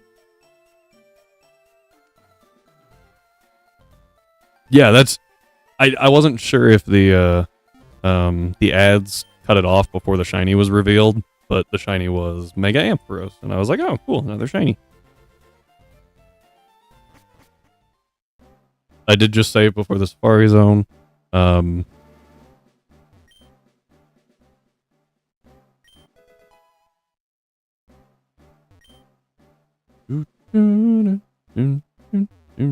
This game is very stable. I think that's the first crash we've had. No, that's the second crash.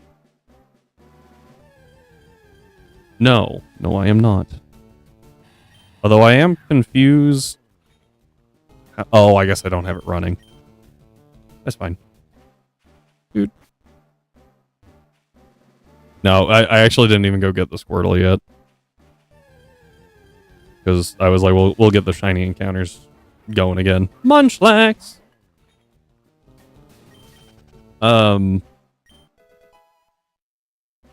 I saw a thing where someone in, r/Nuzlocke. It would not be funny. You would actually see me angry. Because, yeah. I didn't know that, though. Like, again, the only other infinite repel I have experience with is one that completely stops encounters. I don't think I'm ever going to live it down anyway. To be fair, it wasn't on this channel.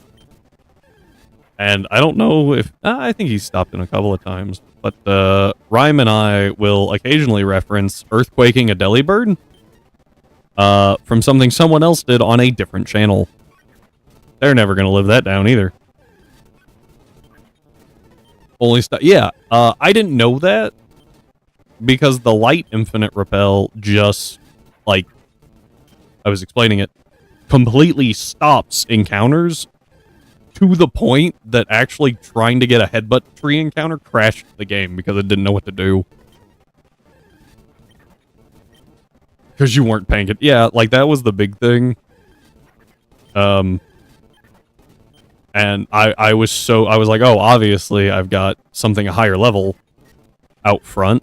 And the repel's just not going. Nope.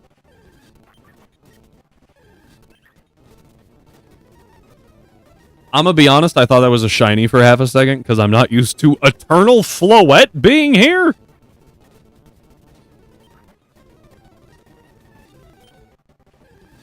Does it have... Oh, yeah, no, it's got big stats. It's got big boy stats. Are those better than Florigis? Hang on, it's 551 base.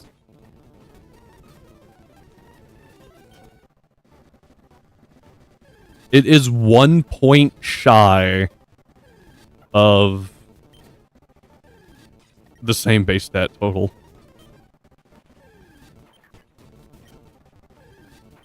$112 special attack, 154 spadef, 125 special attack, 128 spadef. 92 speed isn't bad. I think it wouldn't outspeed a lot of stuff, but, like, hey, if we can get an Eternal Floette, that'd be awesome. Well, yes, it is a special tank, but it also hits a lot harder. 125 special attack versus 112? Like, that's actually a considerable difference, and it's faster. I'm trying to compare these. It's also just about as bulky. Like, HP wise, I think it's got like 4 less HP. 67 defense. It might be both. And it's 67 defense versus 68. So like, it's pretty much just a harder hitting, slightly less specially tanky Florges. It's pretty good. Can I get the shiny, please? That'd be great.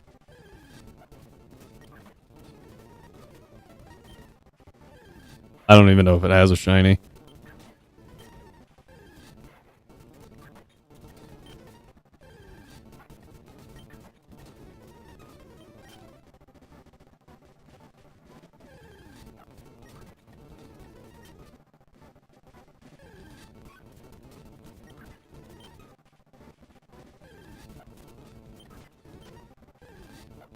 I am curious if they will do...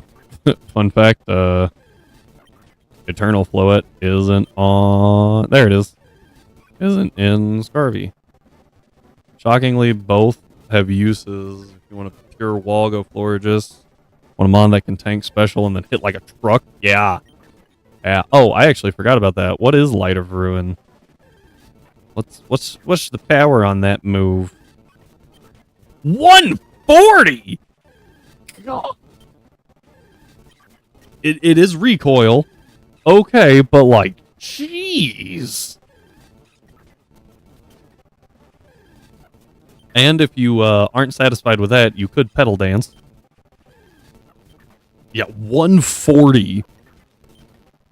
I don't know how much the recoil on it is. I don't know if it's on Pokemon Database for me to look at.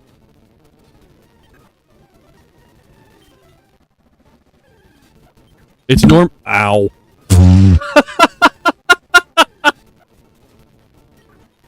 Ow. It's normally 90 accurate. It is half damage on recoil, which is a lot for recoil. Is Head Smash half? Yeah, okay, Head Smash is half. I wasn't sure if it was or not. I think Head Charge is like a third, isn't it? Oh, Head Charge is a quarter, but it's like only learned by Bouffalant. Yeah, signatures. Oh, Bouffalant. The just not as good Tauros. I actually don't know about that. It's not as fast, but it is bulkier. It's like half the speed of Tauros. I guess they both have their uses.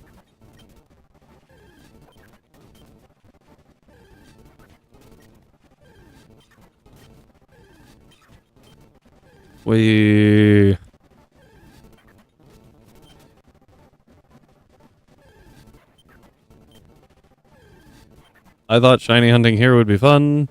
If you guys want me to go to a different area, let me know. If you think, like... Because right now we're in the far west area. There's west, north, east, south, and west areas. Just pick one and we'll move there. Until then, we just have to do this and then we can go do Claire. Well, not entirely true. Because we have to, like, prep Pokemon for Claire.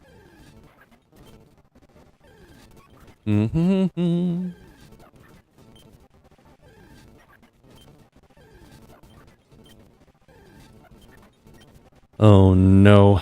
I think we got lucky with that Eevee last time. First off, it was an Eevee, so yes, we got lucky. Second, yeah. I thought I heard the shiny noise. I did not. Oh, Carnivine. Because clearly every grass type should have Levitate. Shiny Eevee?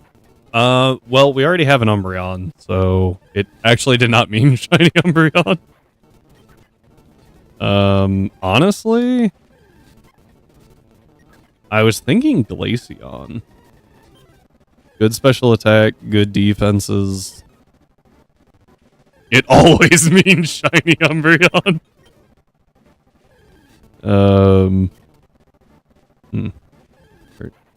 Oh, Glaceon's shiny is really bad. Like, I would like the shiny to be a lot more apparent, and it is not. It's just like it's white instead of off blue.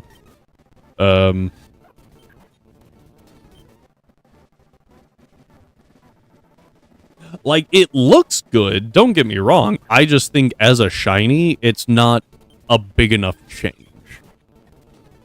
Guess we're getting a Carnivine.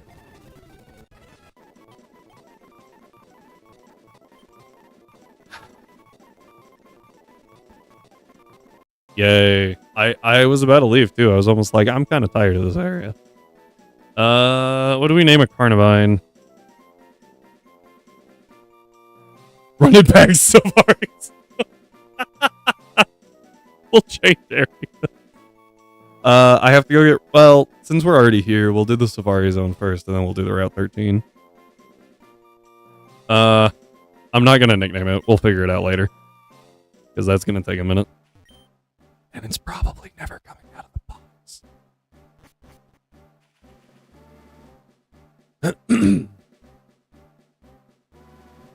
We'll do this one. I haven't done this one, I think. Yeah, so the nickname convention right now is Heroes. So Heroes would be good. Venus. Oh, is that not a hero? It sounded like a hero. Like, you could have sold me. You were like, yeah, it's a hero from obscure comic number 5. I've been like, okay. Ah, Sailor Venus. There you go. The one they call Sailor Moon. Oh, Sailor Moon. Wasn't Sailor... No, Sailor Jupiter. I was like, wasn't that the strongest one? Sailor Venus? No, that was Sailor Jupiter. Sailor Jupiter was the one that could, like, blow up a planet if she got mad. The only reason I know that is because, apparently, for some reason, people decided that Sailor Moon and Goku should be shipped, and I have yet to figure out what they were drinking or smoking when they decided this fact. And I was like, okay, interesting. Moving on with my life. But in one of the movies, they do indeed prove that the Sailor Scouts can blow up a planet. Like, they are on a power level of Dragon Ball, and I was like, that's insane. With literally everyone except his wife. Chi-Chi's fine. Side note, Strive said Yu Yu Hakusho. They put that on Hulu, and they cut it at the stupidest point I have ever seen. Because I was like, I'll go back and watch those. Those were cool. And, they cut it right before, Yokai Kurama got to, like, do anything cool.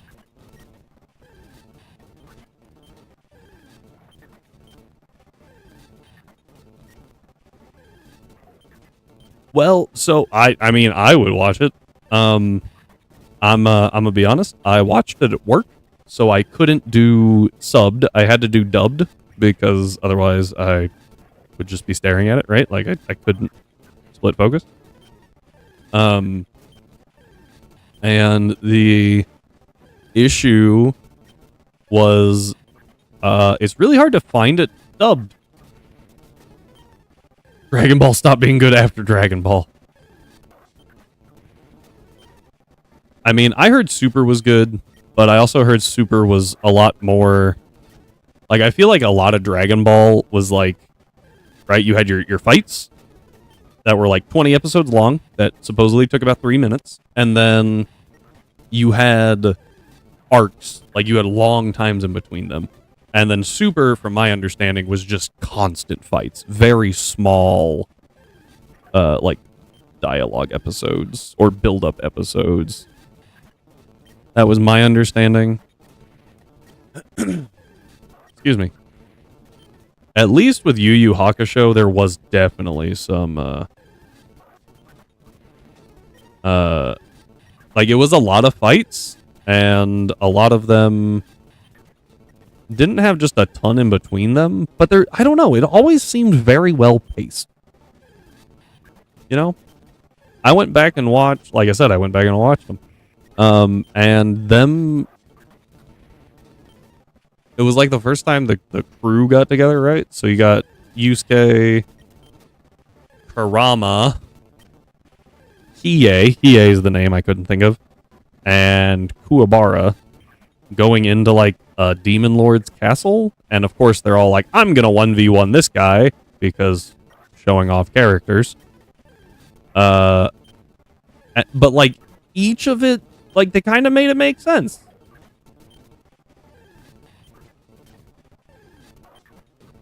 I will say that as I have grown older, I feel like fights are cool, don't get me wrong, but I really want the story aspect. There are exceptions to this.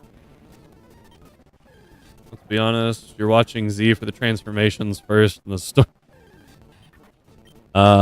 Fifth. You're not wrong. I just want to see Goku make a spirit bomb and friggin' drop it on someone.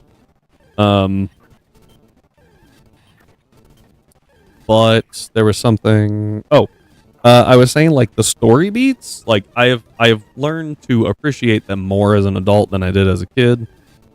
There are exceptions, such as One Piece, occasionally. I have a lot of problems with, because I'll be watching it and I'm like, oh man, this fight is really getting good. And then it's like, side character number 7 that's going to disappear after this arc has to remember his wife, childhood friend, his sister's best friend's boyfriend's doctor. And I'm like, could you please stop? I don't care.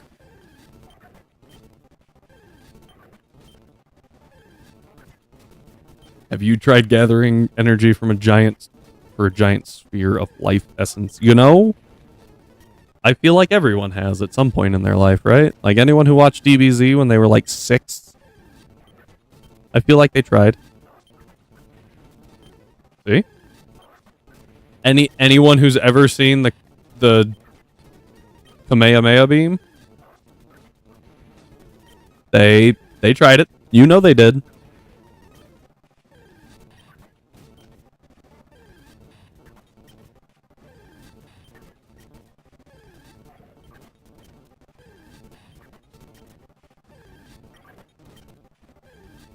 I will also say, it was occasionally.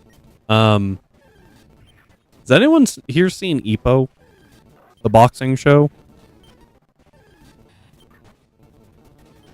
To be fair, in danger every time he tried it. One time he wasn't. People of Earth were being idiots. Not wrong.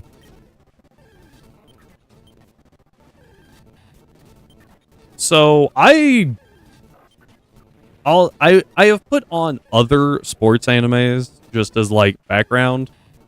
Okay, first off, that one's just great.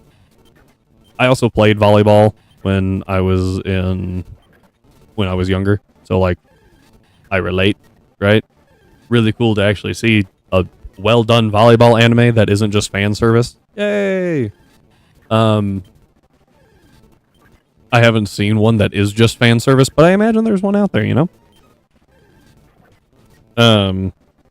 Anyway, what I was getting at there was, Ippo, I think, was really well done. And, like, it's very solid. But there are times, like, someone hits the mat, and then they go through their backstory. But every time, and people complain about it, because every time Ippo hits the mat, they're just talking, and it's like, man, this guy has a whole flashback in the, 10 count, and Ippo gets 1. 2. If Ebo had a flashback every time he hit the mat, like, of scenes you've already seen, I think I'd be angry. I think it'd be the stupidest thing ever. Like, you already know his motivation. You don't know the other guy. I have seen things popping up about that one, but I know nothing about it. And I'm gonna be honest, the first, like, scene I saw of it, I thought it was from Goblin Slayer. Which I also have not seen.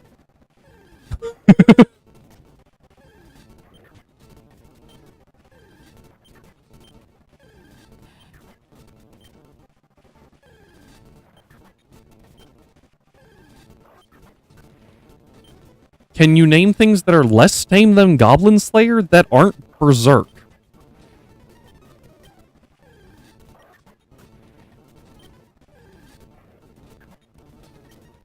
Okay, you know what? I don't know that one. So I can't comment. And I'm just... you don't want to. Okay.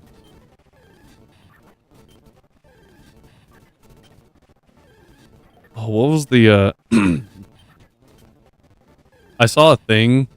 I laughed really hard at it. It was supposed to be like this dude's sister is like, hey, I hope you don't mind. I told my kid that he could come over and check out some of your manga and your anime DVDs. And he's like, yeah, sure. What's he looking for? And she goes, I don't know. I just told him to go over there and grab one and just open it up, see if he liked it. And he was like, no, no, no, no, no. What's wrong? Just, do you understand what some of those are? And he started listing off shows that I have not seen. But according to him, we're very, I mean, Berserk.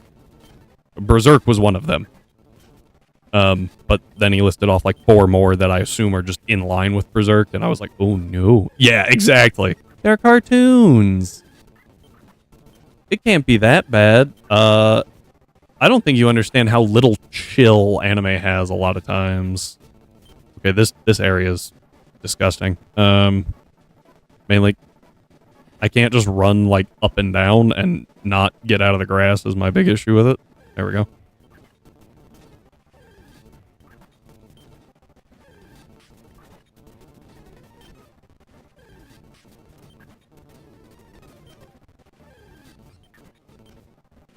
What?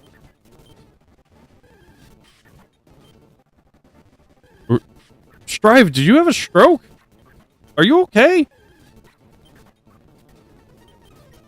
Oh, that was an Axew. Hello, Corviknight.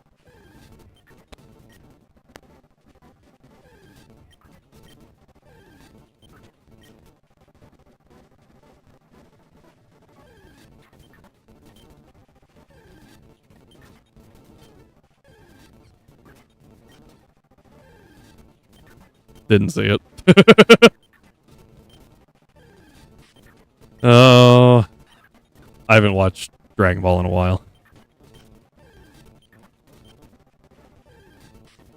Before Super, I never saw any of Super. I have not. I heard Demon Slayer itself was really good.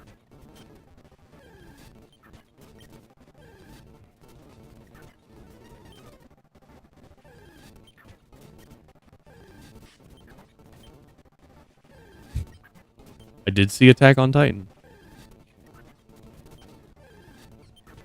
I don't know if that helps.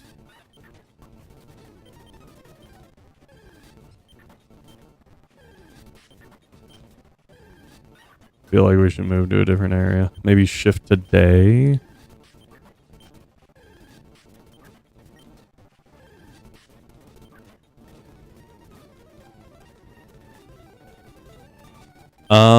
So my brother enjoys talking about One Piece and describing scenes that I have not seen, so you are not going to spoil me, probably on anything. So.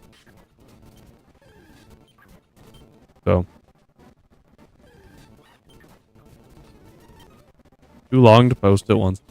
Is it longer than the fanfic that we were forced to see yesterday? I do know about Ace, yes. Oh, Marineford. Got it. Literally caps the Twitch word limit. Do you want me to pick that grammar and word choice apart too? I feel like we didn't talk about that enough. Who does that? Like, what on earth? Like, you can write what you want to write, but like, what?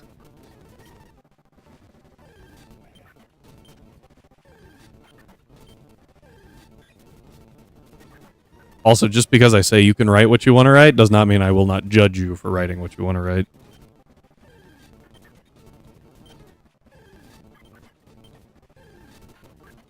Just an FYI. And if you say that's really wrong of me, I implore you to tell me why. Why is it wrong that I have an opinion?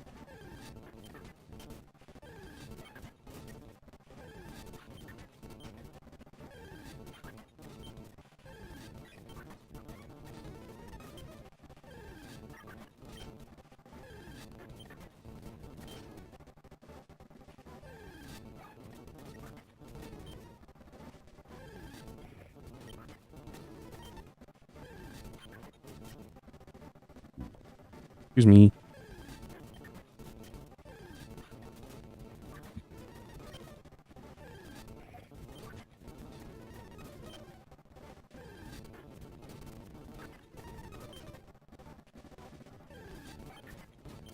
Alright, we're gonna swap to daytime just to see if that helps. Part 1, Vegeta, I have an idea. Saving your son. By saving your son. Gonna need the spirit bomb. Oh, man.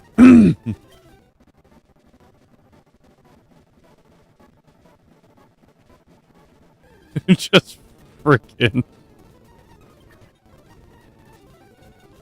Wait, what? Oh, I'm gonna be honest. I saw it pop up and thought that was a bot. My bad. My bad. My bad. I was not paying attention. Entirely my fault there.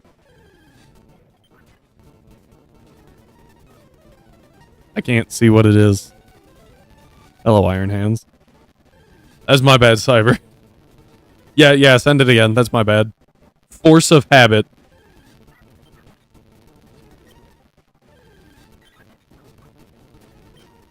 Apparently, they had to stop making the abridged version because too many people were... Rhyme was ready for that one. Thank you, Rhyme.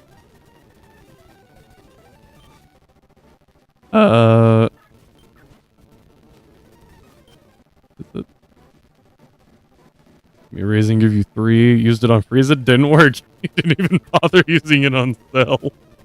I knew it wouldn't work. Really. If it doesn't work, Boo will kill both of us. Not wrong. I'll drag you to hell with me. Oh, man. Yeah, so I watched some of DBZ Abridged. I watched all of the Cell games. The Cell games were so great. And then from there, I wound up watching all of Hellsing Abridged. Holy crap, that's so good. Half the time, it wasn't even really making fun of anything. It was just really freaking good.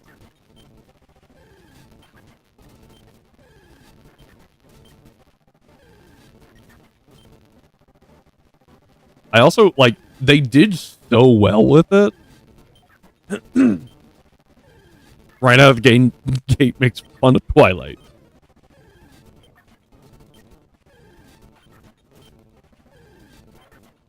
Oh, there's a scyther here. Didn't know that.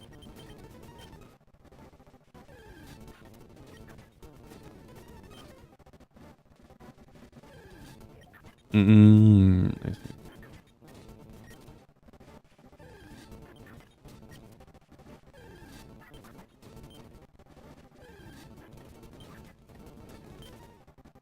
I'm just kind of schmoovin'.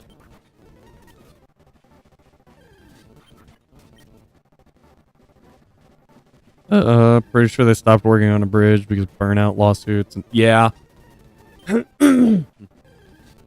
So, according to them, they were getting so many cease and desist orders because people weren't watching the shows.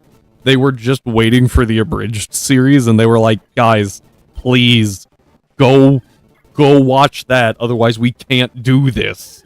And no one did it. And so they had to stop. And I was like, oh, that's sad. Good, minimize that.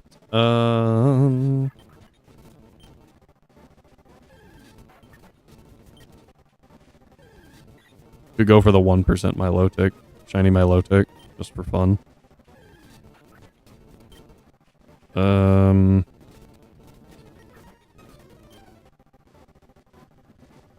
Honestly, I feel like the past Paradox Mons are better. Just because, like, it's easier to set photosynthesis than it is to set anything else. Right? Or to set electric terrain. Then we catch a shiny Meltan.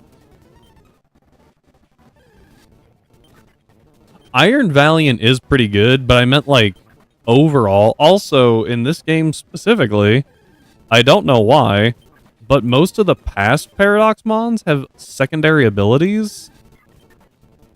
And the future ones don't. Let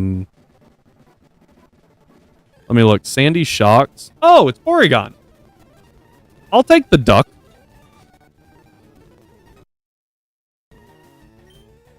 I like the duck. Oh. I was about to say Eviolite Porygon 2. That, oh, we might have to go fight Whitney now. That's fine.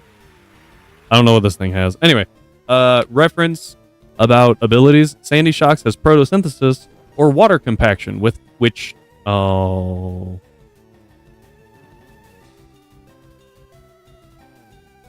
Says ads started.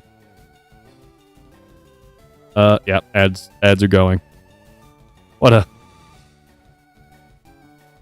time for ads. I'll talk about that here in a second. I just need to see what it has. I saw Discharge, and it got the Spadef buff from downloaded, so it is actually kind of scary. I said downloaded. It's download. It's download.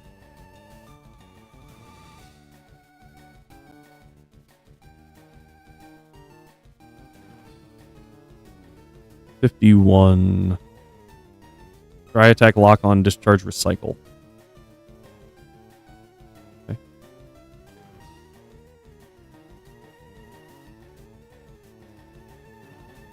Oh, they changed this.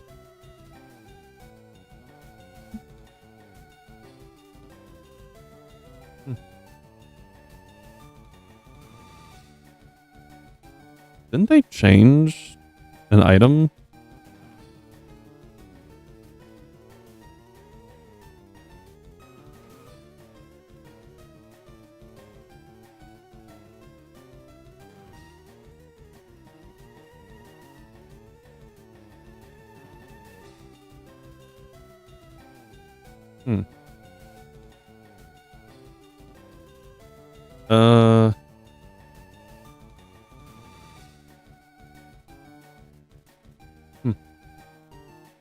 We still have to go to Route 13, by the way, so don't forget that. Excuse me. Apparently, upgrade while held by Porygon Z, it boosts speed by 50%, which is kind of crazy. Excuse me. But you can't use the same move twice in a row. It actually just says same move twice. I don't know if that means you only get 4 turns and then you have to switch. I don't know.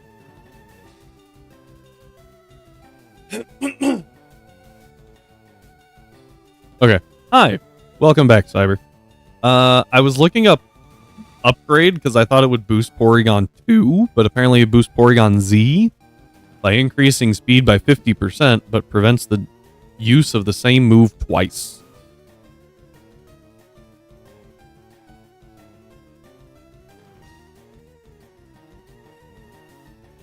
That's all it says.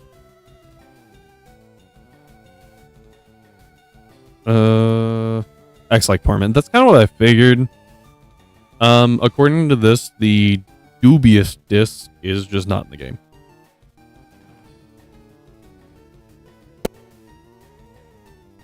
So interesting. Anyway, I have to catch Porygon. This thing is kind of bulky. We have Mikey. It has Tri-Attack and Discharge. Those are the only attacking moves. However, it is +1. This could hurt. Okay, that's fine. That's what I was like. It could be kind of funny. Just like 4 turns and be forced to switch. See, I'm faster.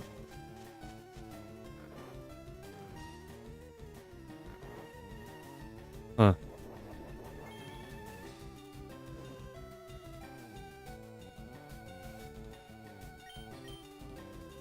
What Pokeball is it telling me to use?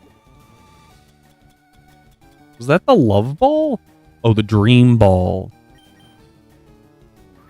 Sure. Yeah. I don't think it has an increased catch rate, but for some reason the game seems to think it does.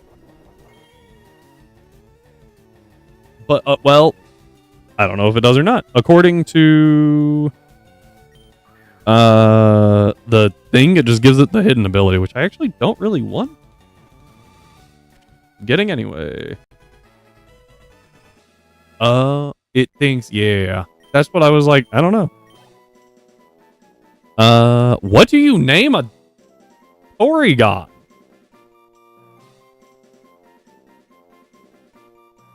What's a, there's gotta be like a virus hero, right? Or like a digital hero.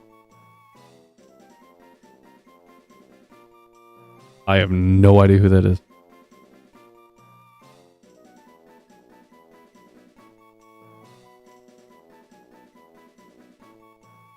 Oh.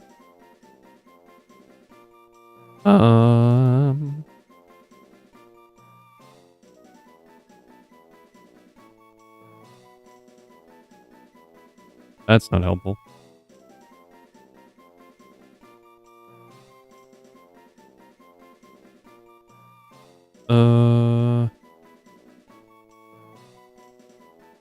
Yeah.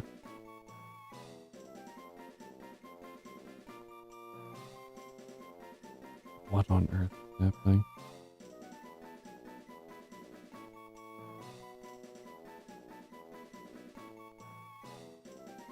DBZ movie villain. Oh, dude. Sorry. I had chat partially hidden.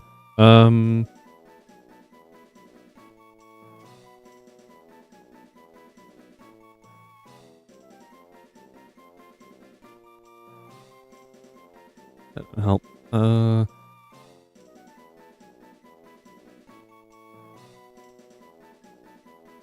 It's obnoxious. I freaking hate AI, man. Surely there's... Sure. We're gonna go with Oracle. Batman's like, girl in the chair. Because that's all I got. All right, Ryan, we are now heading on to Route 13.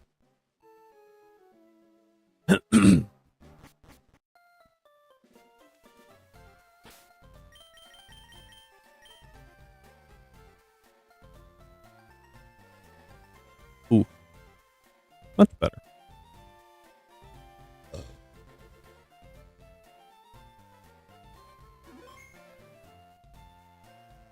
Much better than a regular Carnivine. You're not wrong.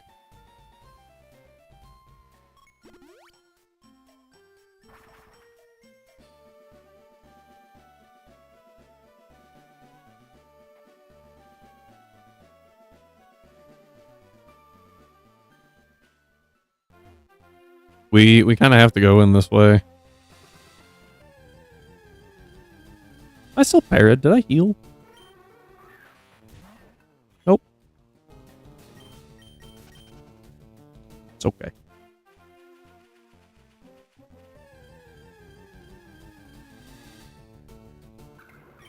I'm gonna be honest, I just forgot to hit the button.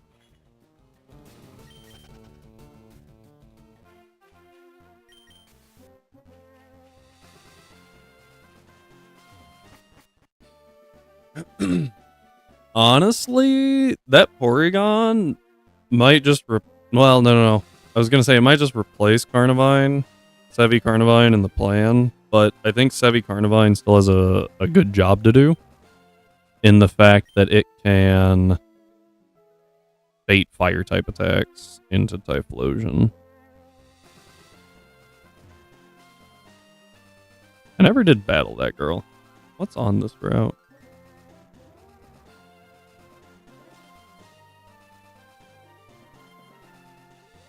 Oh, Dragon Claw. Oh. That could actually be handy. We'll come back to that.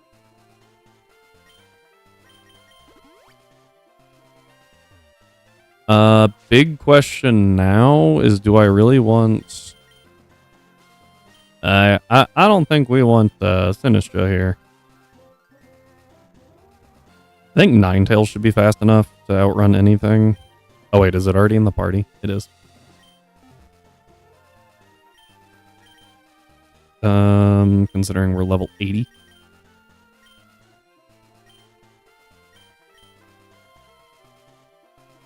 Well, so my issue is my ghost types are Gimmighoul, which doesn't want to get hit by a fire move. Sinistcha, which doesn't want to get hit by a fire move. And Hisuian Zoroark, which just doesn't want to get hit. I can run away. That's not the issue. The issue is when we find a shiny and we try to catch it, and then we get hit by, like, Flare Blitz. Am I a joke? Oh, frick.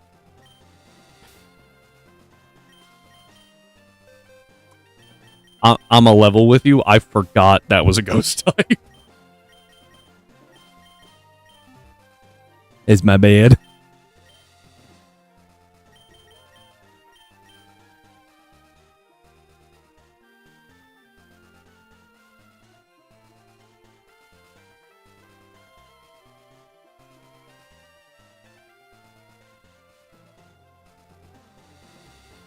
Bruh, professional Pokemon player.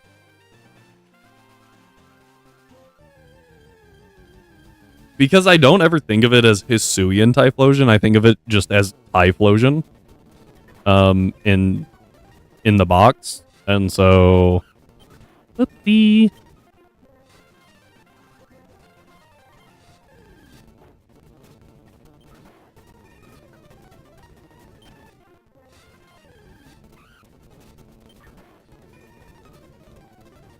Prediction up.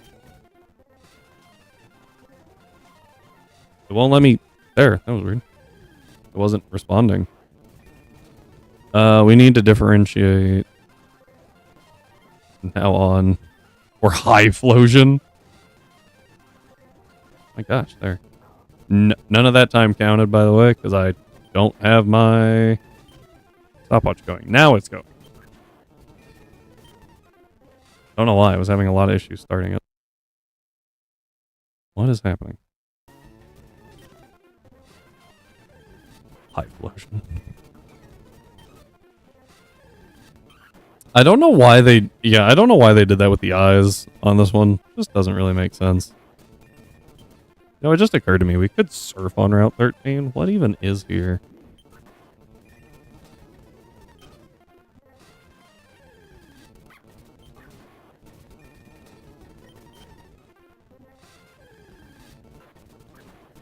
Oh, Skrelp.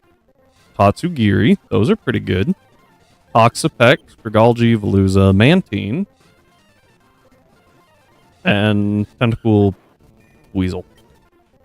I'm not gonna lie, those were kind of a letdown at the end. Old Rod Tatsu is kind of funny.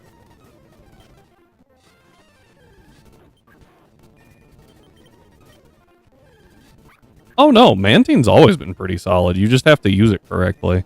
Like, let's look up its canon stats, shall we? Mantine. Pokemon.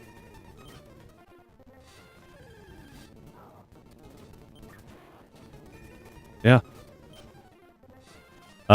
What? You were actually too low. It's 140 base Spadef. That's insane. And it's got 70 base defense, which isn't great, but it's not horrible. With 85 base HP, like that thing just eats special hits for breakfast. Not quite as well as Chansey, right? That didn't work. Let's look up Chansey. Chansey, well, okay, yeah. So Chansey has 105 Spadef. It just kind of clutches up on its HP, right?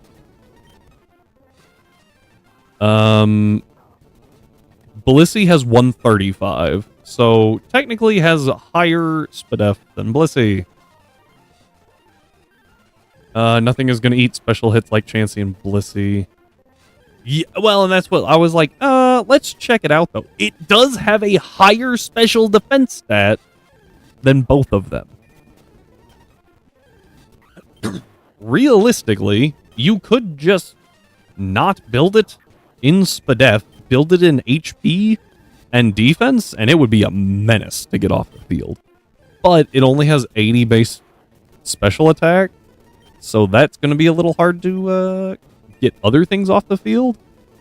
But as everyone knows, right, it's a water type, so it gets access to Scald. So if you can sit there long enough, you will probably burn something. Unlike the blobs. Yeah, that's fair. Actually having resistances, and you can give it water absorb to make it immune to water. Not that anyone's going to be like hitting it with water, but switching into water, that's pretty good. You just kind of have to watch out for electric. Electric's quad effective, right? So that's not super great. Rock is the only other weakness. It has 2 weaknesses. 2 weaknesses. One of which it kind of covers itself because it's a water type and you have to hit it with rock. Yeah, freeze dry. That's fair. I feel like did they nerf the distribution of freeze dry? I feel like they did. I might be wrong. I don't use a ton of ice types normally. Let's check it out. Learn by level up. Alolan, Vulpix, Articuno, Glaceon, Cryogonal, Kyurem, all forms, Ice-Q, and Iron Bundle. Glalie learns it on Evo, and then 1, 2, 3, 4, 5, 6 learn it by breeding. Lapras, Swinub, Delibird, and then the Frigibax line. That is atrociously small.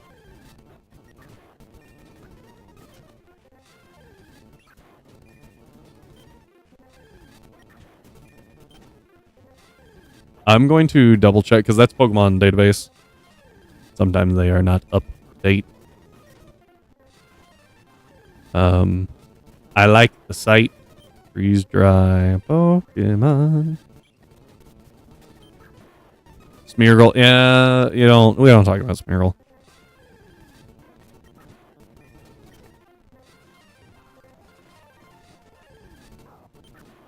Off friend. Wait, what?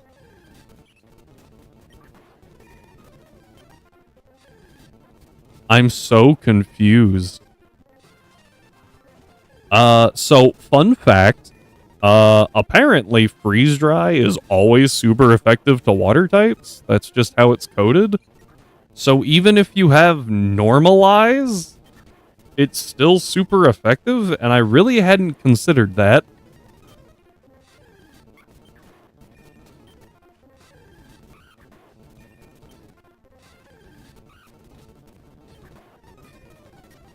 I just never really thought about that.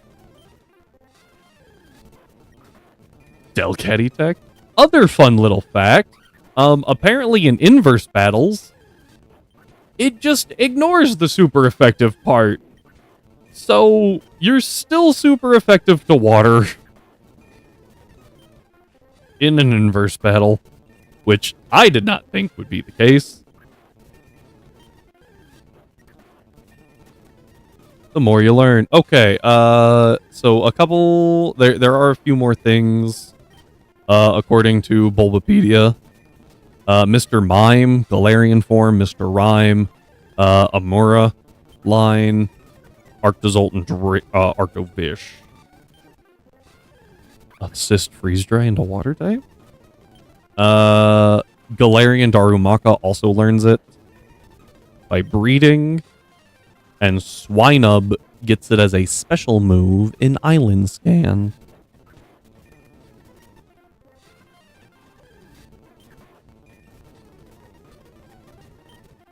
And while you can breed freeze dry into a Frigibax, you can also just catch a wild Terra Pokemon with it.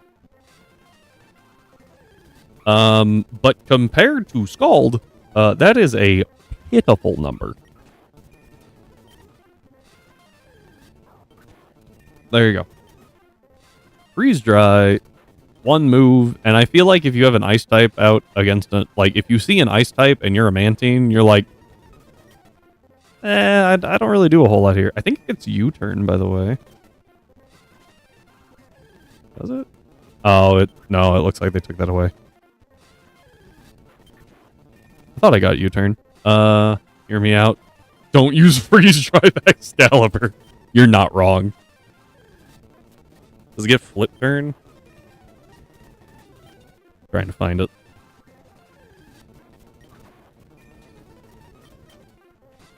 Air slash. I'm not seeing it, but that doesn't really mean anything. It could just be dumb.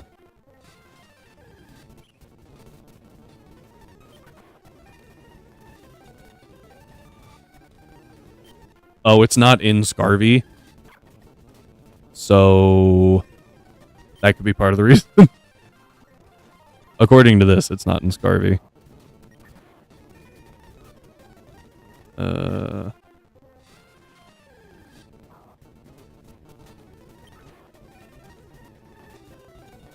It does get flip turn? According to Pokemon database, it does not. But again, sometimes they're behind. So I'm trying to pull up Bulbapedia now.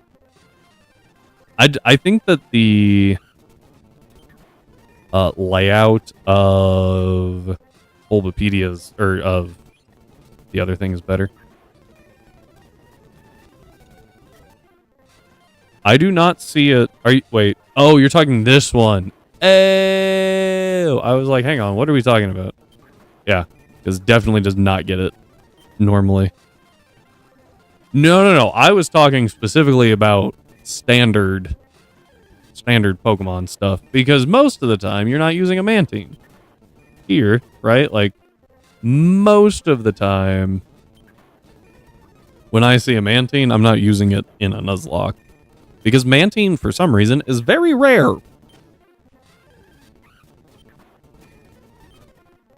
It, is very hard to find.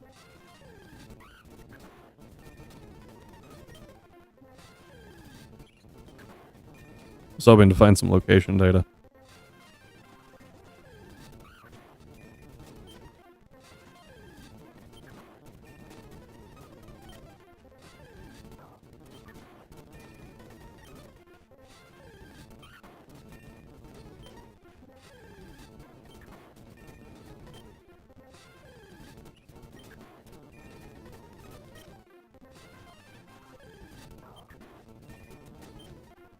I'm not seeing around.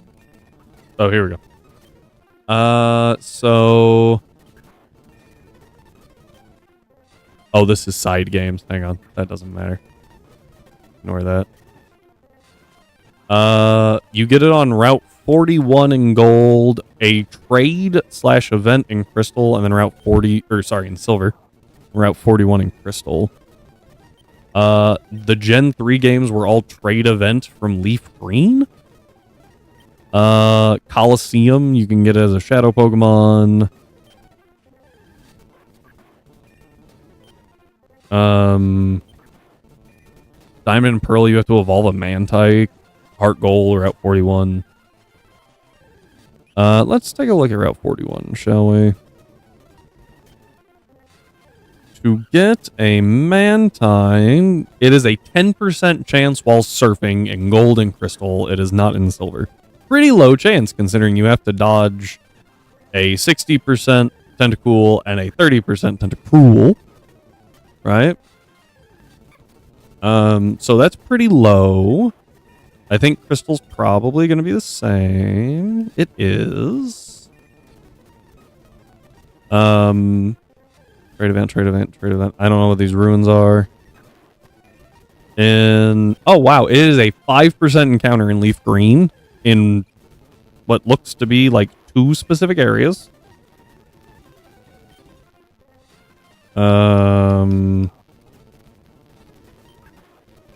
Yep.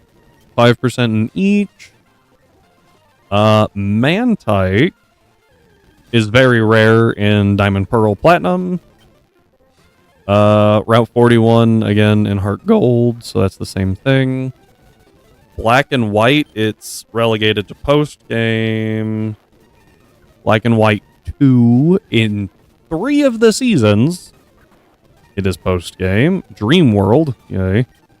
Evolve Mantike in XY, Battle Resort in Oraz. Evolve Mantike in Sun and Moon. Sword and Shield, Route 9 fishing. Let's see what we have here.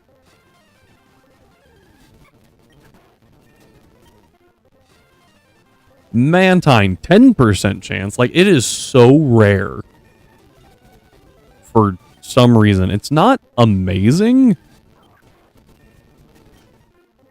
But, like, I don't understand why it's as rare as it is. I don't think it should be. It's also, like, not that easy to catch. I think its catch rate is pretty bad.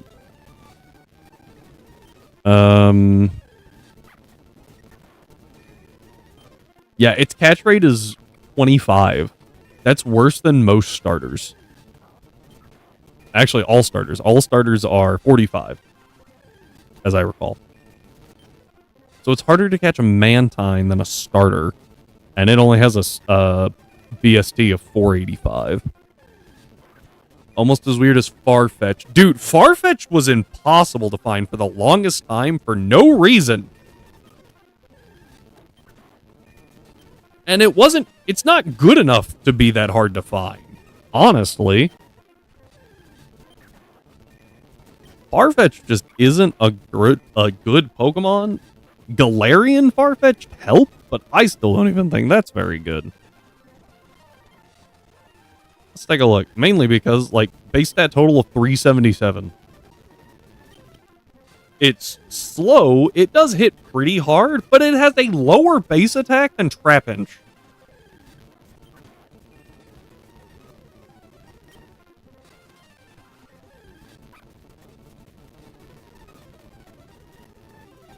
That being said, Trampage does have a higher base attack than some fully evolved Mons that are physical attackers.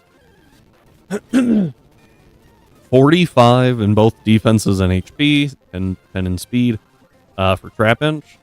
Galarian Farfetch is reasonably tankier. Probably, I would say, about 30% tankier than a Trapinch. Tauros being rare makes sense. Snorlax makes sense. Chansey, yep. Farfetch'd, yeah. Yeah. Even, you could even go so far as to say Mr. Mime being rare makes sense. Mr. Mime is actually really good in Gen 1. And in Gen 2, it's still not bad.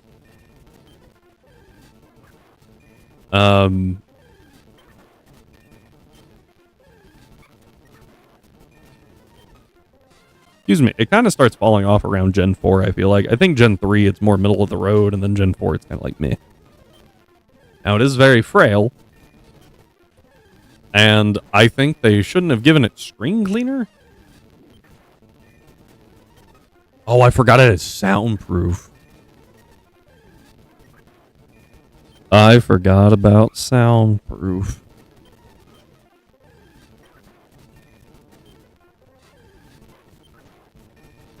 OUBL.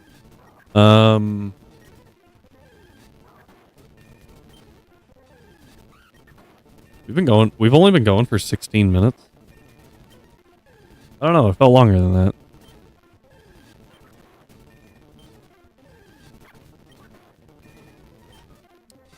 I feel like I should text my wife, make sure.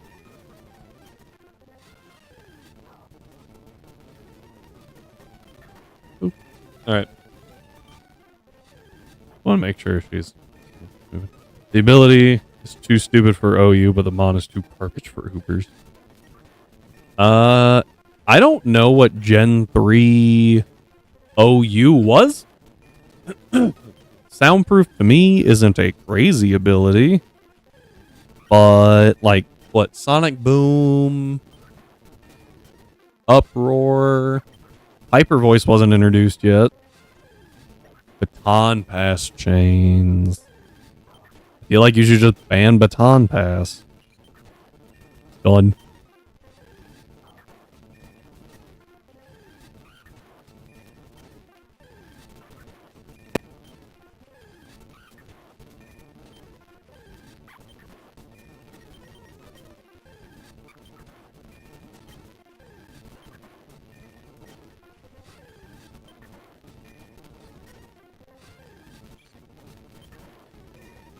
As a discount U-turn. Yeah.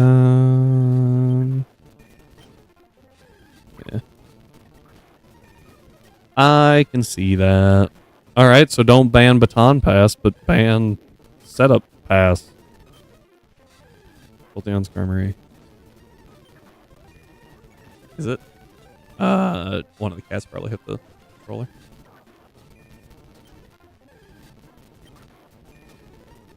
Yeah, that's what I'm saying. Like, you can get around it. Skarmory used the move to get away from Dugtrio and Magneton. Oh. That's actually interesting.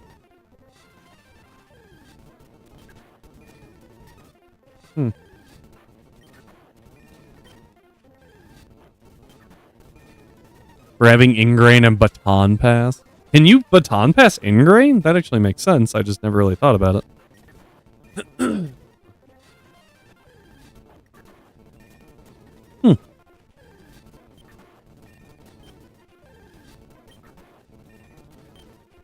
What would you Baton Pass do?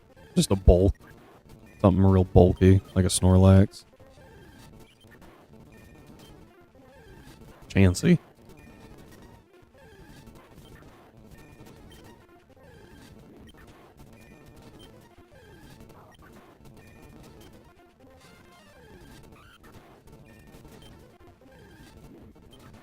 I didn't really think about it till just now.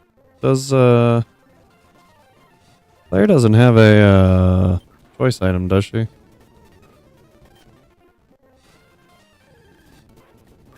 Nope.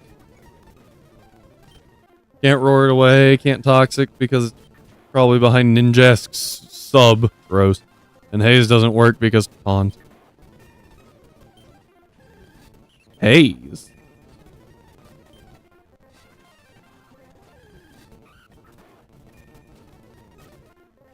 Because I'm just trying to figure out where haze came from.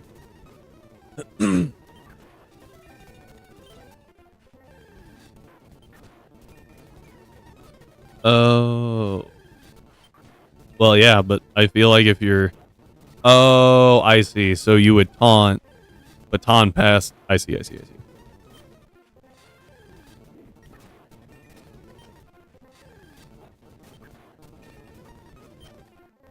Yeah. So I'm a be honest. I've always thought that stall strats were really annoying. And when I was playing Showdown, there were multiple times I saw that they were stalling, and I was like, fine, I'll wait you out. And then half the time they lost anyway, because like they either couldn't,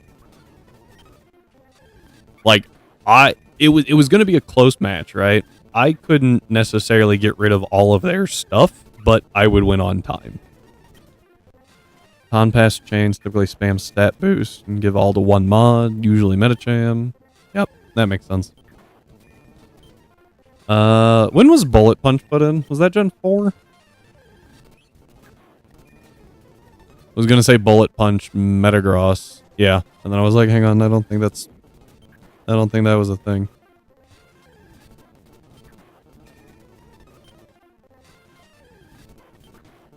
Da, da, da, da, da, da.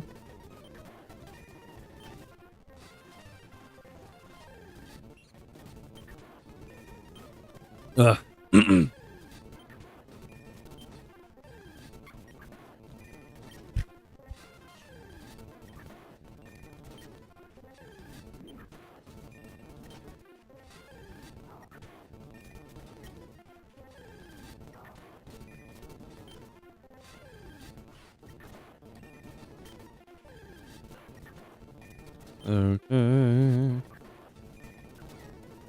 It's defined by T-Tar sand. Every team had to have sand in mind. That actually makes sense, right? Permanent sand.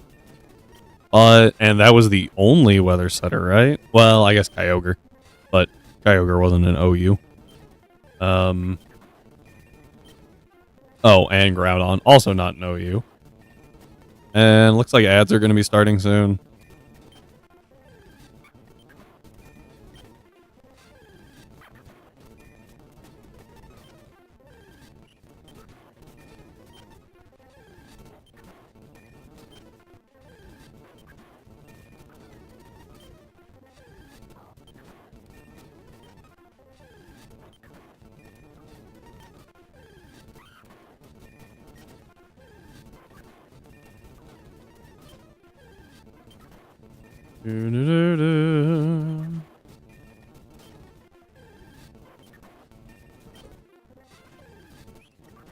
Were there sand? I think Sand Veil was an ability in Gen 3, right? But Sand Rush and Sand Force, those weren't until... I think those weren't until Gen 5, right? Oh, and there's an ad break. We will see when that goes on. Either deal with sand, abuse sand, or get rid of it with Sunny Day or Rain Dance. Gen 3 Hail was bad. Alright, with the ads rolling, we're gonna take a short break. What I'm gonna do is pause the timer, and then we will be back in a minute. Thank you all for being here. See you shortly.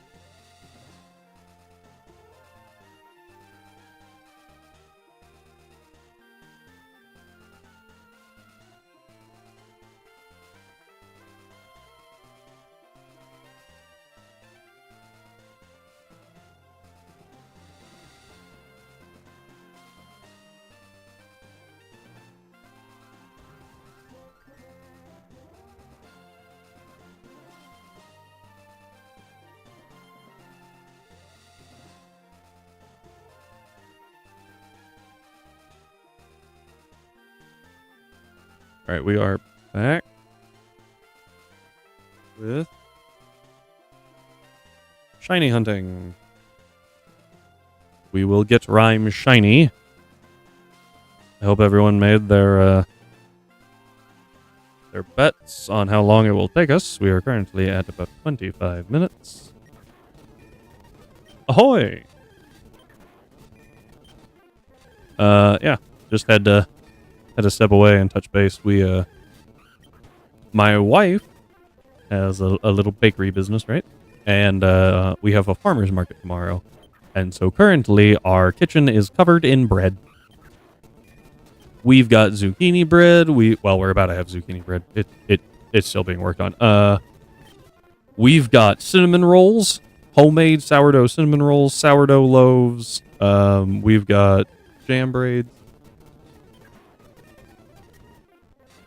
Okay. Grandma wants the vanilla. Got it.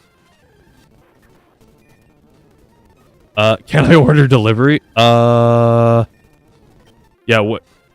I said yeah, like you guys could have heard that. Wait, where are we talking, my guy? I'm being 100% serious. Shoot me a Discord message and we'll see if we can figure something out. Because we've got banana bread, we've got peanut butter banana bread, we've got banana Nutella bread, muffins, we got double chocolate, banana nut, blueberry almond if you're feeling healthy. We have thick mints. We call them thick mints. Possibly with 2 C's. I have not consulted. Not 2 C's apparently. Thick mint. Yeah. Think of thin mints, but you know, bigger. Slightly.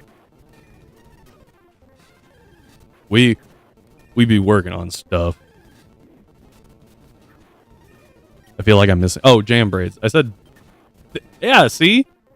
It probably would be better, but is it less professional? I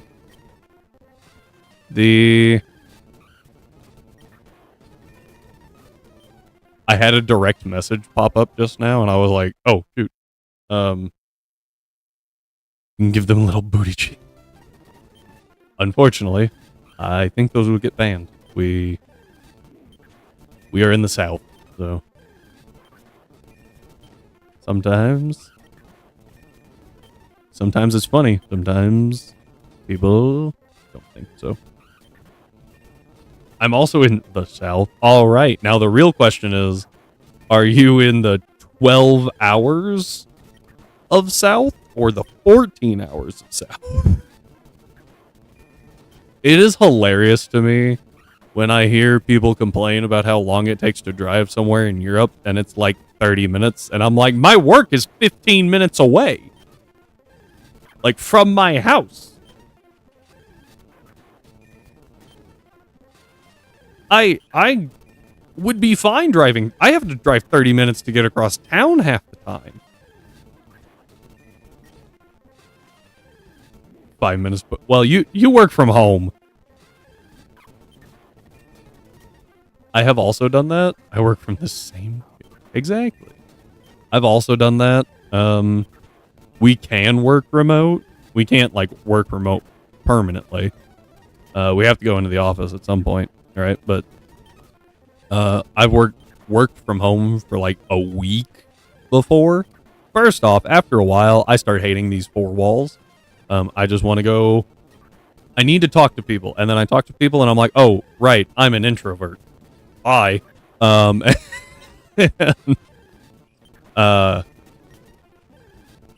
Anyway, I've worked from home. It was fine. I don't think I was any more or less productive. The Alamo? I remember the Alamo.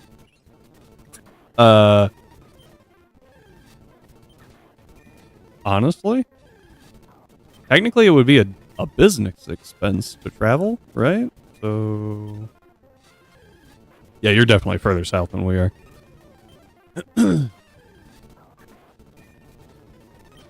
Let's see here.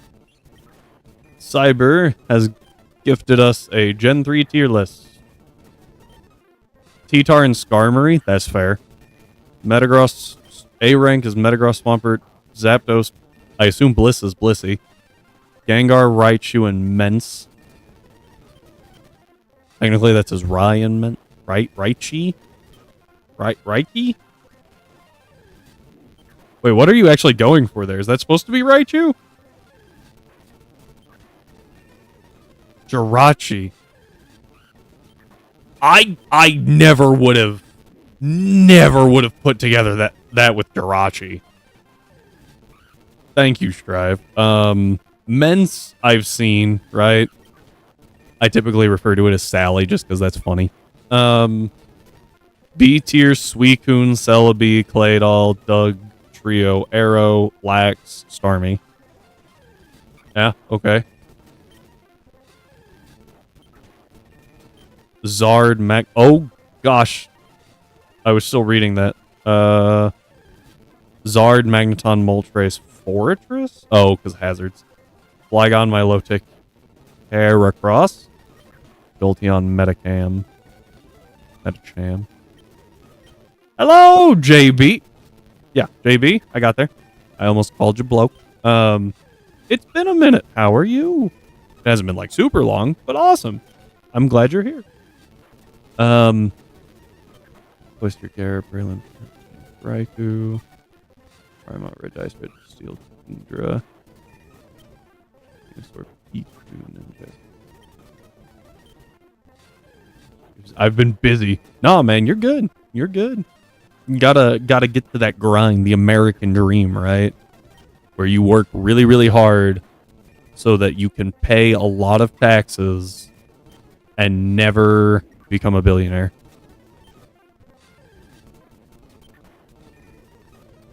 Mischievous, Marowak, Quag. Woo, Quag! I'm unemployed. Honestly, I feel like half the time that is the American dream, right? You work hard enough to essentially be unemployed for years.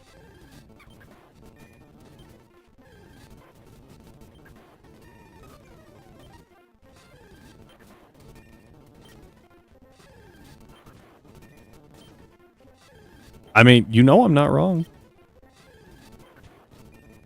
You wouldn't happen to be an engineer, would you? Because I'm really tired of all the work that we have to do at work because we're short-staffed.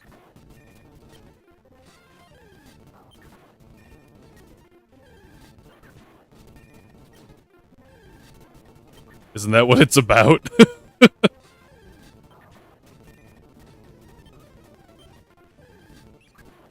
Yeah, T-Tar.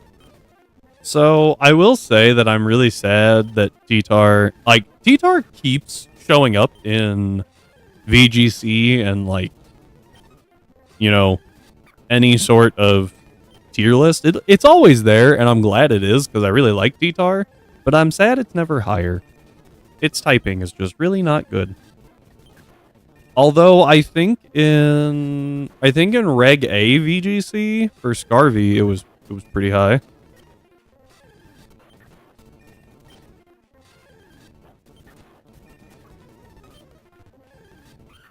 Are we talking about VGC? Oh, wait, to UU. That's underused. I actually... I went to Ubers for a second. Uber used, I guess? I don't know what I was thinking there.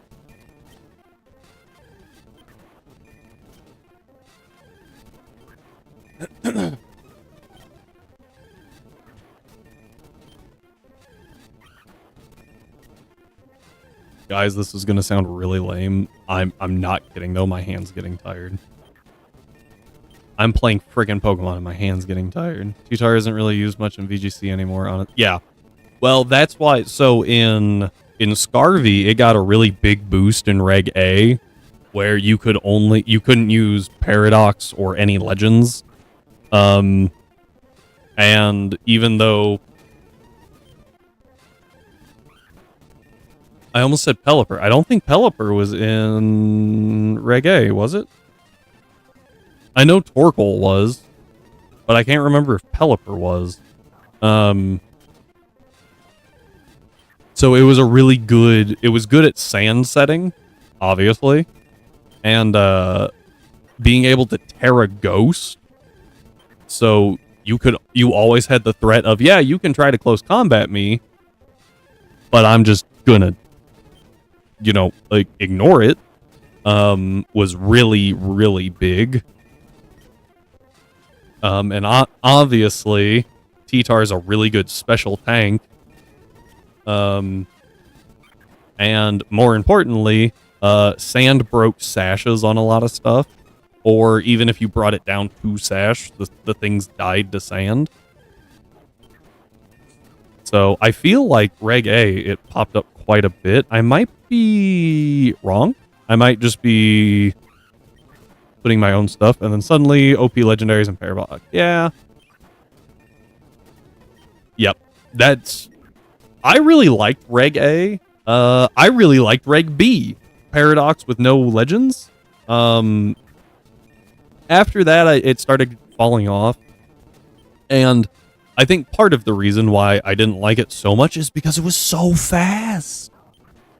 I talked to my wife about it. And I was like, I think I want to try a VGC tournament. I think it would be cool. And she was like, cool, we'll drive down there. Like, as long as everything's cool. And I started looking at it, and by the time I got a team together, they changed the regulation. This was forever ago. We were still in the apartment. Like, by the time I could get a team together, it was too late because they were changing the regs so fast that I, who have to work 40 hours a week and stream, I guess I don't have to stream, but like, I couldn't put a team together fast enough, and I couldn't test it out on Showdown fast enough to figure out what was missing. Also, sometimes Showdown people are just not helpful. Sometimes you occasionally you find a really cool person that you're like, hey, like, we had a really good match. Could you tell me what you think would improve my team, right? And typically, before I even got to, say GG's, people disconnected. And I was like, well, you suck. I don't know if anyone else has had that experience. Like, it's really hard to find friends or, don't even call them friends. Call them coworkers, right? Someone that you can work with to build a team when there's no communication. Also, the number of people that would start... Oh, my word. The people that would freak out on me. Really hard to find friends. You're not wrong. Yeah. Just that statement. It's rough, man. Also, on that same vein... on the same vein of it's hard to find friends, there was... Gonna jump back to that rhyme real quick. Same vein of hard to find friends. Some random dude stream. I appreciate it. JB, keep doing that. A dude at my work is going through some stuff because he found out that his wife was cheating. And I was like, oh man, that really sucks. And then multiples of us were like, I've only been married for 3 years, right? Almost 4. We got married in 21. Yeah, I said I've been married for 3 years, almost 4. Sorry, my wife was doubting my memory, understandably. Like, almost been married for 4 years, right? Married for 3. I don't know how to flirt anymore. I cannot physically understand how people can have an affair just because, like, how do you make that communication? Not even like, how do you get over, betraying the trust of your spouse? We're not even going there. How do you even initiate? I don't understand. Anyway, bro is building a wall of trust. Legitimately, like, another coworker of mine, they just had their 10-year anniversary. And he and I were talking about it, and we were both like, yeah, I don't, like, if my wife left me, I'd just be like, you know, chilling somewhere. Girl walks up, and I'm like, hey, you like cheese? I don't know. I don't know how you do it. I don't know how to make friends. I don't know how to flirt. I'm clearly socially awkward. I'm playing Pokemon for... Anyway.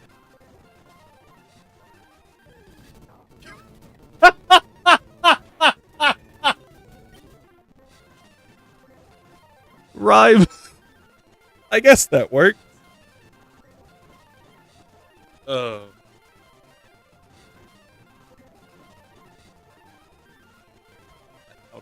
Oh, you have food. I like boobs.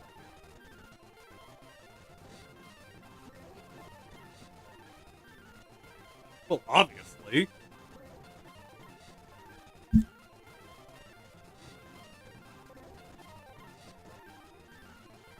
Do you guys want to hear stirring sounds of batter for zucchini bread? I don't even know if you can hear me. Not really.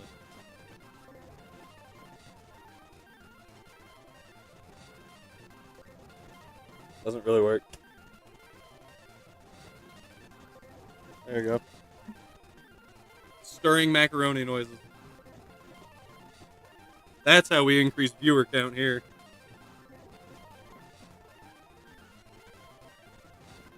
I do have bacon cookies, not zucchini bread. Man, this pack sucks. I think that's everything. Alright, I have two friends who cheated. No, not on each other. One of them recently. Oh, that sucks. I feel like I brought the whole thing down. Trust us. Okay, hang on. 5 years this October for me. How do you initiate is the main question for women in general. I'm joking, kind of. Only flirt with homies. Valid. Trust isn't a huge issue with me. I will probably... Hey! There's nothing wrong. They cheated with each other. I don't think that would be funny. Anyway. Trust is obviously a huge issue, and another thing that I don't understand, I'm gonna just be honest, like, I have issues, sometimes, right? Like, there's always breakdowns in communication. It happens, right? Message gets lost. One of them was years back. He owned up to it pretty much immediately and lost it. Hey, I can respect that, though. I can respect... Like, right, I don't condone it. Don't cheat. Not okay. Not saying that. But I can respect going, hey, I messed up, and then coming clean about it. Especially if you know there's going to be massive repercussions. I think that is undermined a lot, and people are told, no, hide it. No, don't do that. Don't do that. Own up to it. Sometimes, yeah, they're going to be like, hey, I can't trust you anymore. And that is a consequence of your action. But they are almost 1,000%. If you try to hide it and they find out about it, it's done. Don't have to lie if you don't do it. Exactly. Don't cheat, and it's not a problem. If you do cheat, come clean about it. Don't try to hide it. They will find out. For the second one specifically, she could have easily said nothing, left him, and moved on, but she owned up. Hey, see? And that's what, like, you have to communicate it. Don't try to hide it. Always communicate it. Yeah. Oh, yeah. And that's what, like, I know people who have cheated, and they came clean about it. And everyone was super mad at them, and I understand that. And I wasn't happy for him. I wasn't like, hey, no, not okay. Or that's okay, you should do it. I was like, no, that's not okay. But I do respect that you came clean. I don't respect what you did. I do respect how you acted afterwards. Does that make sense?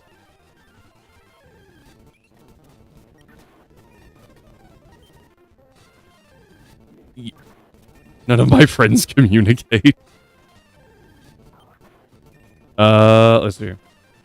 Key to maintaining good relationship is communication and comprehension is the really big thing. Also, thank you for answering JB, everyone, while I was on my little rant. Communication, everyone says, right? They're like, communicate, communicate, communicate. You have to communicate. No one talks about how if your communication sucks, it doesn't help. Right? If I'm saying one thing and they're hearing another thing, we are not on the same page. We might not even be in the same book. You have to make sure you are. Me in a nutshell. Also, if the other person isn't listening, it doesn't matter. So true. Or if they are actively fighting listening, right? So like if they're not listening, they could just be like distracted, right? Like they're thinking of something else. All this conversation, they're just kind of nodding their head because they need to. They're focused on what they're going to eat for dinner or that meeting that they have tomorrow, right? If they are actively trying to not listen, just go talk to a brick wall. I learned to shelf.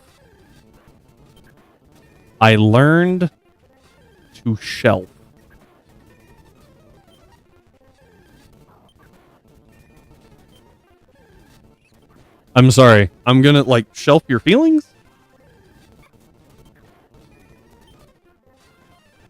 I feel like I know what you're talking about, but I'm not 100%. Putting your issue on the shelf and taking it back down. Ah, yes. Okay. I refer to that as putting it in the box.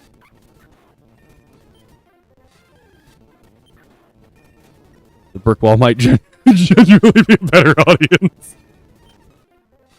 Yeah. That's why I was like, I think I know what you're talking about, but I'm not sure. Yeah. Communication, very important. Put in the landfill and cover it with greasy food. Wait, what? Did I miss a shiny? Was I distracted?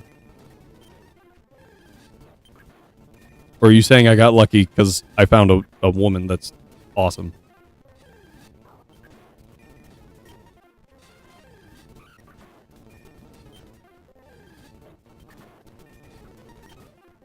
I can't... Yeah, so we can't reach Victory Road yet.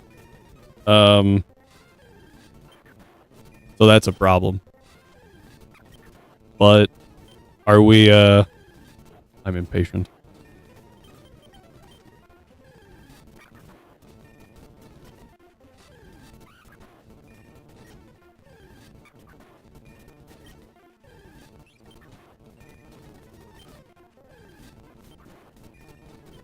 Oh, man. I feel like we really derailed, by the way. Like, we're playing a children's game looking for off-colored monsters to catch and get really hype about, and we're sitting here talking about relationship advice.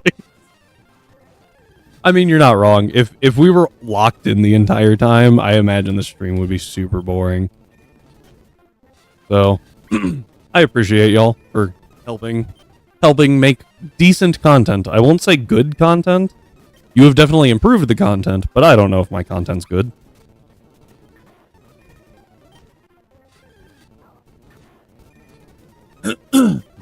Fair warning. We got ads coming up in about a minute and a half. Content is great. I am here. I read that in All Might's voice. Oh. Alright. I want to circle back real quick because I kind of bulldozed past it. Rhyme, you were asking about Golden Vow? I mean, yeah, exactly. I think that Golden Vow is very strong, but I think it is not too strong. I don't know who all gets it. None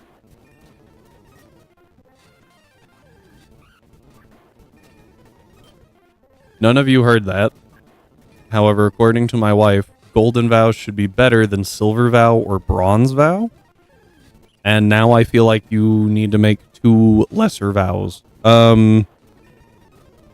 Specifically good. No, she's got it. That's, I was like, no, I wasn't saying it as a joke. Like she's got a point. And you could give it to some lower mons too. So for Cress, it's really good. But it's also like all pure light types. Okay. My thought process is it's good, but it feels like it could be foul play. Foul play becomes stronger with it as well. So you could, like, even though their defense is going up, their attack is going up at the same rate. So you should be able to foul play for reliable damage as a counter, and it doesn't boost speed. So if you have any, that's assuming foul play works. You're not wrong. Since it doesn't boost speed, you still have a harder time sweeping, right? If it was an Omni boost, way too good. If it was both defense, special attack, and speed, that's really good too. Not having speed boosted is helping it to not be cracked.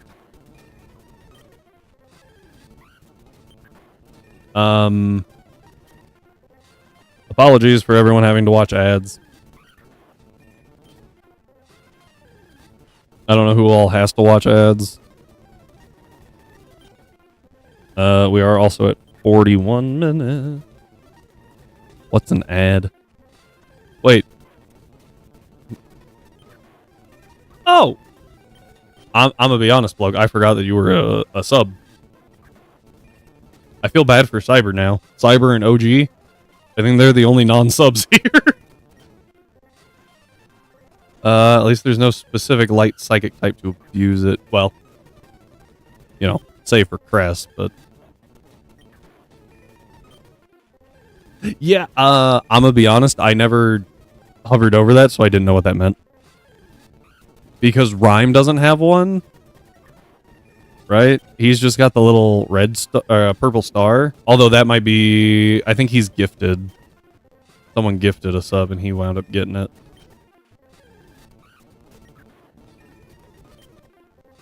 Yeah. The first 10 people to sub to you. Oh, cool. I got a regular sub badge. Your founders. I appreciate it all. Fantastic. And I will endeavor to make more entertaining content in some way. And by that, I mean, I guess I would have to make entertaining content in the first place to make more entertaining content. I hadn't thought about that till just now. I think I played myself.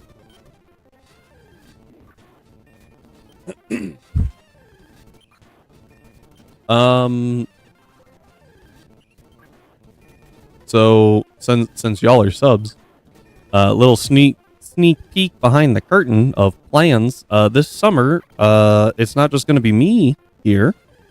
I believe that the plan is for 1 day a week.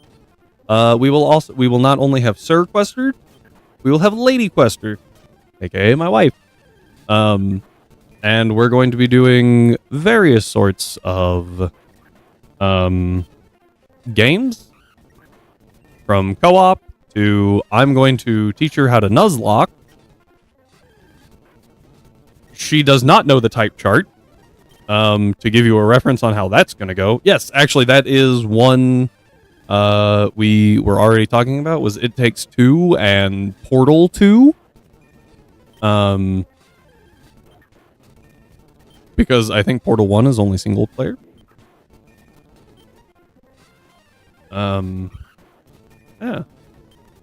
We did play parts of It Takes Two, and we have stopped. Because we want to play it out on stream. So we've seen some stuff. I have seen some stuff because I have, before we bought it, I was like, I'm going to look up other people playing it, right? And like see if it's actually a good game. And then I got to watch Alpha Rad and Jaden play it, which was an experience.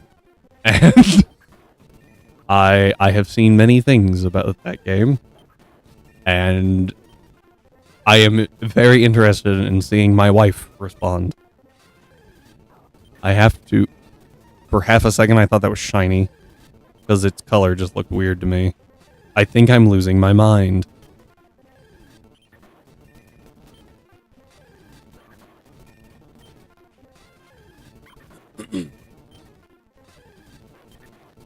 Man.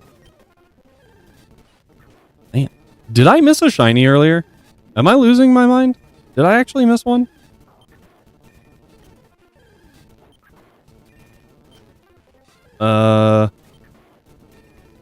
I swear if I go back and watch the VOD, like skim through the VOD and I see a shiny on screen during this, I'm going to scream. And none of you will see it. Got a Carnivine. Oh, Carnivine. That's fair. I actually don't know. I think Oricorio's shiny is really good, right? I think it turns black.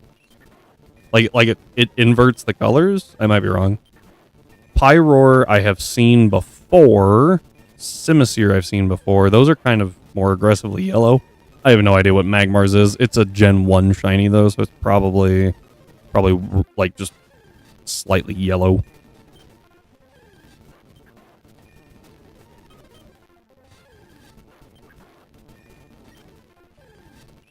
Yeah. So I'm gonna be honest, I did not read that as Bailey.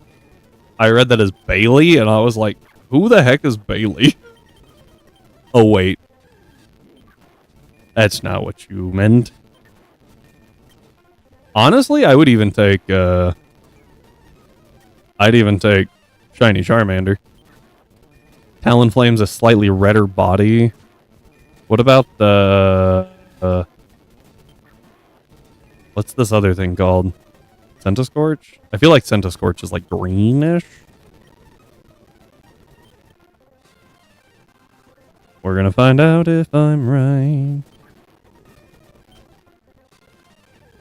Why is there not a shiny sprite? Orange and cyan. Oh, yeah, I was way off.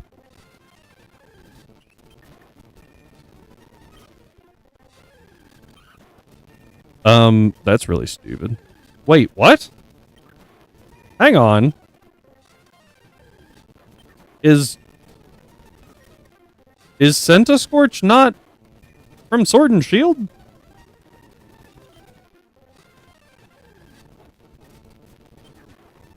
No, it was. Okay. According to Pokemon Database, Pokemon Go is just Gen 6 for everything. So it was saying that in one of the tables, it was saying it was a Gen 6 sprite. And I was like, huh? Ow. That kind of hurt. I was concerned. I know Arcanine's just kind of yellow, right? I don't know about Turtonator. I have no idea on Turtonator. Oh. It's, it changes to, like, brownish. Should have called it Gen Go. Not wrong. I don't know what else is on this route right now. And there's a Duraludon, which honestly that would be kind of sick too. I am baiting fire type encounters right now. Maybe I should stop. Maybe I should just let it roll. There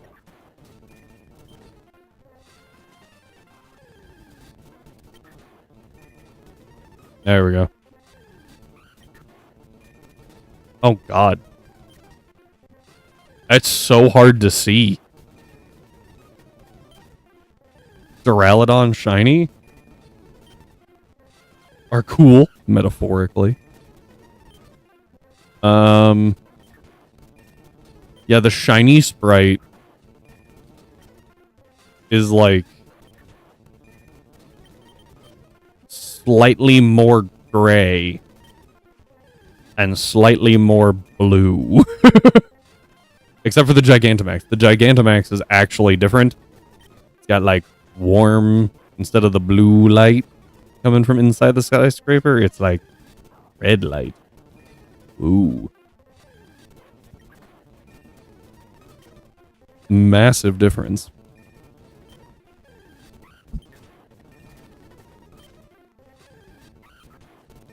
However, we might have to go fight Whitney.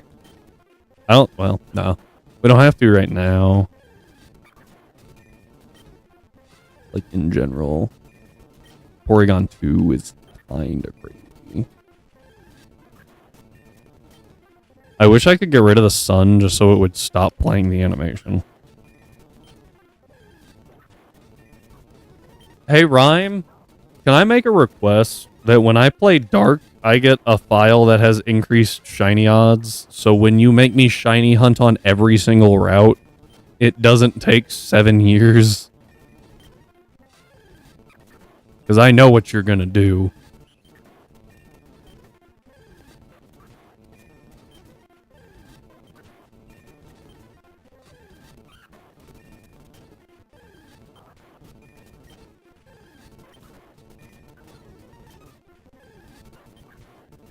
Maybe I should start reading. How do you guys feel about me reading you a book while we shiny hunt?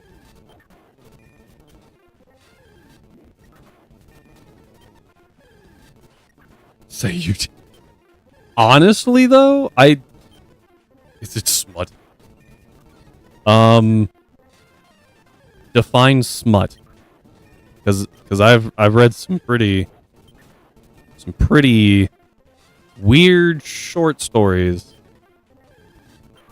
Is anyone here familiar with the Dresden Files?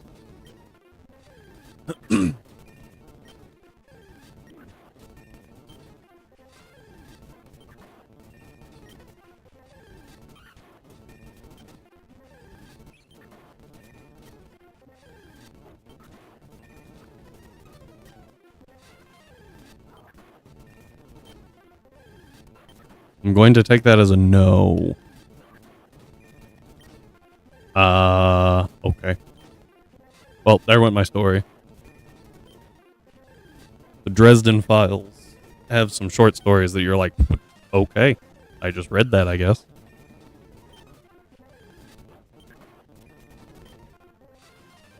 Spicy novels. I am sure I could find one somewhere in this house. My wife normally doesn't read those either. Oh, she read one that was interesting. I don't think it was overly spicy. I went to take my earbud out, and I took my glasses off. Told you, my brain is fried from shiny hunting. Hey, you. What was the book with the lesbian tavern owners? Well, yeah, what was the first? Oh.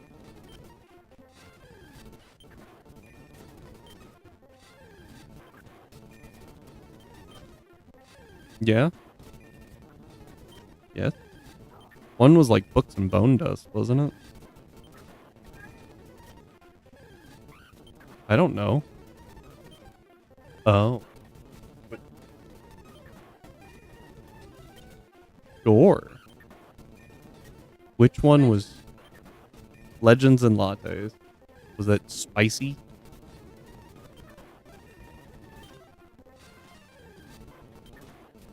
Do we have it in the house? Do we have tomes and teas?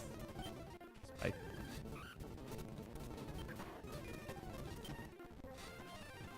Well, I was trying to find a spicy book.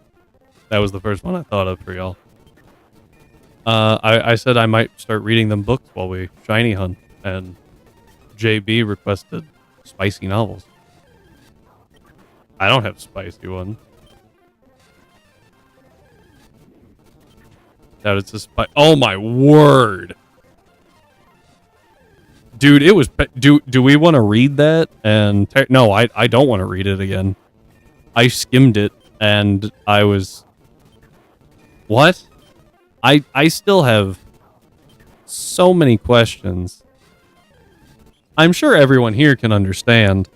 We're getting in trouble. I'm sure everyone here would understand, right? But if you have to say this is not okay. Yeah, hang on. If you have to before you send a post, if you say please don't ban, it gives the same energy as I don't mean to be racist. I don't want to, or not to be racist. If you have to clarify with that, maybe don't do it. Don't say it. Second, my wife is correct. She found the spiciest book that we own. It is Hero's Feast. And I will read you an excerpt from it real quick. That was not helpful. Please don't shoot me, but God, you look ugly. Yeah, that's helpful. All right. From Silvery Moon to Sharn? Yep. Variations of this classic loaf, sometimes referred to as Alm.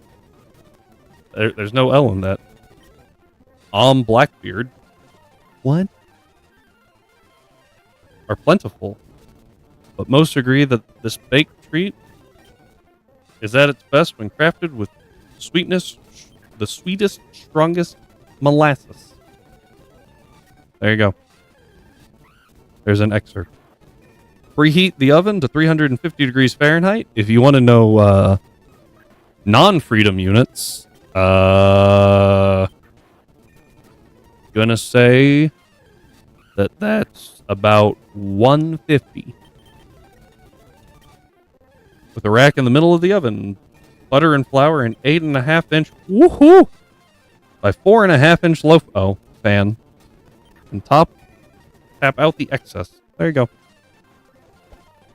There's spicy book. Although, hang on. While I am still making this joke, still committed to the bit, can we appreciate the art on this? Like, this is pretty solid art. Like, look at that. It's a pretty legit book, honestly. Like, it's good. The official D&D cookbook. They have more than one out now. We make like 3 recipes from it, if I'm being honest. They're all good. Just some of them are not quite. Got to dip for now. All right. Oh no, we're done. We're done with the bit. Okay, thank you. You can have that back. All right, bloke. You have a good one. If we're still running back and forth, you know we haven't found a shiny.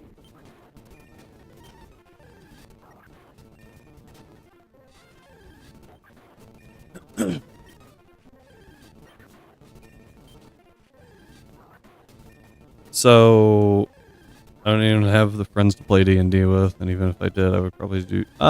Hey, so I've talked about it with my table before. So I'm the DM for a group that includes my wife, some college friends, and the guy. One of our players, I was the best man at his wedding. Like we're all pretty close, right? Sometimes they do some really dumb things, and I have to pivot.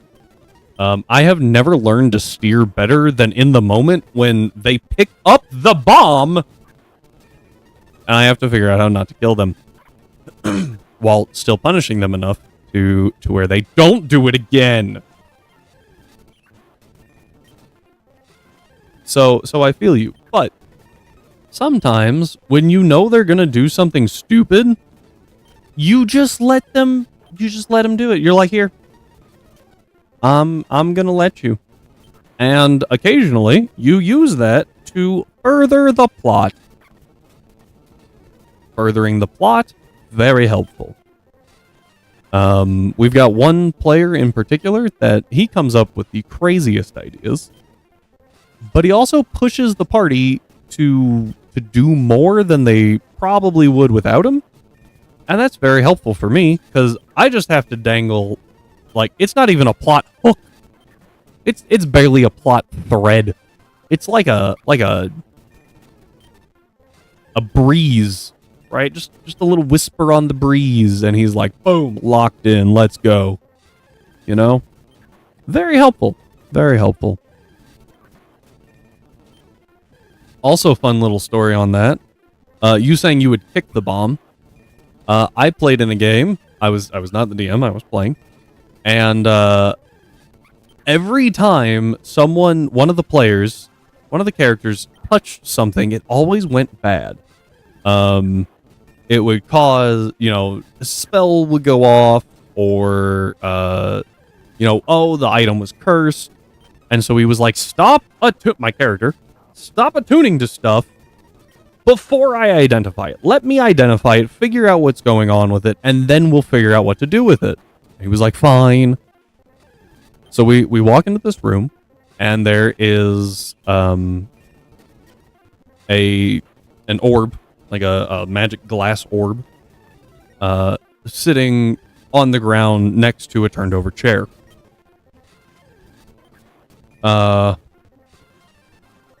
And so I was like, interesting. And then I was like, no one touch it, I will identify it. So I walk over and I touch it and it explodes. As soon as it was touched, it explodes. I go to identify it. My character got vaporized. It took like 200 some odd points of damage and just got vaporized. It was hilarious. I was crying laughing. And it turned out that it was actually we were doing a pre-written module, heavily modified, but still pre-written. And in the module, it's like, hey, if someone picks it up and dies because of it, they get teleported to the ethereal plane, and they can work on... They can do stuff, and then at the end of the arc, they can come back if they wish. It was pretty cool. It was pretty neat. My character did come back. There were a couple of times I regretted it. And then, again, my character, trying to check something, went to identify a crown, went mad, and almost killed the party. It was fun. They killed him, and I got to play a new character. And I'm never, like, super broken up about when a character dies. So, in bringing him back, you could no longer explode, because they stabilized the thing. So, couldn't happen. But he came back, with a skeletal hand, because, like, that's the hand he touched the thing with. So, instead of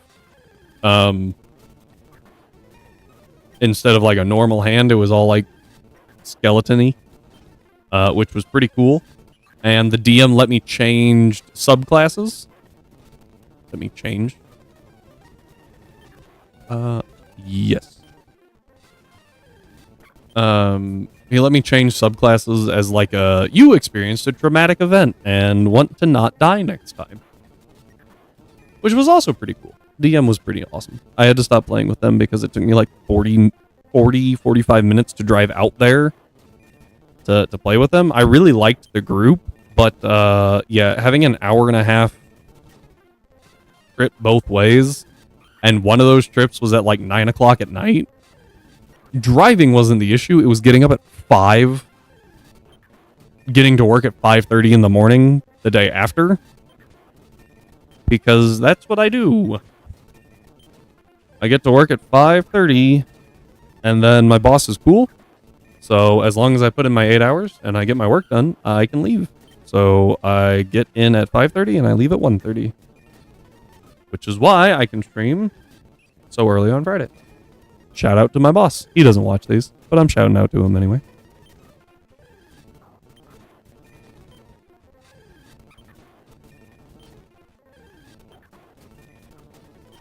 Yep.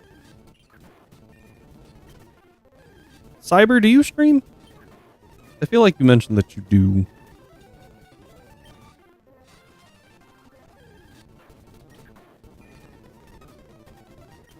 No?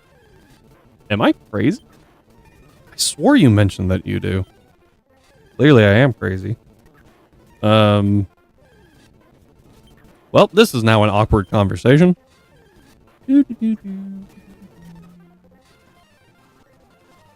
That wonderful moment when you think someone does something and you're like, yeah, you know. They're like, no. What are you talking about? And then you have to play it off like you're not a complete idiot.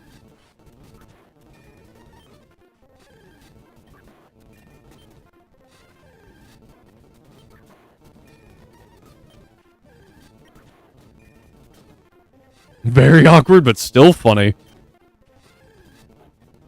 The worst thing, I think, that you can experience as, like, a normal person, just doing, like, day-to-day things, is when someone, like, you see someone, and you're like, hey, and you introduce yourself, and they go, yeah, we met last week, and you're just like,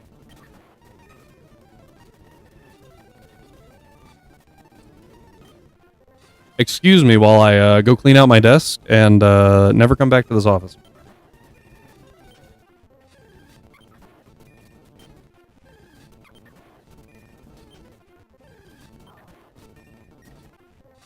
I do have the shiny charm, right?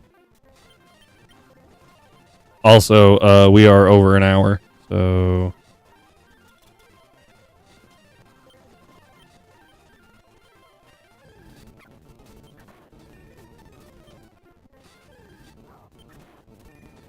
I mean, yeah. I struggle a lot with names. I can recognize people. I'm horrible with names. To the point that I help out with the college ministry from time to time. And we went on a trip, right? So I was a driver, bunch of college kids in a van, in a bus, and we drove. Cool thing. Anyway, it was like a 4-day trip.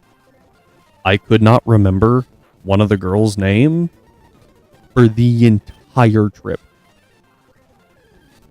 Every time I tried to get, I was like, I have to get her attention. I had to call out to the person next to her and hope that they both turned, and I could be like, hey, we gotta go that way. It was awful. It was bad.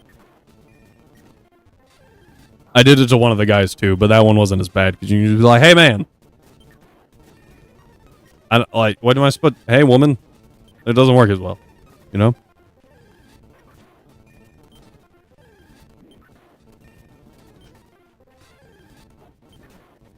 The struggle of being an introvert that is very content. Chilling. Sorry, it just, did that Pyro just have unnerve? I think the documentation's wrong. Because according to it, I don't think blah, blah, blah, blah. Yeah, according to this, female Pyro cannot have unnerve. It gets rivalry, moxie, and adaptability. It gets moxie instead of unnerve. Huh.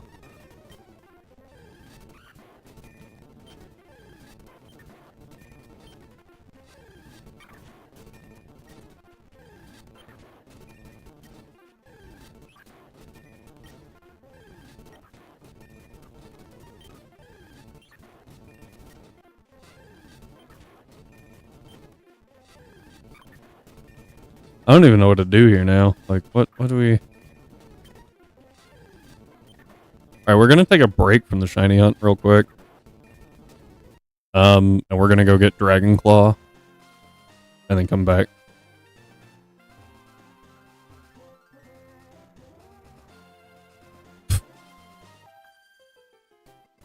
Is this a super balanced team? Probably not. Am I overly concerned about a random trainer on Route 13? No. That's why.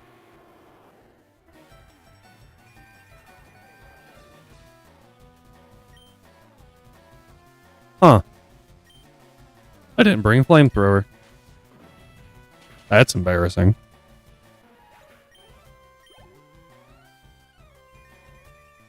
Thankfully, I am using a... I don't get a... no, I do get Eruption. Never mind.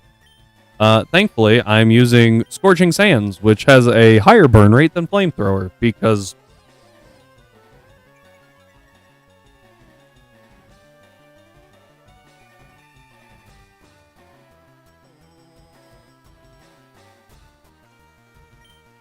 You know... I think I'm just not smart enough to understand lowering the attack of the special attacker. Huh. I think this girl might go places. Why did you not throw that out first?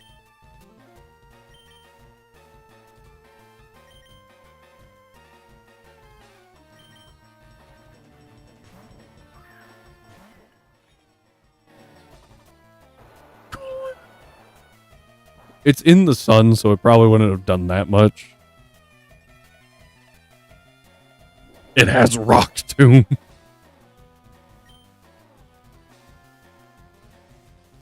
What are we referring to specifically with the Rock Tomb? Are you talking about Typhlosion? Not Eevee?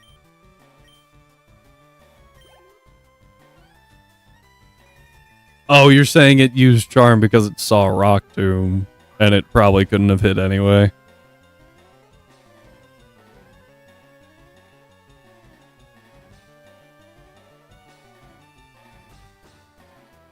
This thing can do something weird, I know it. I just don't know what. It doesn't get Mirror Coat, does it? I think it could counter, but not Mirror Coat.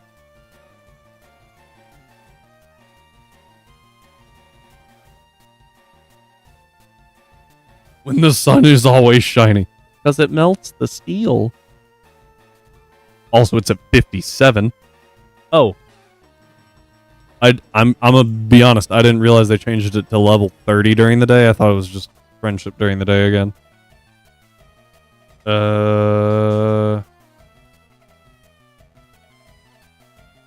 Click final, damn it, I friggin' dare you.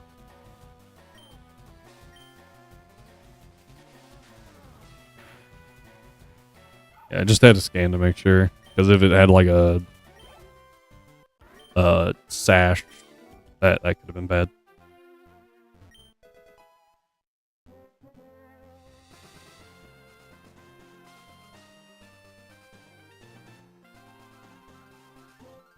That is not Dragon Claw. That is Future Sight.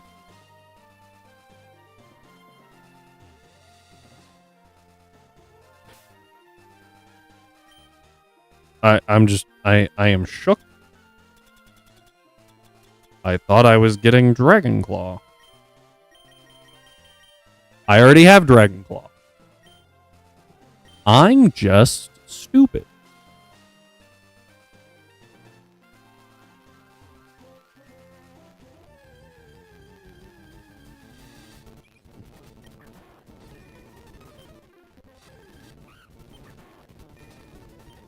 At least it was a decent break. You know, a short break.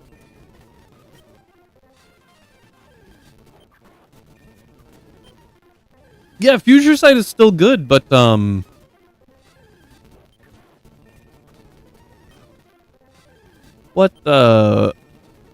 see, on Route 13 you get Future Sight. You don't get Dragon Claw until Route 14, and I just can't read. apparently.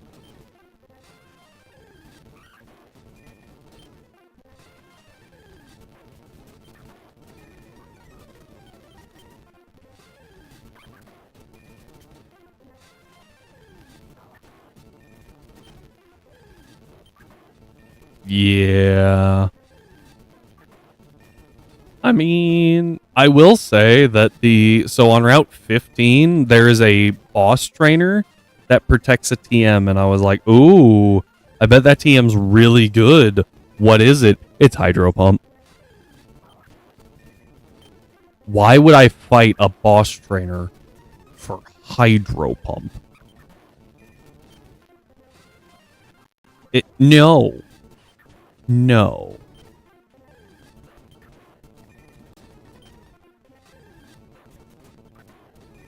Yeah, Scald exists.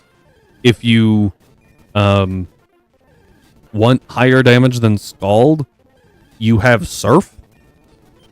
If you're a Pelipper, or you have some way to set rain, you have Weather Ball.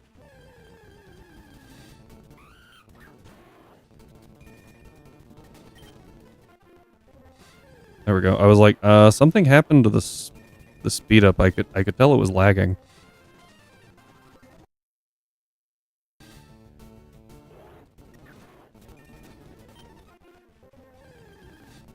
And some water types have water spout. Water spout can be hit and miss, right? Like, because although by the time you're not clicking water spout, I imagine Scald is going to get the job done. You're right.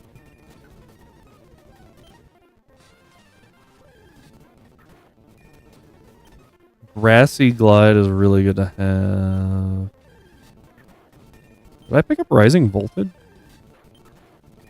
Well, even if I did, like, what even gets Electric Surge that's helpful?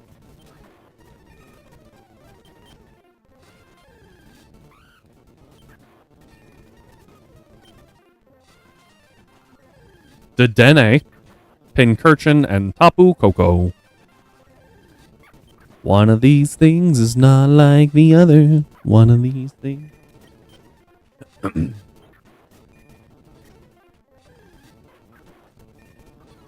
So,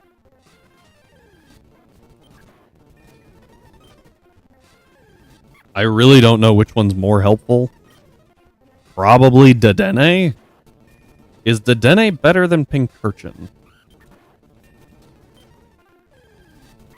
It's not part fairy.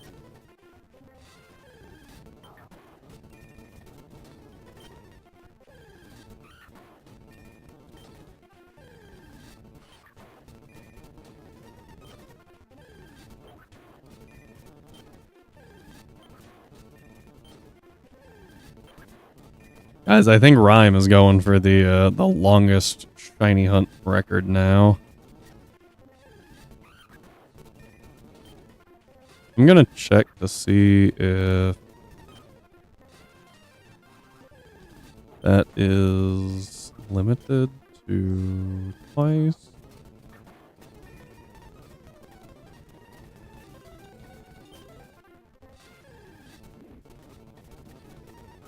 Supposedly ads are playing. I don't see ads. Probably move that so I can actually see if they're shiny or not.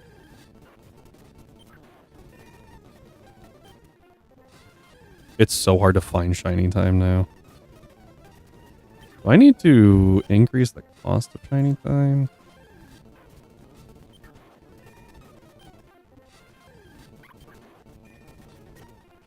Yeah, 4 max for viewers. So this is our 4th one. So that's per day, of course.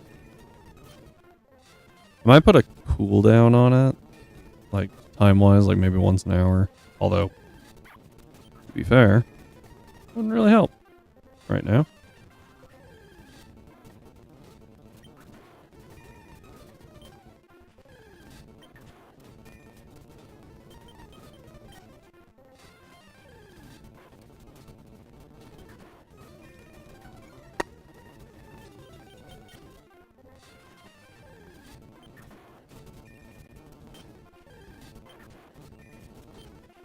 Alright.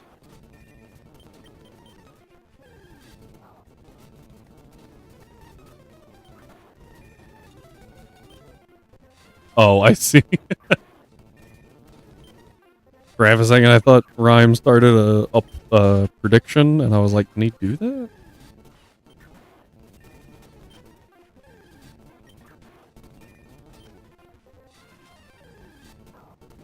I feel like our shiny luck is either like really fast or it takes forever.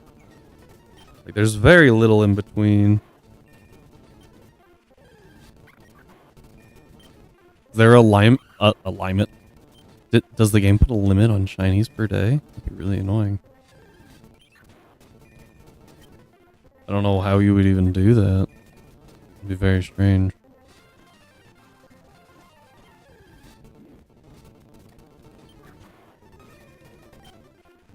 All right. This is kind of going crazy.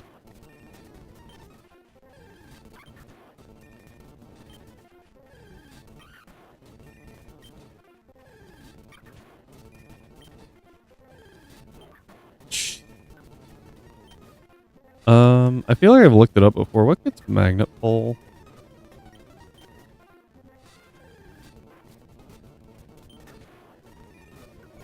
Magnet pole. Beldum? That's very random. Huh. Nose pass, Probopat. Yeah, nose pass, Magnemite, Beldum, specifically Beldum, not Metagross or Metang. A Alolan Golem, again, not the other two either. And Meltan. Very odd.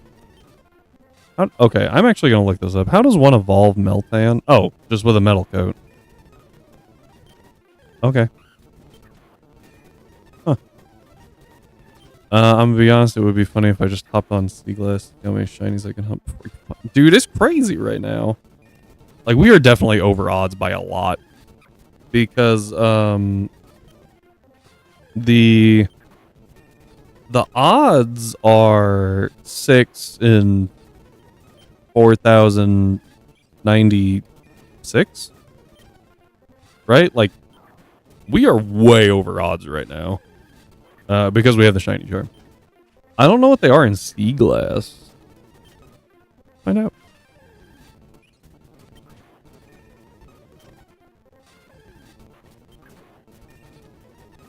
Emerald.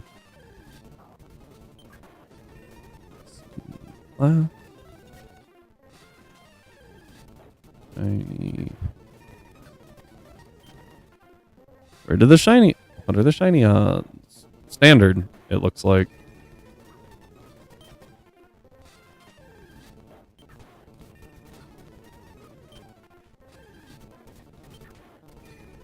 Drop? No, sorry, 1,096.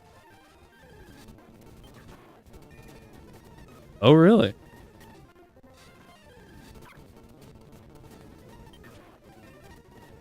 A lot better. So, base rate, shiny charms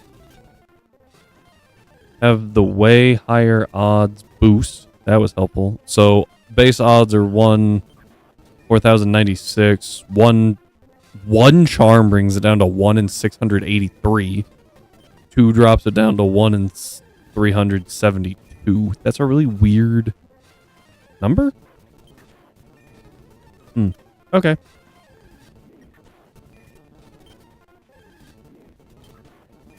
So, yeah.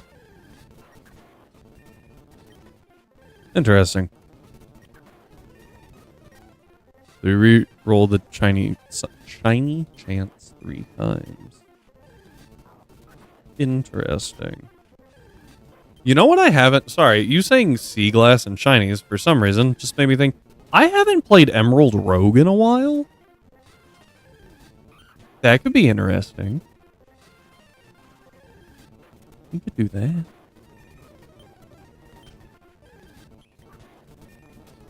that. Would be very interesting. How do we think Twitch plays Emerald Rogue would go?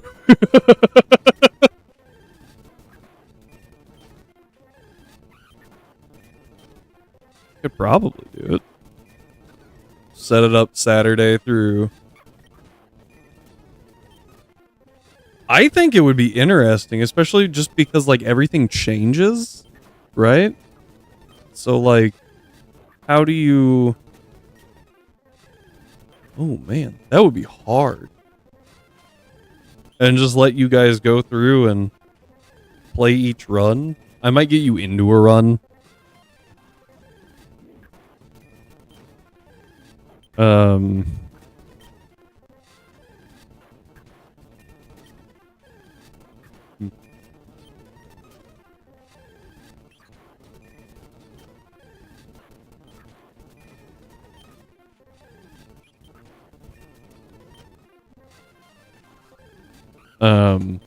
I mean, yeah, they beat. So the problem I think with Super Mario Mon, I think it's a different beast. Because if you lose in Super Mario Mon, you just go back to the Poké Center, right? Like, oh, guys, come on, like, do better, right? If you lose to the E4 in any Twitch plays Pokemon, you go back to the Indigo Plateau Poké Center, and then you go back through. If you lose an Emerald Rogue, you go all the way back to the start.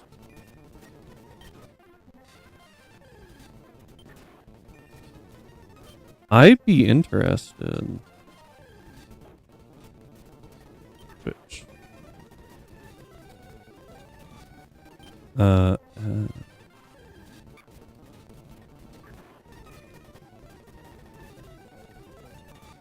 Rogue.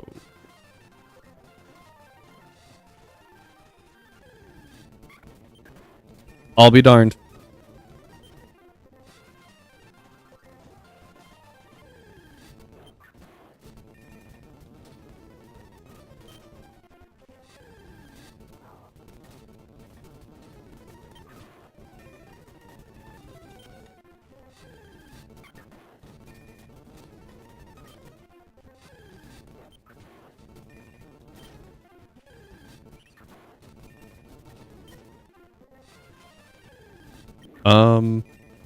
Yeah, so apparently someone did it. Lo and behold, it was Alpharad.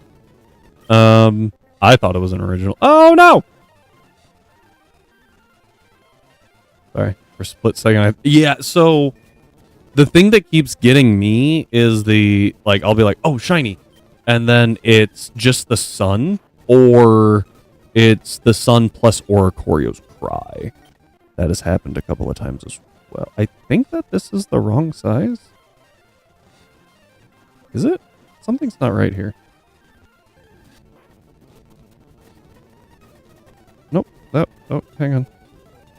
There we go. That was weird. My, yes. The sun is shiny. You are not wrong. And every so often you get a super shiny. It's called an eclipse.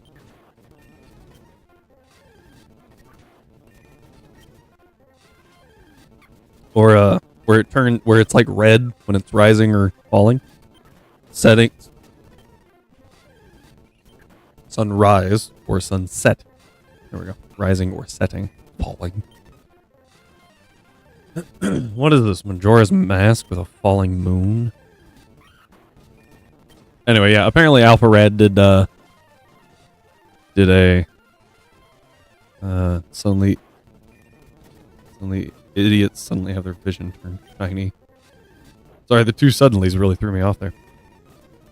Yeah, so it looks like Alpharad did in fact do. So this looks like old Emerald Rogue. So new Emerald Rogue would be interesting.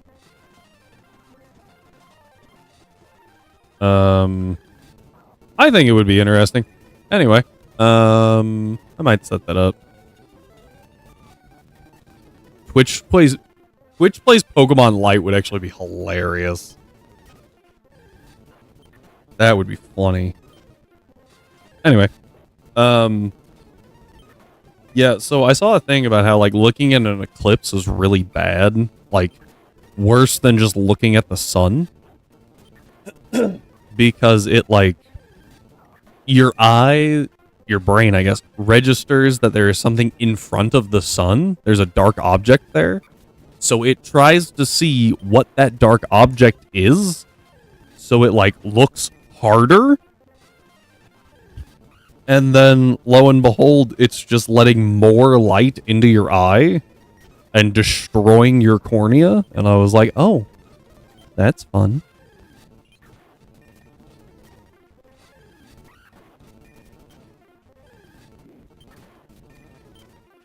We're actually in an area. It was kind of wild. There were 2 eclipses pretty back to back. I remember one in college. And people were like really excited about it. And then, I think maybe it was this last year. I think it was like last fall, maybe. There was another eclipse and we weren't in the path of totality, I don't think. It was like really dark. We were like 90%. And because of that, like town, everywhere around town was kind of crazy.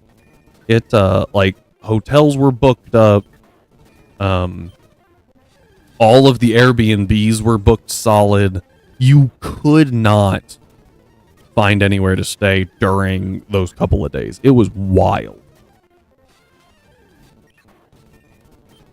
Meanwhile, people were freaking out, because apparently eclipses mean the world is ending to some people. Why are we still looking for a shiny, guys?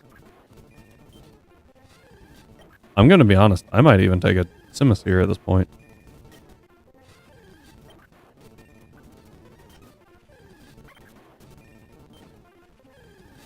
I actually don't want a Simisear. We already have a Simisear. Shiny one.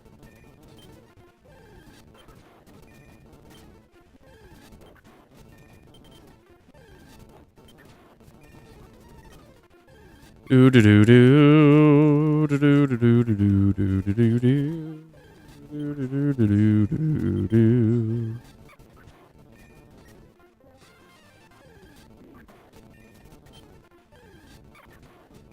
I don't know.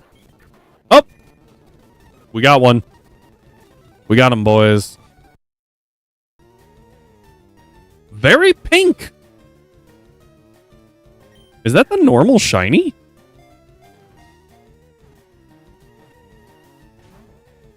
That was rude, Magmar. I don't think that's the normal shiny. Oh, no, it is. I'm just dumb. Okay, cool. I just loaded up Sea Glass. We're just gonna try a Dusk Ball, see what happens. That was forever. I actually wonder if the Flash Fire affected it. I don't know why it would, but I wonder if the Flash Fire canceled out the shiny charm. I don't know how it checked shininess.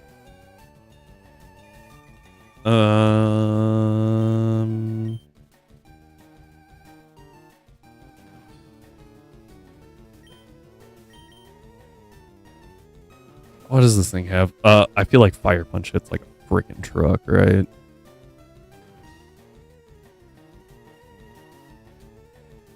In the sun.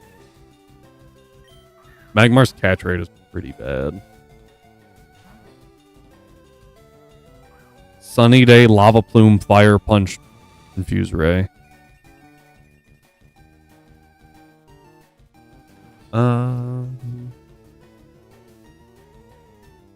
Let me pull up my calculator real quick.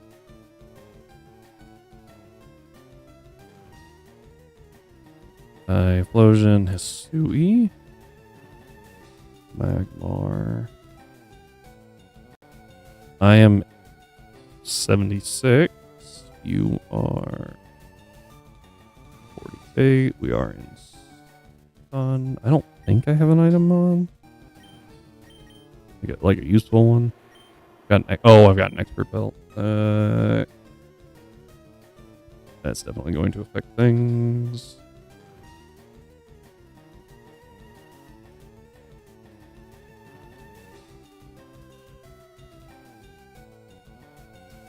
Yeah, that's a problem. It's too strong.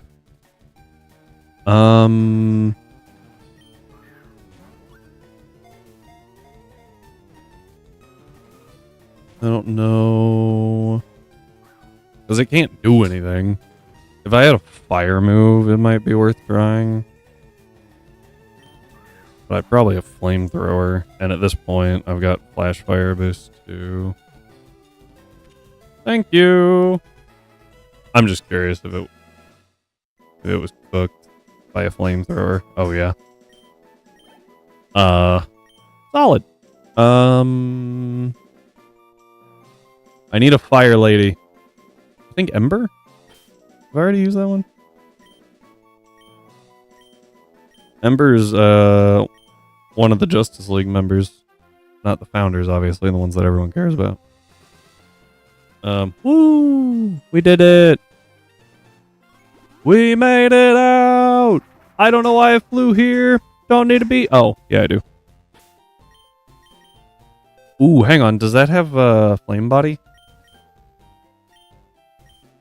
Why are you two over here?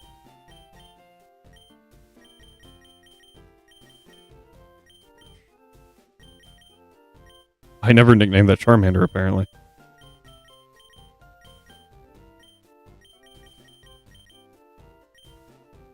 Do you have flame body?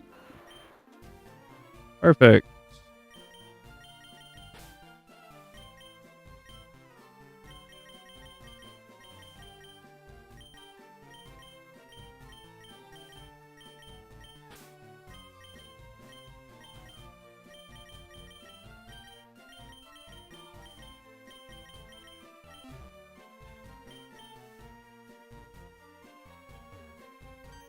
There we go.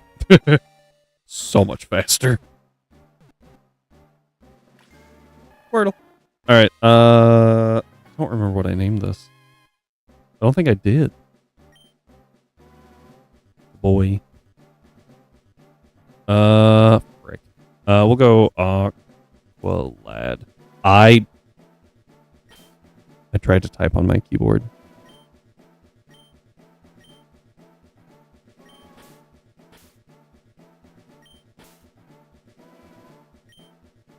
Aqualad. There we go. All right.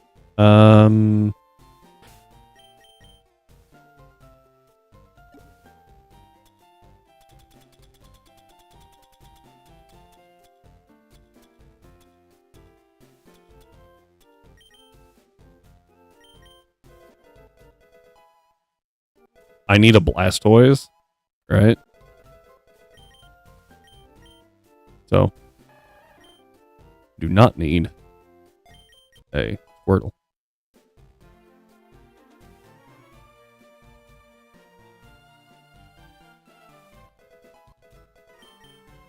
Don't need Water Pulse. Don't need Bite, that's fine. Okay.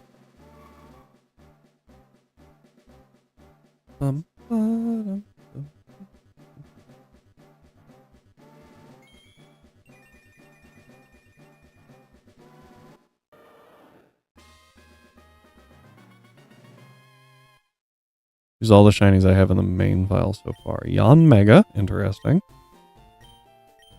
Butterfree, Beautifly, Dustox, solid. Did you get those from Wormholes or did you catch them as is? I'd be more impressed with catching them as is. Or catching Wormholes.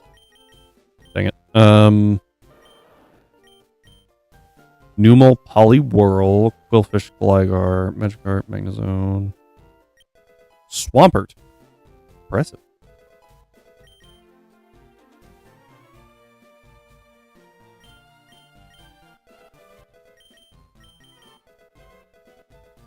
I could have kept Detect. There we go. Not my starter, by the way. Randomly found in the Safari Zone. Oh, that's cool. I was going to ask about that. Did you reset for shiny starter? Actually, are your starters in Sea Glass? Are they, the normal Gen 3? For some reason, I was thinking they were different. Okay. I don't know why. I thought they were the Johto starters for a second.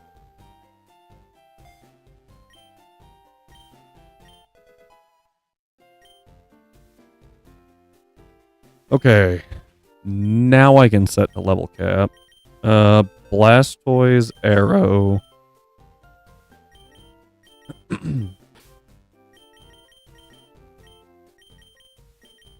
Garchomp.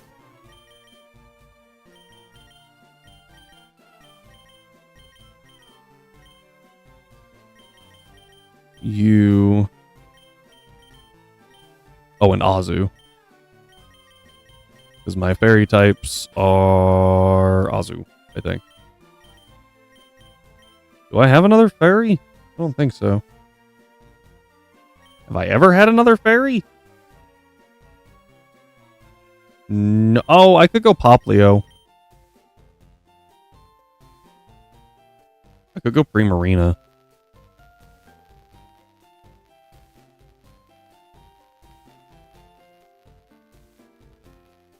It's a fairy. It does what I need it to.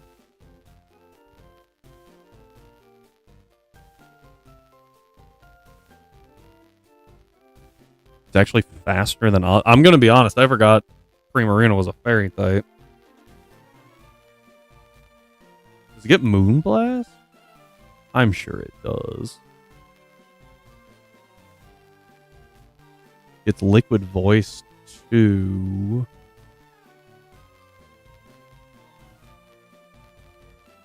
And Aqua Jet. Not that that's super helpful, but... Yeah, that's what I was like, hang on. Hyper Voice is better Surf. Because it doesn't hit my ally.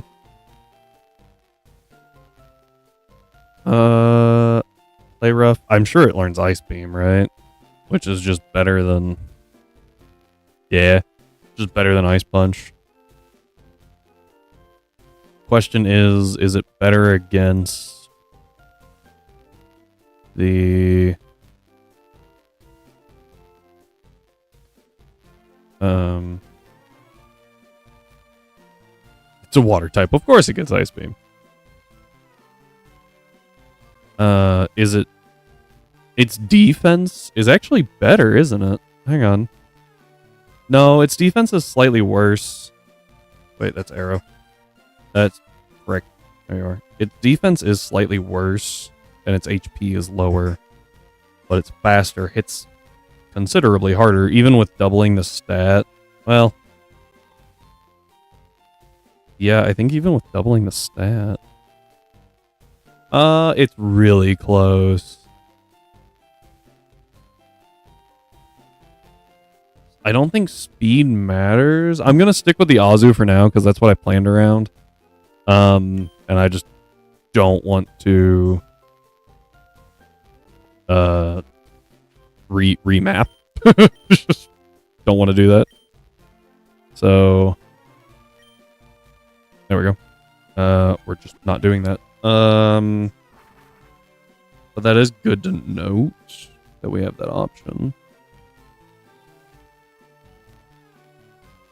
Also, can I find silver in this game, or is that like a post-game thing? The only reason I ask is because I know Giovanni talked about it, and now I'm curious.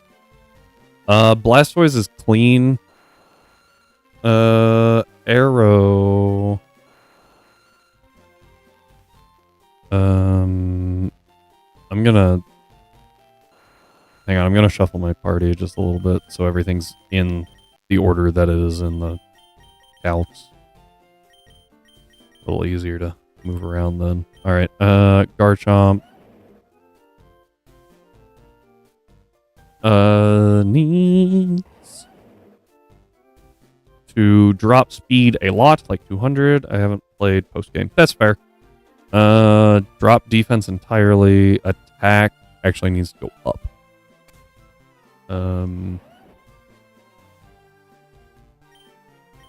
So start there. So attack stays, drop defense entirely.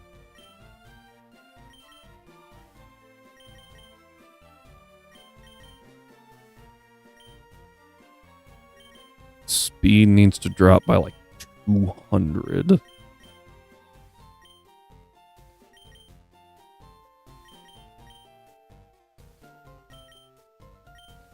Okay. And then that should be all that Garchomp has to reduce. Yep. Alright, Azu is probably all sorts of jacked up. I only had attack on it. So I need 224 attack. And the rest would be defense and HP. Probably focus more on defense. So I'll drop HP by 100. No. I drop speed. I drop HP.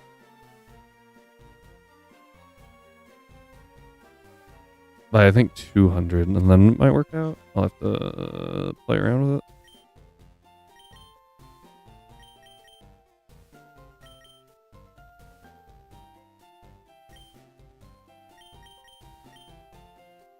Because I need 224 attack. So I can only have like 30 something HP. I'm just gonna drop it all the way down. So defense will be high. I can leave that one, but speed I have to drop. All right. Arrow is next. Attack. 50.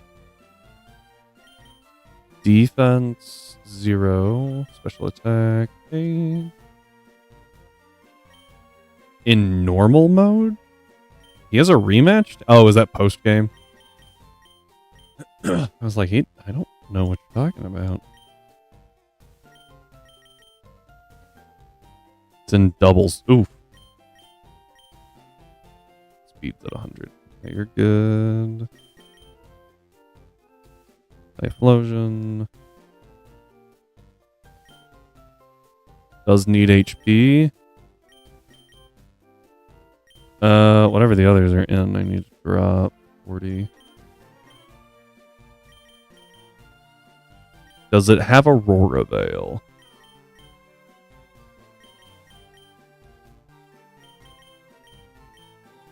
Weird.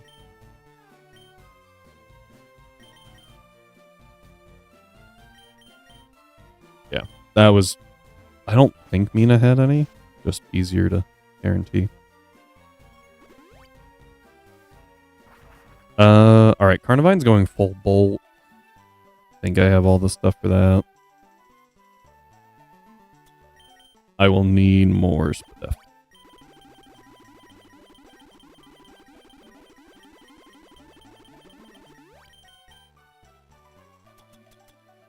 And irons. Okay. Probably should have stopped and grabbed more rare candies.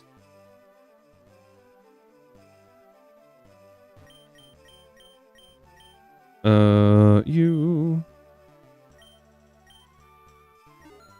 Mega Abomasnow, Cali Ice. That makes sense. Kyurem, gross. Sevi Wishy-Washy? That's not a nice type. Dawnfan and Mega Heracross. But he has 2 Mons with Mega Stones.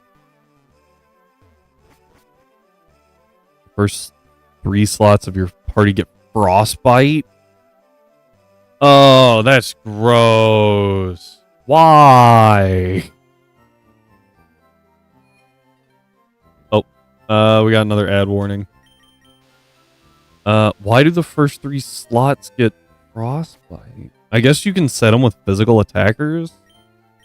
So it's not like super awful, but like, why? That's so gross.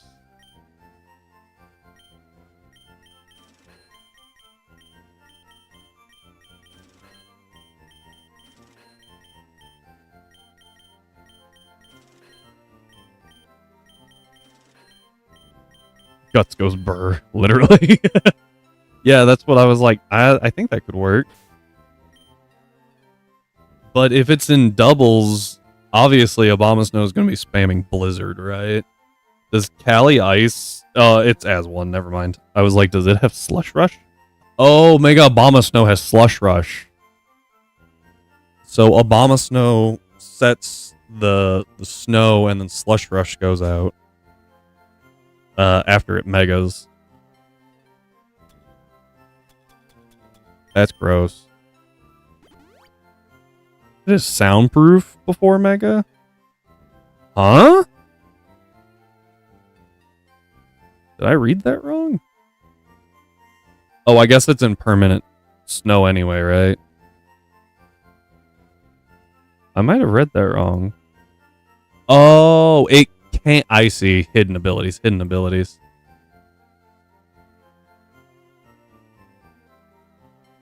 It's just regular snow?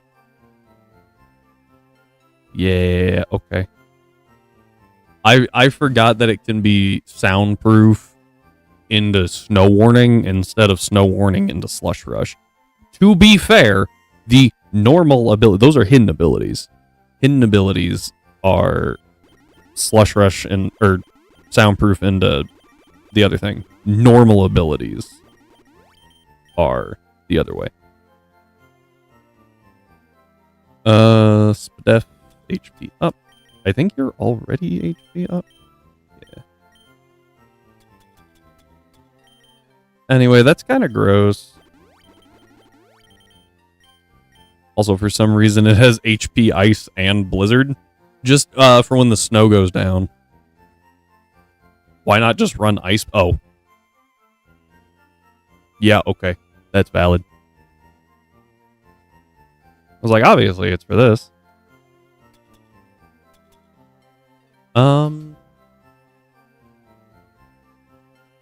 Why do I need all this damage on Arrow? Yeah. I'm keeping it.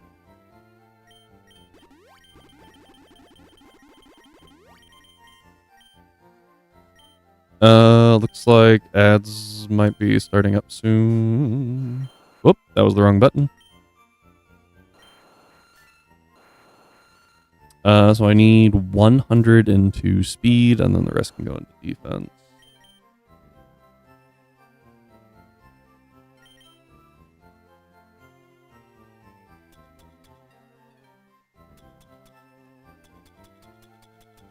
I forgot what I was looking for.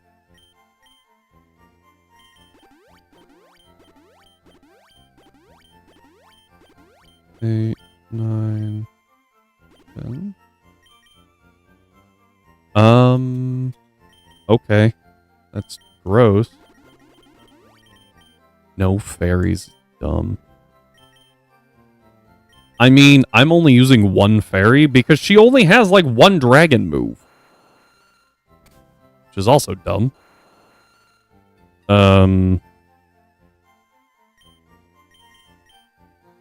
Looks like ads are rolling, supposedly. Why do I need 224? I assume it's for Dragon Knight.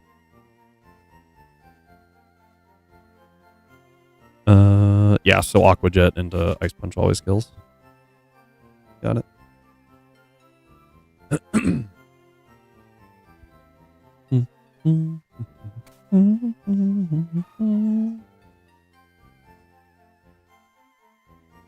Yeah. So I need... I'm gonna be honest, I already forgot the number.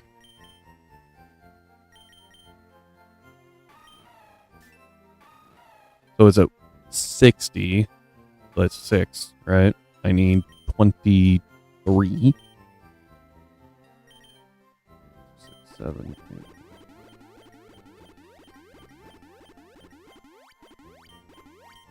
3. I'm gonna double check that so I don't overwrite it.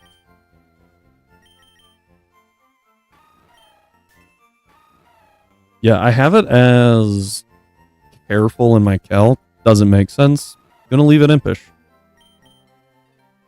Oh, because initially I was gonna have it try to eat the... I understand. Sorry, I was just talking about why the calc is weird. I've got it listed as a careful Azu because I was gonna see if it could counter the Magirna, but I don't need it to. So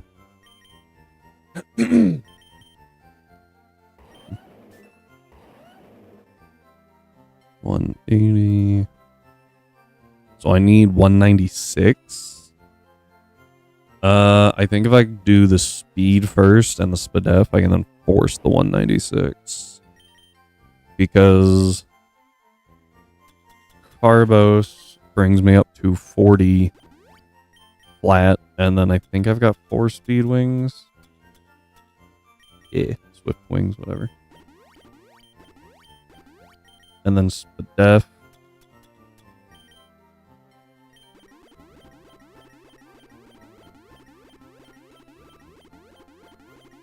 $19 and $20, if I counted that correctly.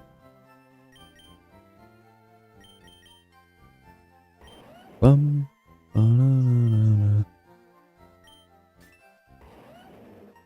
Yep. Okay. And then we just couple of points. Oh, actually, I'm not full on that, am I? I don't even remember what that was at.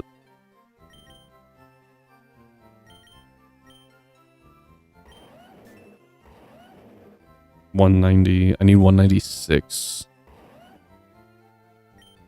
Welcome back from Ad Prison. Her team is Dragapult, Primal, Gross, Dragon Knight, Black Huron.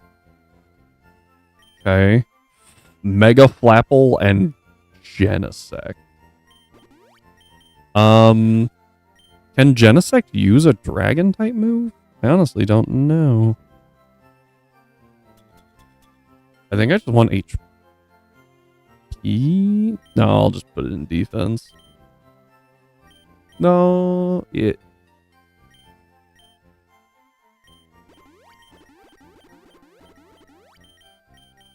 Alright, Blastoise, a little more straightforward. Going 252 HP, 130 special attack, and then something. I guess defense. The answer is no. Okay, I wasn't sure. I know it gets like the drives, but I don't remember A, how many there are, or B, what they do other than change the type of Techno Cannon or something like that.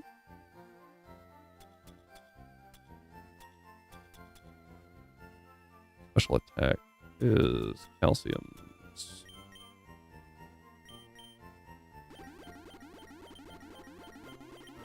I lost count. That was actually moving too fast.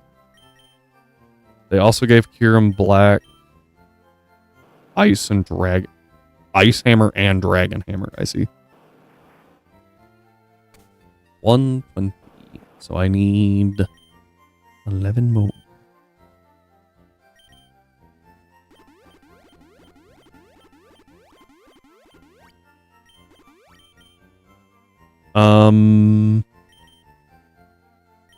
Does Ice Hammer have a drawback? Is it recoil? I don't think Dragon Hammer had drawback, right? Because it was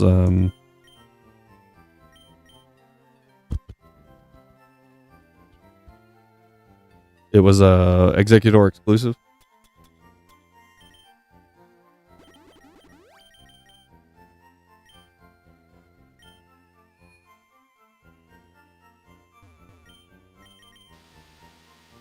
Well, here in black, I guess.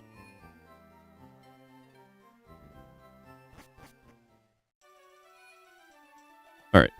We do need to do moves. We'll do moves first, then natures.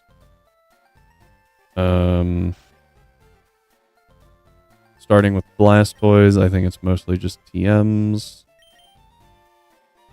Because we want Surf. Over Scald. Rapid Spin's good. I want Ice Beam and Protect just in case.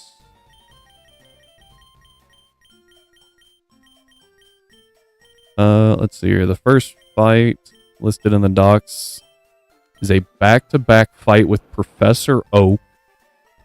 That's gross. Taurus Eggy.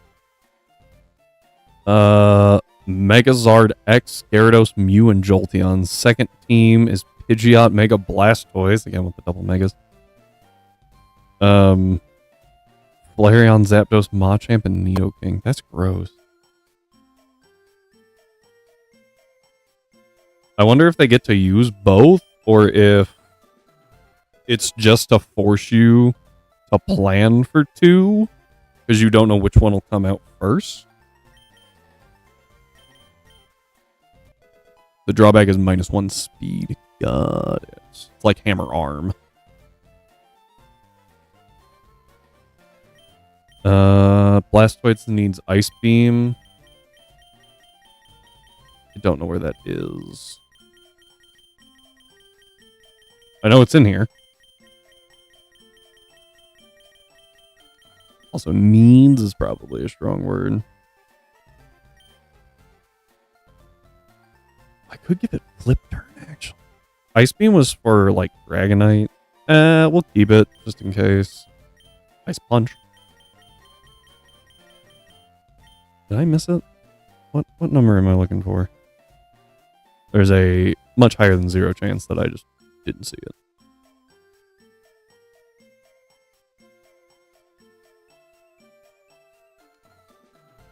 $13. Oof. Oh my gosh. Dude. OBS doing... What do you mean she has an illegal Kyurem? It can't learn... Oh, it can't?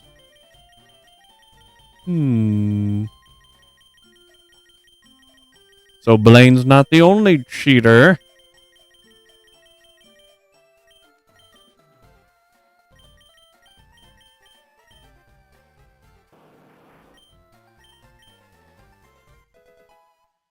Alright, that completes him. I need Outrage and Earthquake, and that is it.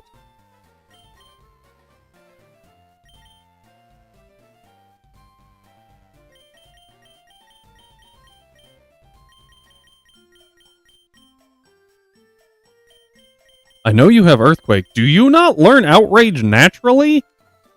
Hang on.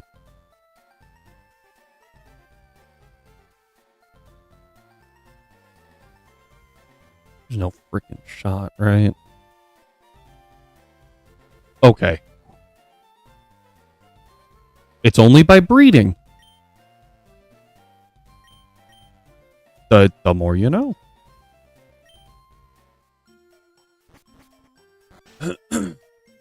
If Garchomp was the one dragon that couldn't learn Outrage, you were going to hear me scream.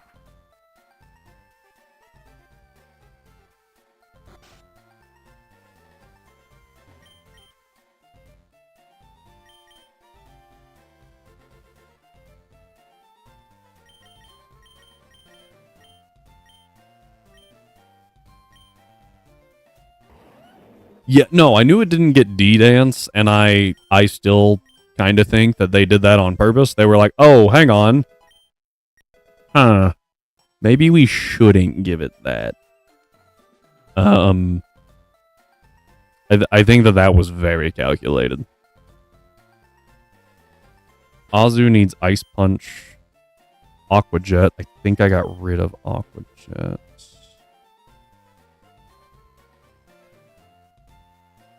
TM 101.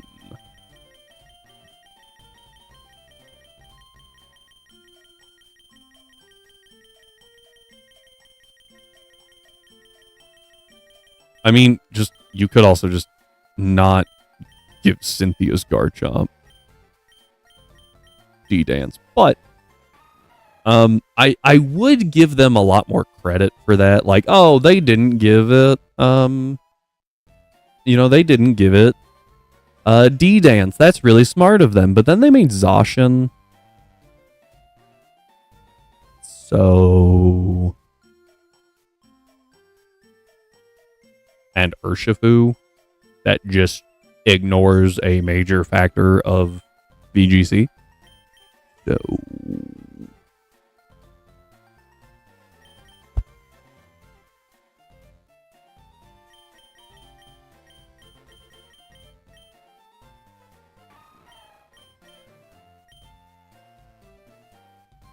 Instant Intimidate. Honestly, of those 3 listed, I think that is the worst offense. Like, giving Urshifu just the natural ability to ignore Protect is insane. And not just one, both of them with a guaranteed crit move each. That actually makes it worse.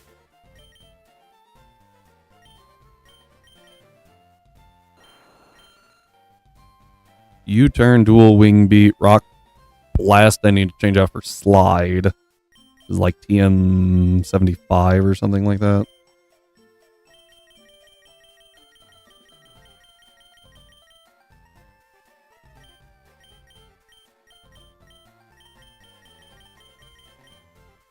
$80. My bad.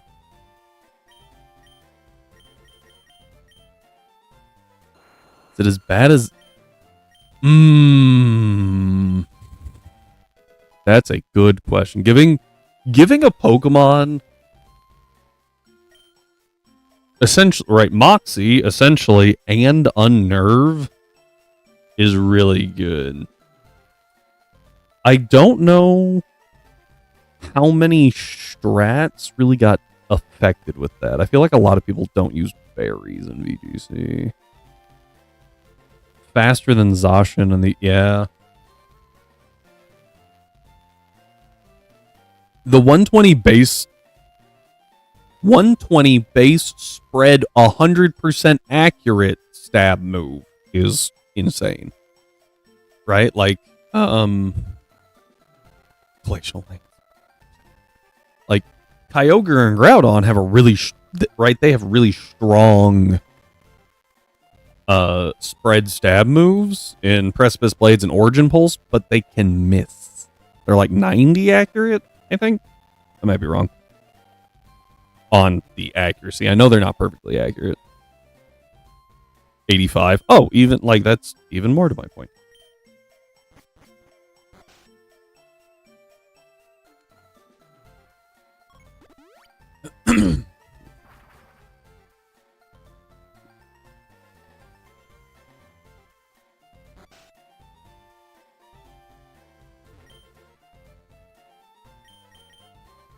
That's not... Nope.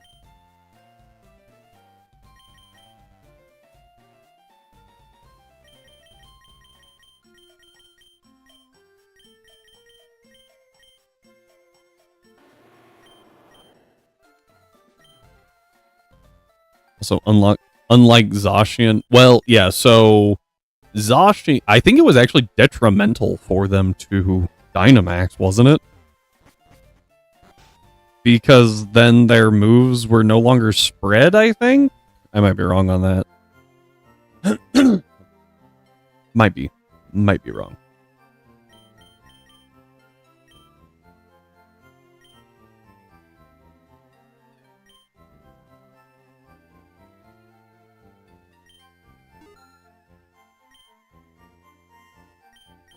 Yeah, but most of the time they ran... Right, most of the time they were running those because they were spread moves. Although, most of the time you run a spread move like that so you can avoid Protect, and I guess Dynamaxing also just avoids Protect.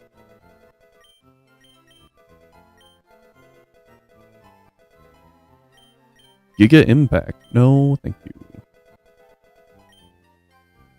Alright, we'll do items real quick.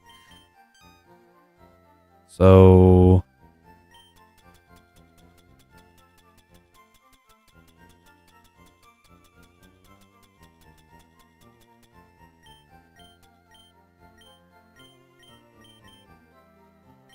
Lefty's number 1. Lefty's number 2. Of course, Lefty's number 3. Choice Scarf.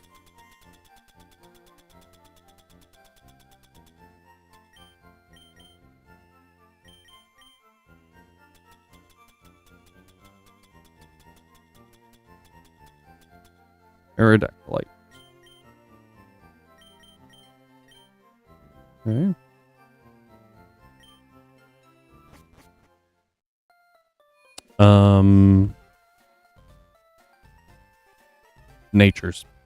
Natures. That was the wrong person.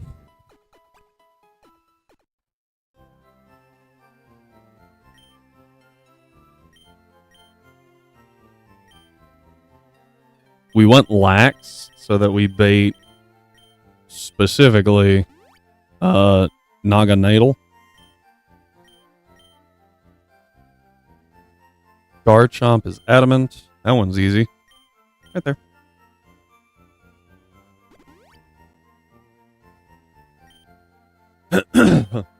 Yes, I did know that, and I remember hearing it and going, there's no way, and then I Googled it, and I was like, oh, okay.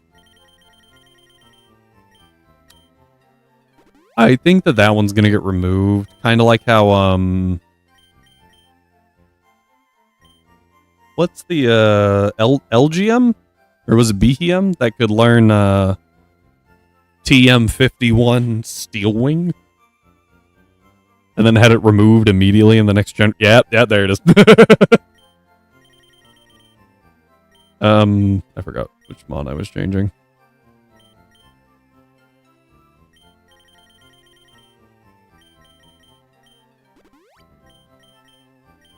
I remember it being TM51 because people were like, "Oh, it's because it's got the, it's an alien. It's Area 51. Funny." And then they removed it the next generation, and it was like, nah, they definitely just messed up.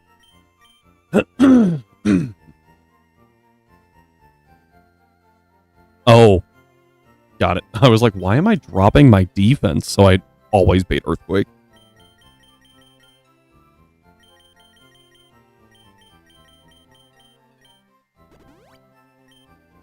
Was it not removed until Gen 8? Oh. My bad. I thought they got rid of that immediately. I think I'm gonna go Impish. I had it as bold. But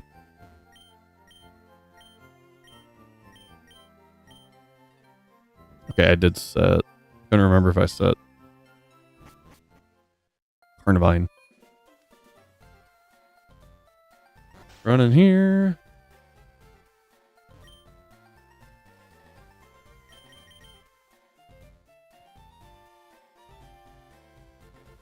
Techno Blast. That's what it was.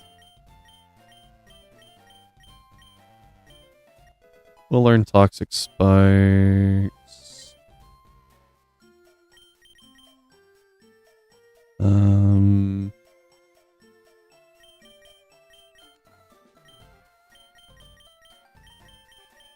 How does this thing learn, You mentioned Body Press earlier. I don't know if we ever actually use it, but this is mostly a bait mon anyway, so...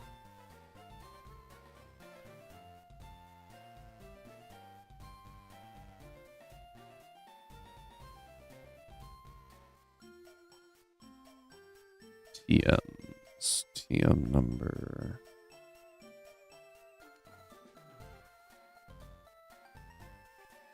115. Okay.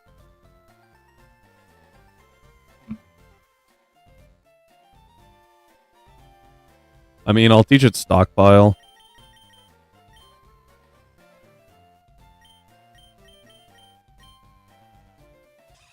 Oh. Huh. Stockpile, Toxic Spikes, Body Press.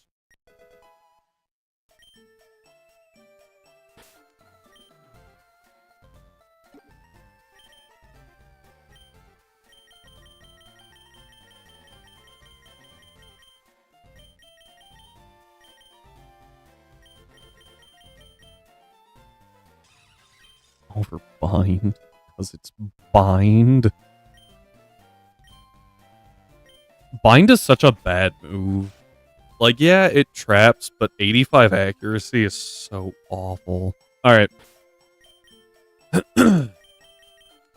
Going through the list real quick. We got Leftovers with Levitate, a Bold Nature. Well, not Bold Nature, but whatever.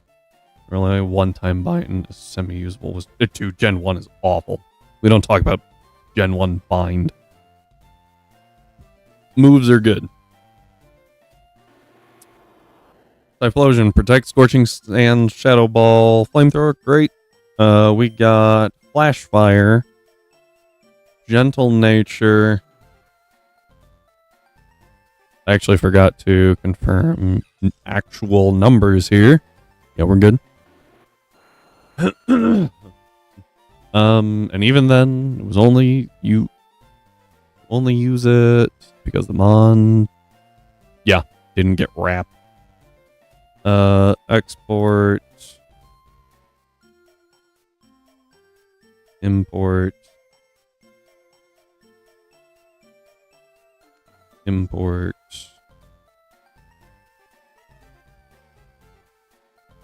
All right, Aerodactyl is 76, 281. Good.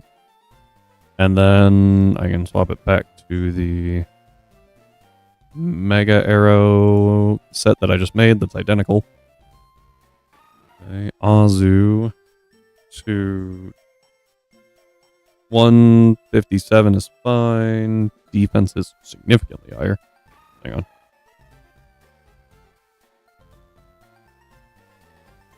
Okay.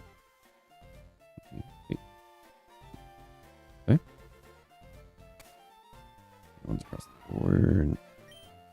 With lefties, careful nature. Wait.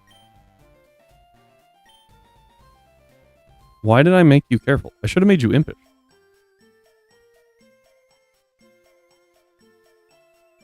Oh, dumb. Okay. Impish.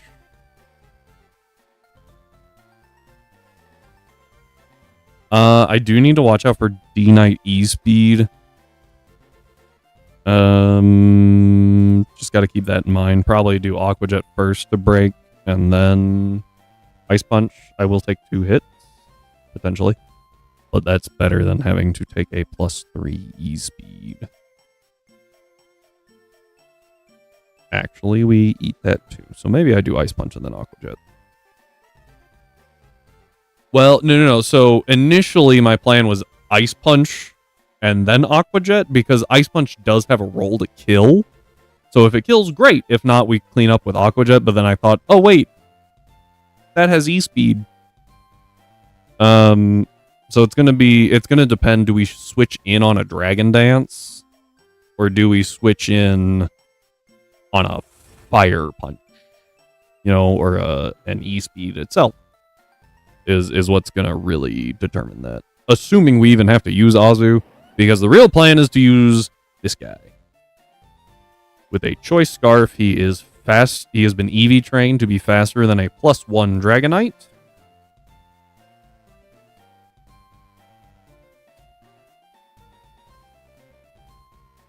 Huh?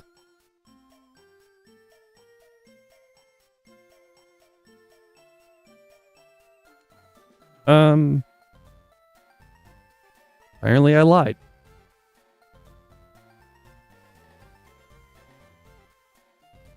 Yeah, so that was actually the issue. The whole issue started with the fact that if Naganadel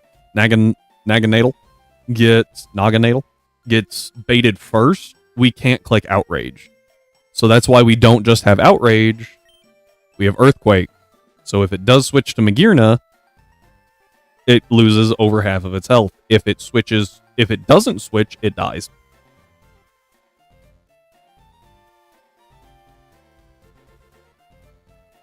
Dual Chop? At least for D-Knight. Dual Chop would work, but I need Outrage. I could drop Crunch. Yeah, you're right. I need Outrage for gouging fire. Outrage is the only thing that takes out gouging fire. I'll check Dual Chop. Dual Chop does not do enough damage. Never does enough damage. Just the way it is.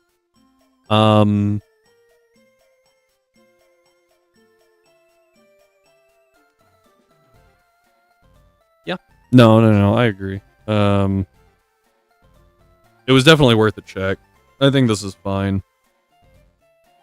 Although, yeah, because the problem with Dual Chop is I just can't do anything with it.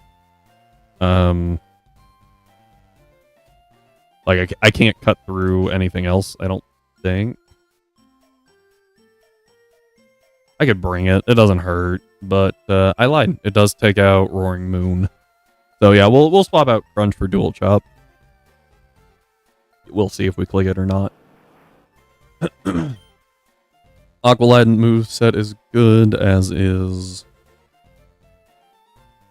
oh, I didn't actually...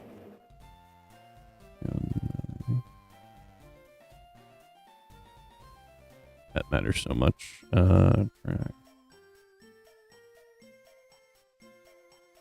Yeah, I thought that I had EV'd outspeed +1 Dragonite. I guess not for some reason. I don't know why I did that. I could also drop Protect. Or like Ice Fang. I think I could Ice Fang. I don't think there's a good good option for, locking into it, but I feel like D-Knight Dragon Dances against Garchomp. Locking into Outrage is a little dangerous, but the only thing that D-Knight doesn't see a kill. What sees a kill is Gouging Fire. And the other thing, Roaring Moon. Okay, never mind. Roaring Moon just sees really good damage. 61%. Dragonite sees 41 max before D-Dance. So. I'll swap Crunch for Dual Chop, and then Aqualad looked good based off of what I saw. Shoot. I think it naturally learns Dual Chop. Yes. We'll grab it. Like I said, just because. And I'll drop Protect, because I'm never clicking it, because it's, Protect or Scarf.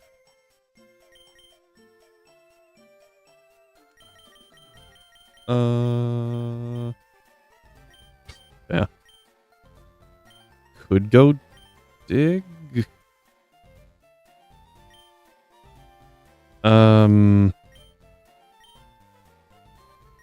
I don't really know what to go here. Scorching Sands. Dragon Tail.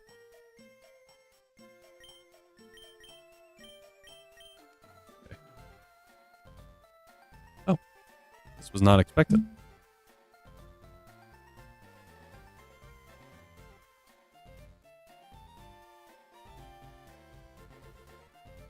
What about Ice Spinner? Stronger?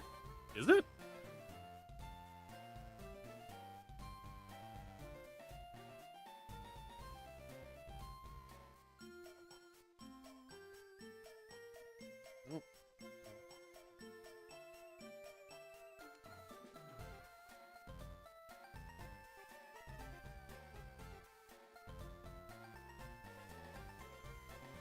Worth a shot.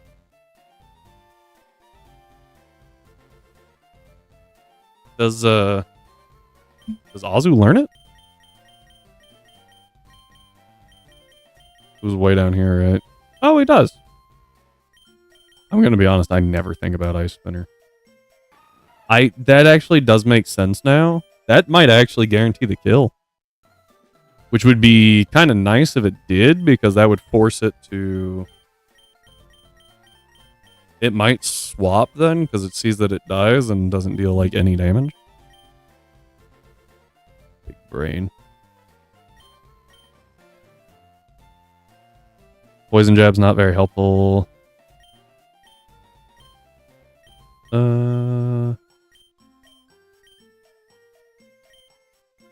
Stone Edge, One Shot, Shadow Claw's not very helpful. I'm gonna...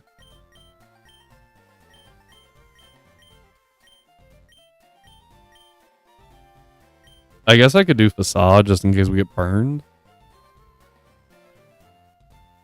You know, like, why not kind of thing. Or if we get poisoned. Sure. Better than Scarf Protect. Yeah, I saw that. I thought that was a little odd. But I was like, you know what? We'll let him cook, I guess. Alright. On the road to Viridian City. I don't know if anyone remembers that song from like the early 2000s.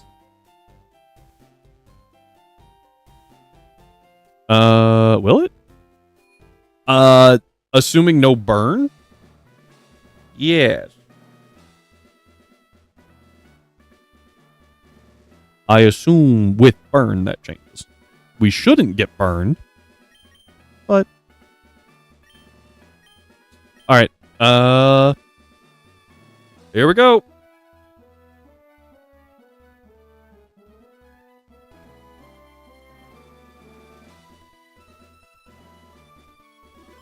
There we go.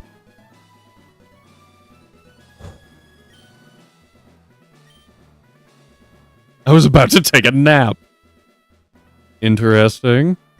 Was once a leader in Johto, so this is nothing new to me. Lance's considered to be the world's Dragon Master, but I'm a close second. Of course you are, Claire. She really thinks she's Erica. Oh, I forgot. Yeah, don't you wake up Erica from a nap? In one of the games, if not this one. Alright, here we go. We click Surf. That was actually really annoying. Now I can't protect.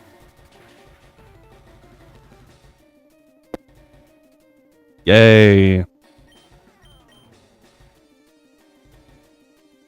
I think I read the Stealth Rock play. Okay. He saw that I had Protect, so he taunted. I had to read the Stealth Rock play. Because if rocks go up, we're in trouble. Magirna. Huh. This kind of works in my favor, I think. I think it goes Fluor Cannon.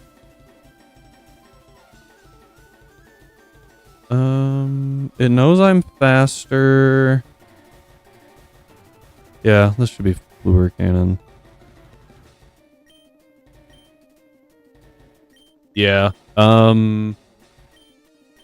It's Karn here.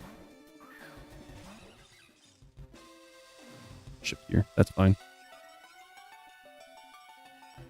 Aura Sphere is 32%, which is a lot. I don't think I worry about the toxic spikes yet because they're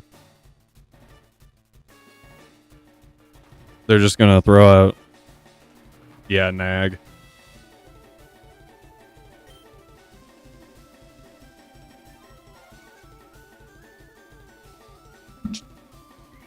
Chickadee, you're faster. You're just letting me get this up, I guess. There's the Fluor Cannon. This is gonna do massive damage.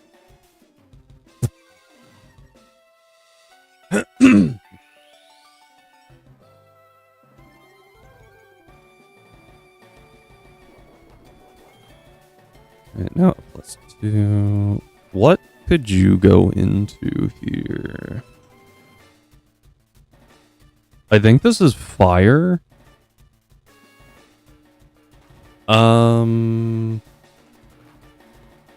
You know, I actually don't have an answer to that. I don't know why I went Fluor Cannon. But now it's at -2. This thing isn't doing anything. I'm gonna body press once. Okay. I was predicting switch. It's gonna see that it, like, right? It should see that it can't do any damage anymore.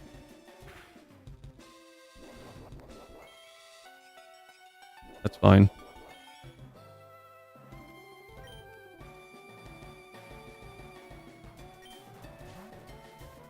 Where are you switching to? D-Knight. That makes sense. This is actually pretty solid, I think, because that breaks multi-scale. And now we swap to Azu. Yeah, I'll admit it. That was a good call, Cyber. Going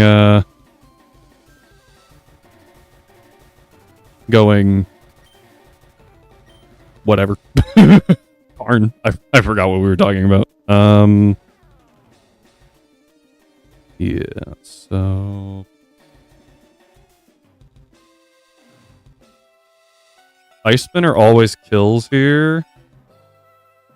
Trying to figure out what they would go into. Maybe Nag? I think they just go for damage though.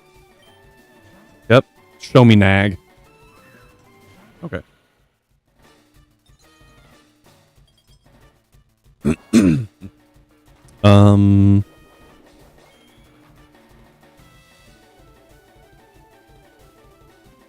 Magirna's already faster. Fluor Cannon does absolutely stupid damage.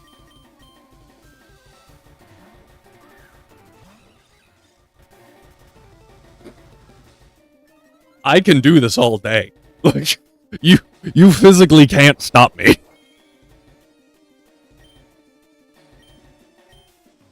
I got 20 stockpiles that I can use here.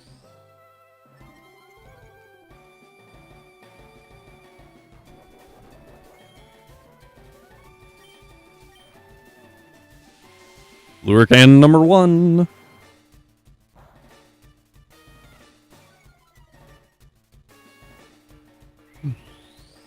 Excuse me. It's at -2. Am I at... I think I'm at +2, right?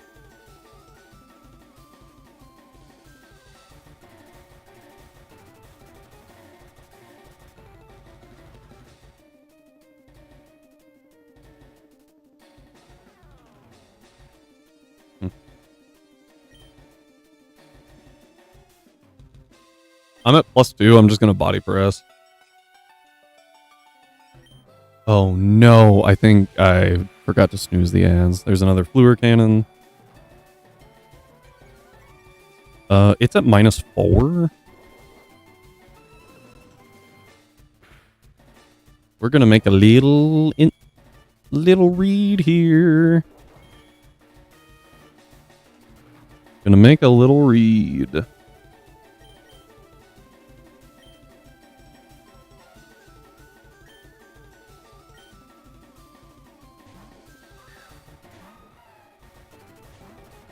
Show me D-Knight.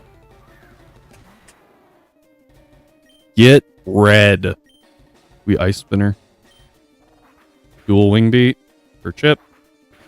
Good chip, but chip. Ice Spinner hits. And that was her last EQ immunity. Ah, dang it. Ads.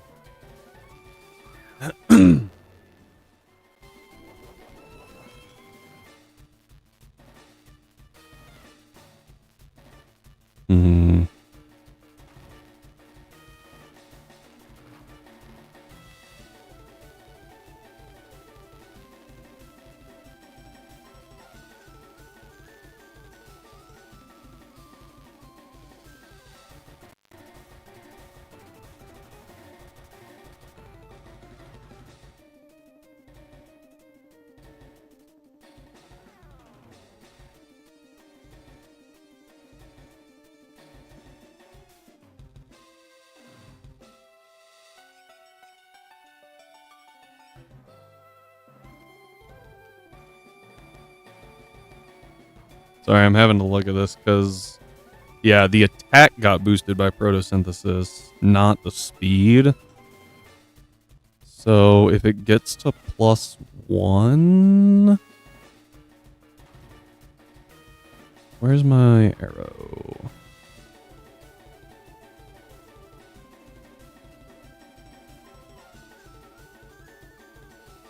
Gouging fire, +1 speed. Attack.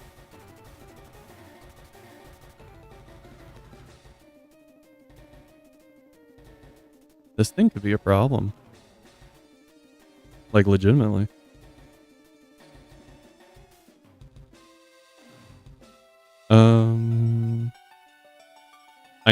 If I run it out of EQ and Declaw, then Flare Blitz can't hurt something.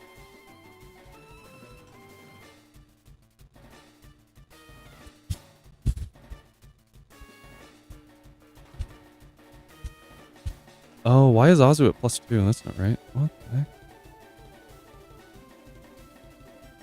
That explains. I was like, that looked like a lot of damage that Azu can take.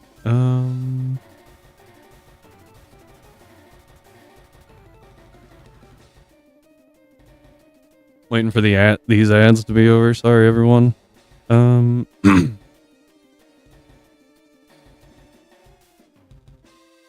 So, how much health do I have? I've got 203 health. Which means, assuming a crit EQ, I live a +1 crit EQ.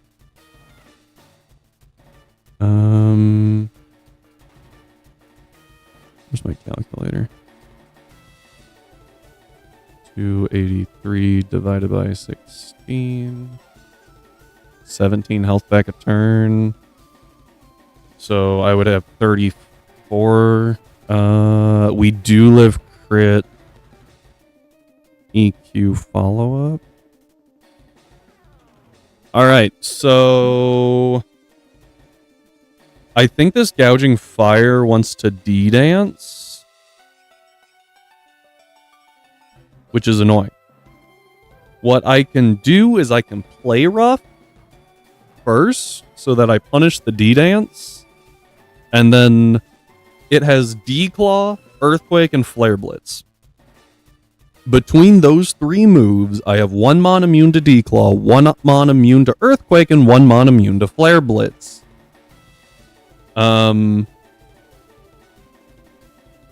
So what we're gonna do is try that. Azu has done its job. It has taken out... Yeah, it took out Dragonite, which was the main goal. The big reason I bring up the fact that it has D-Dance, and I think it's going to click it, is I can't switch to Garchomp then. But I can play rough. Okay, it does D-Dance as expected. We play rough. Good damage, and we get Lefty's recovery. Now we start counting power points.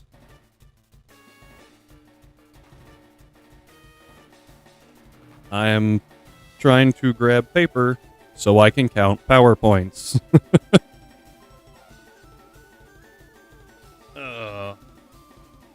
It could D-Dance again. If it does, I don't care. However, as of this point, it sees over 50% with Earthquake, and I don't have that much health left. So I think it should Earthquake. So it has Flare Blitz, it has Earthquake, and it has Dragon Claw. I should have done this research earlier, but I didn't. Flare Blitz has a max of 24 power points. That is gross. Earthquake is significantly lower at 16. Dragon Claw, I think, is also 24.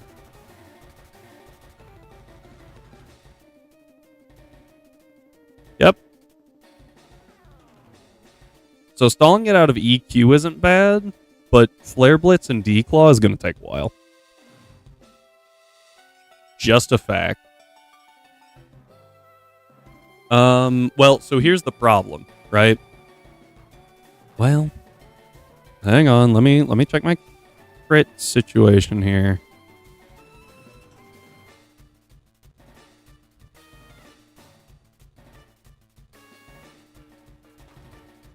One, two, three, four, five. There are 6 rolls of crit EQ we die to. I will play rough because that is a what? 4. So it has to get the like 1 in 24 and then the 1 in 4. Looking at that, 1 divided by 24 times 1 divided by... it's actually 6, right? Dang it. 1 divided by 24 times 6 divided by 16 is 1.5% chance to get absolutely destroyed. I think it's still a good play either way. I think you're right. It's riskier. And we could pivot around and avoid it, but I don't want to be here for 7 years. If it was the initial plan, I would do it, but... Yep, EQ.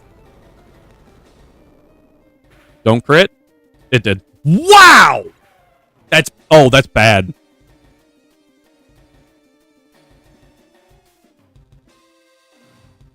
Yep, nope, we lose now. I didn't think about that. That was my immunity to Dragon Claw. We lose. He can't. He can't! Because it D-dance.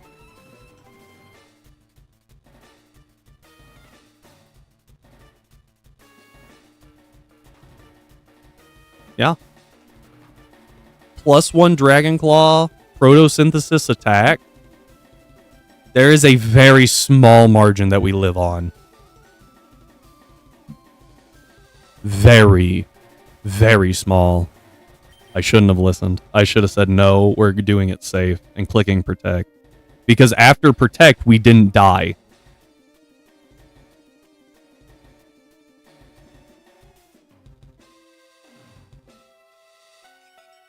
Probably too much. I shouldn't have listened.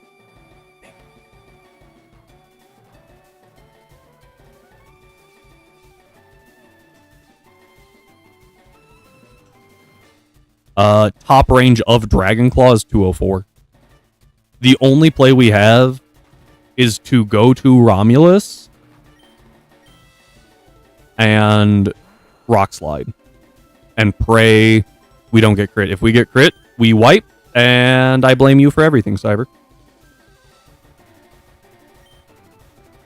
I wanted to protect!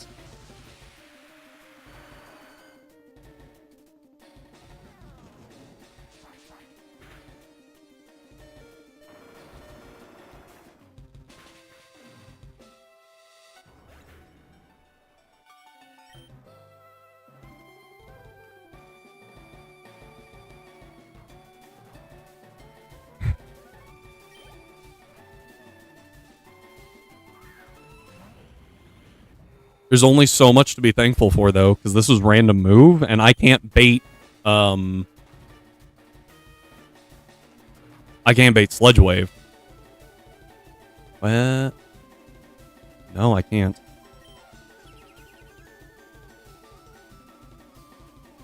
Oh, that was big.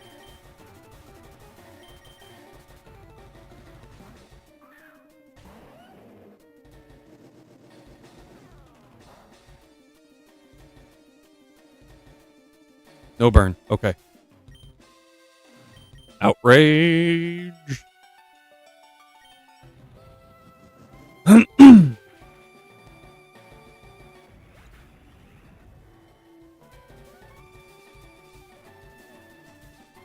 What I should have probably done there was actually sack Carnivine to get into Garchomp for free. I forgot Magearna was alive!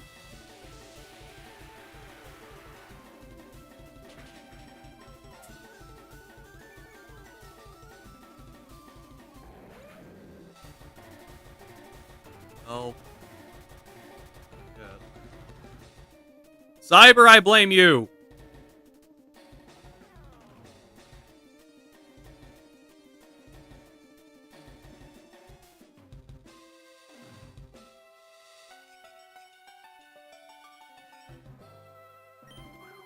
I thought we had already killed the Magearna because it'd been switching around so much.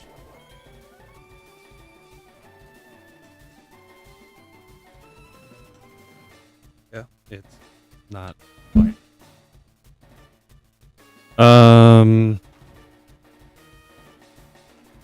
Okay. Naganadel. Naga's dead. This thing already used Fluor Cannon once. I can stockpile.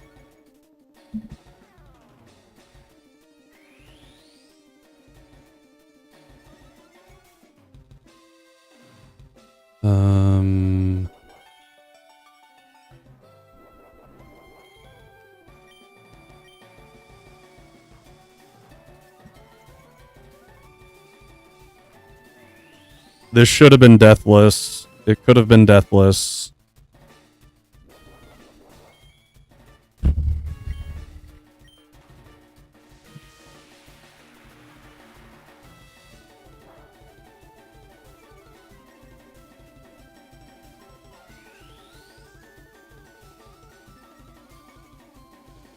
I can't blame you entirely for the Garchomp, but if I didn't have to steer, we would have been fine.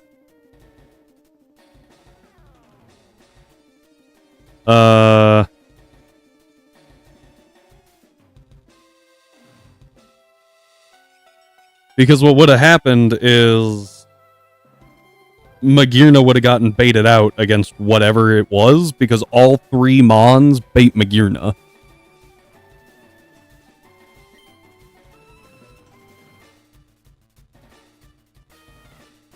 I did get very unlucky, but I said there is a possibility, and we should ignore it. We should protect here.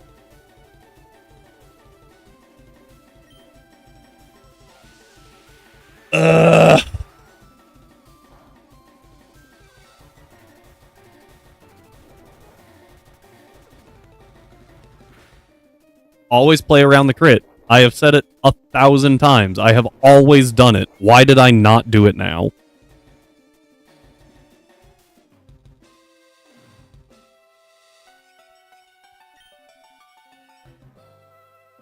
There is a world that we lose.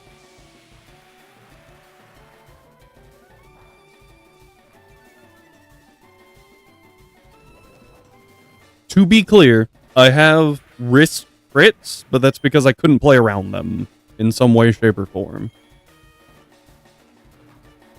Sometimes they're just unavoidable. That one definitely was. Alright, there is a world that we lose, and it is called Ironhead Flinch into Crunch Crit. But he went for Crunch, like an idiot. That's at +3, by the way. That crit did not matter.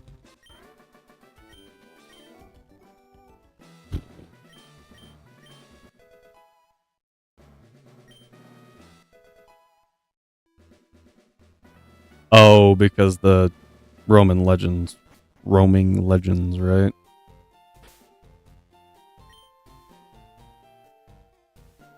Maybe I have to get to Victory Road. Okay, that brings the death count to 15.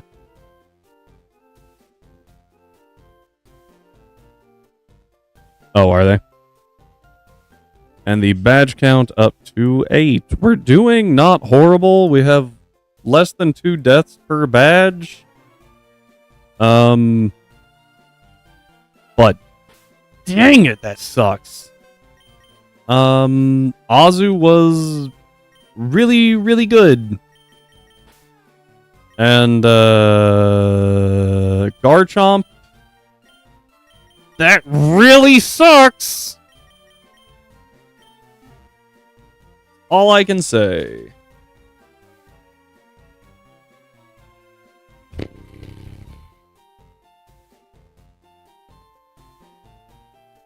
Okay. Well, that is, I think that's going to be, that's going to be where we stop.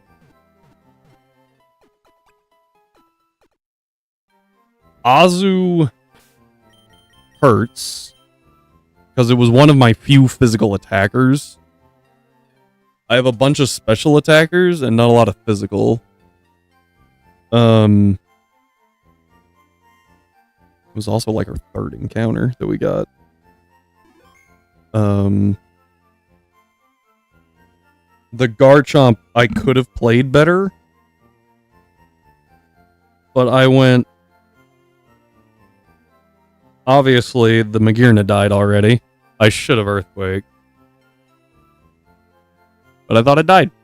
I thought the last 3 were, for some reason, Nagadale? What? Naganadal. There we go. No, there was.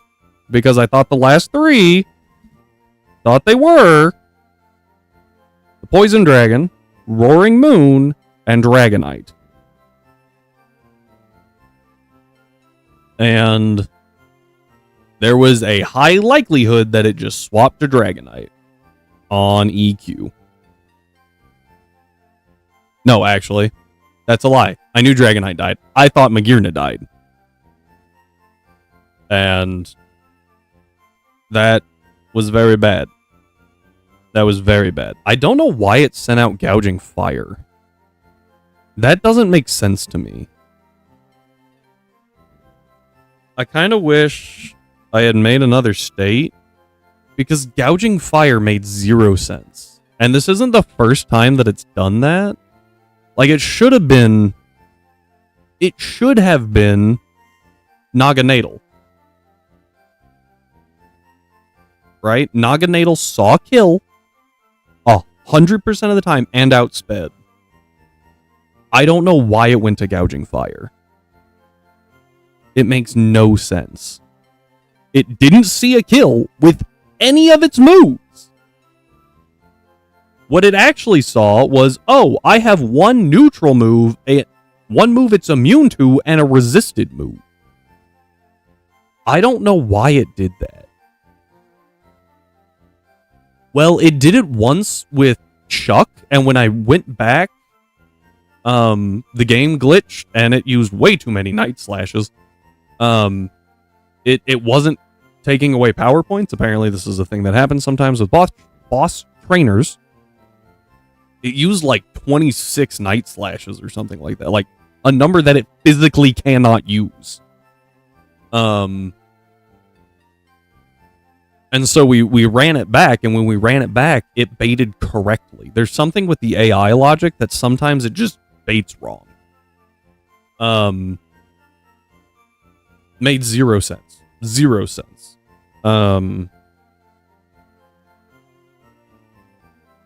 That should have been Naganadal 100% of the time. It's the only thing that saw a kill. I don't know why it didn't go there. Regardless, I should have played rough turn 1, protected turn 2, and then burned out all of their power points. Which would have been kind of rough toward the end, if I'm being honest. Because Earthquake, I had two immunities to Earthquake! I could have done it. Because Arrow and Mina are both immune. Just play rough turn 3. What are you talking about? Like against the... What? No. I would have died.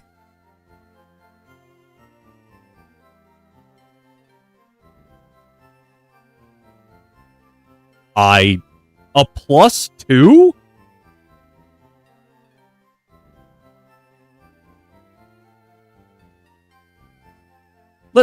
Let's run that logic back real quick, right? I have a gouging fire at +2 attack and +2 speed, so clearly outspeeding the Azu that had 204 HP. Yes, I remember the number. It was 203. Right? At which point we clicked play rough and they lost about 40%. Right? So they're sitting at 60. There you go. They're sitting at 60%. Earthquake is dealing at, assuming that they used Dragon Dance, right? Say they used Dragon Dance, we now heal, we would have been at 30. Sorry, I did the math earlier. We would have been at 37. After we protected, right? Or after we play rough again and deal another 40-ish%. So now they're at 20%. That's fine. I'm 90% sure that 309 is not, like, that's more than our full HP.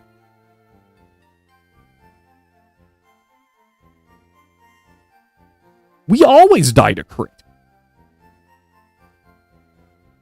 And even if we didn't get crit, like, no.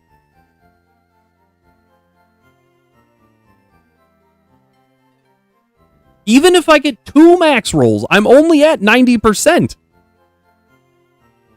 And then I Aqua Jet, I guess? Is that what you're trying to say?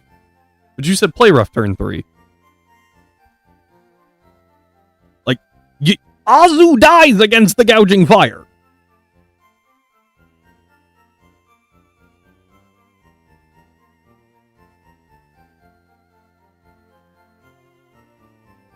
Even if I max rolled twice, it's only 90%.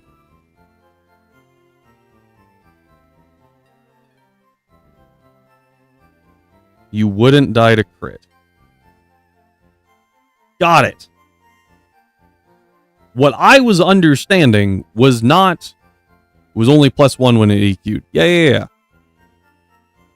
So I want to point out that that's what I was saying, is that we should protect, get enough health back, and then EQ, or play rough, right?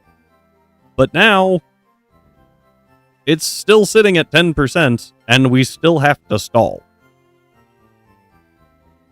Unless we Aqua Jet. But I wouldn't have Aqua Jetted, because that is dangerous territory. Because if we low roll into high roll, or high roll into low roll, Aqua Jet doesn't kill. We take this lesson and we say, stall if you have to, because as soon as it's out of EQ, Flare Blitz is nothing. Not entirely true. Flare Blitz still does a lot of damage, but it does a lot less damage. Also, between Declaw and Flare Blitz, we had a perfect pair. What I mean by that is Azu was immune to Declaw, so it had to Flare Blitz, and Johnny was immune to Flare Blitz, so it had to Declaw.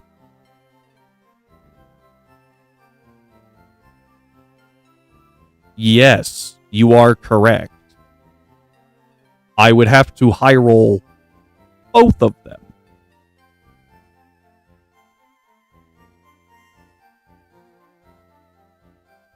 Right? because this is what? That would have been 55%. 38 is 20 is 17, isn't it? That doesn't sound right. Yeah, that is right. You are correct. High roll into low roll, but I'm not going to take that risk. Right? That it's way too much of a risk. Unless that health bar was red. Right? Because at 17... Oh, it breaks over at 20, doesn't it? Yeah, no. If it breaks over at 20, I'm not clicking that button. Stream says 8.5 hours. Please tell me you haven't been streaming for 8.5 hours. Oh, no, I have been. We've been going at it. We did some shiny hunts. But we are about to sign off. We lost our Azu and a Garchomp, which is a rough way to end it. But if I'm being honest, let's take a quick look at what our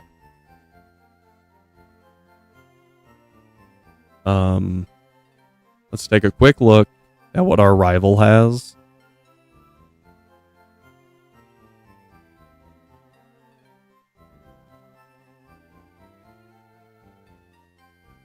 I don't think, again, it didn't have any reason to D-Dance. It was already dealing over 70% of my remaining health.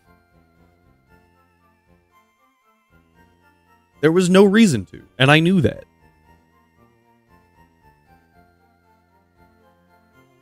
I want to look at what the rival has, only to make me feel a little better.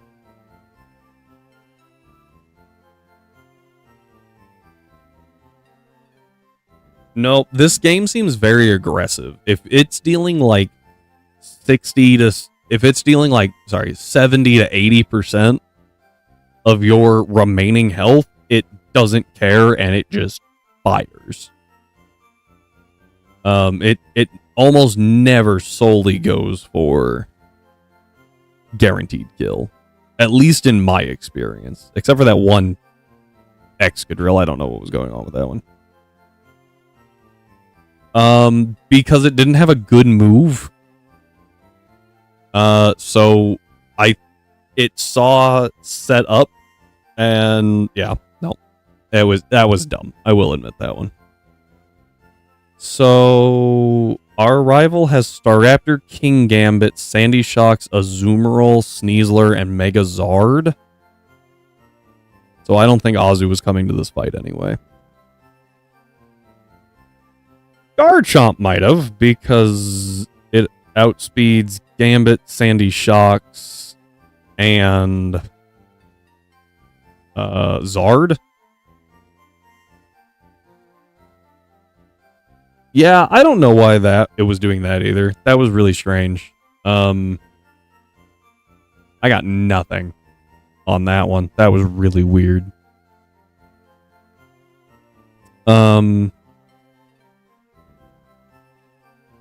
So,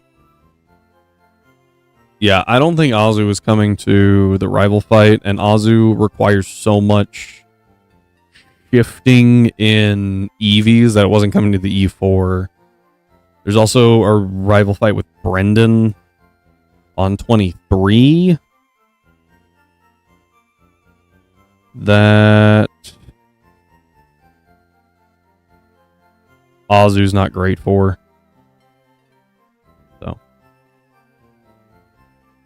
You know, the Garchomp is definitely more of the like, well, crap.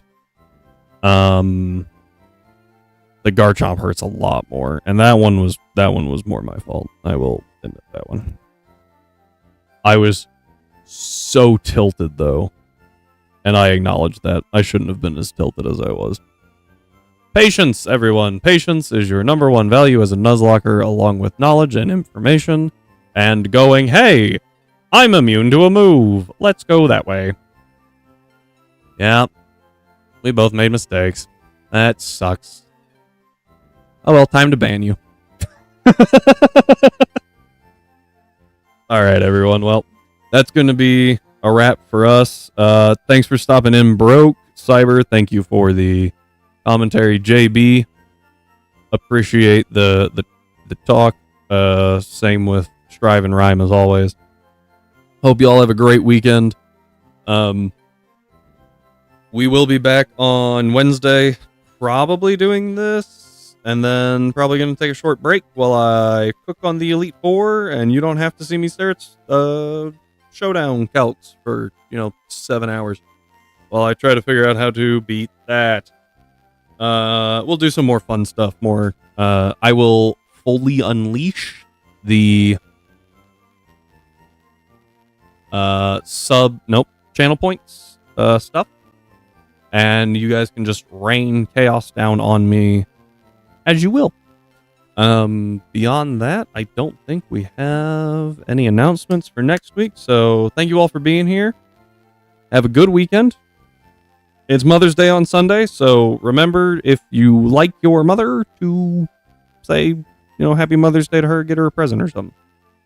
I don't have a sponsor, so I can't point you in any direction, but that's okay. Anyway, again, have a great weekend. Stay healthy, stay hydrated, and we'll see you next time.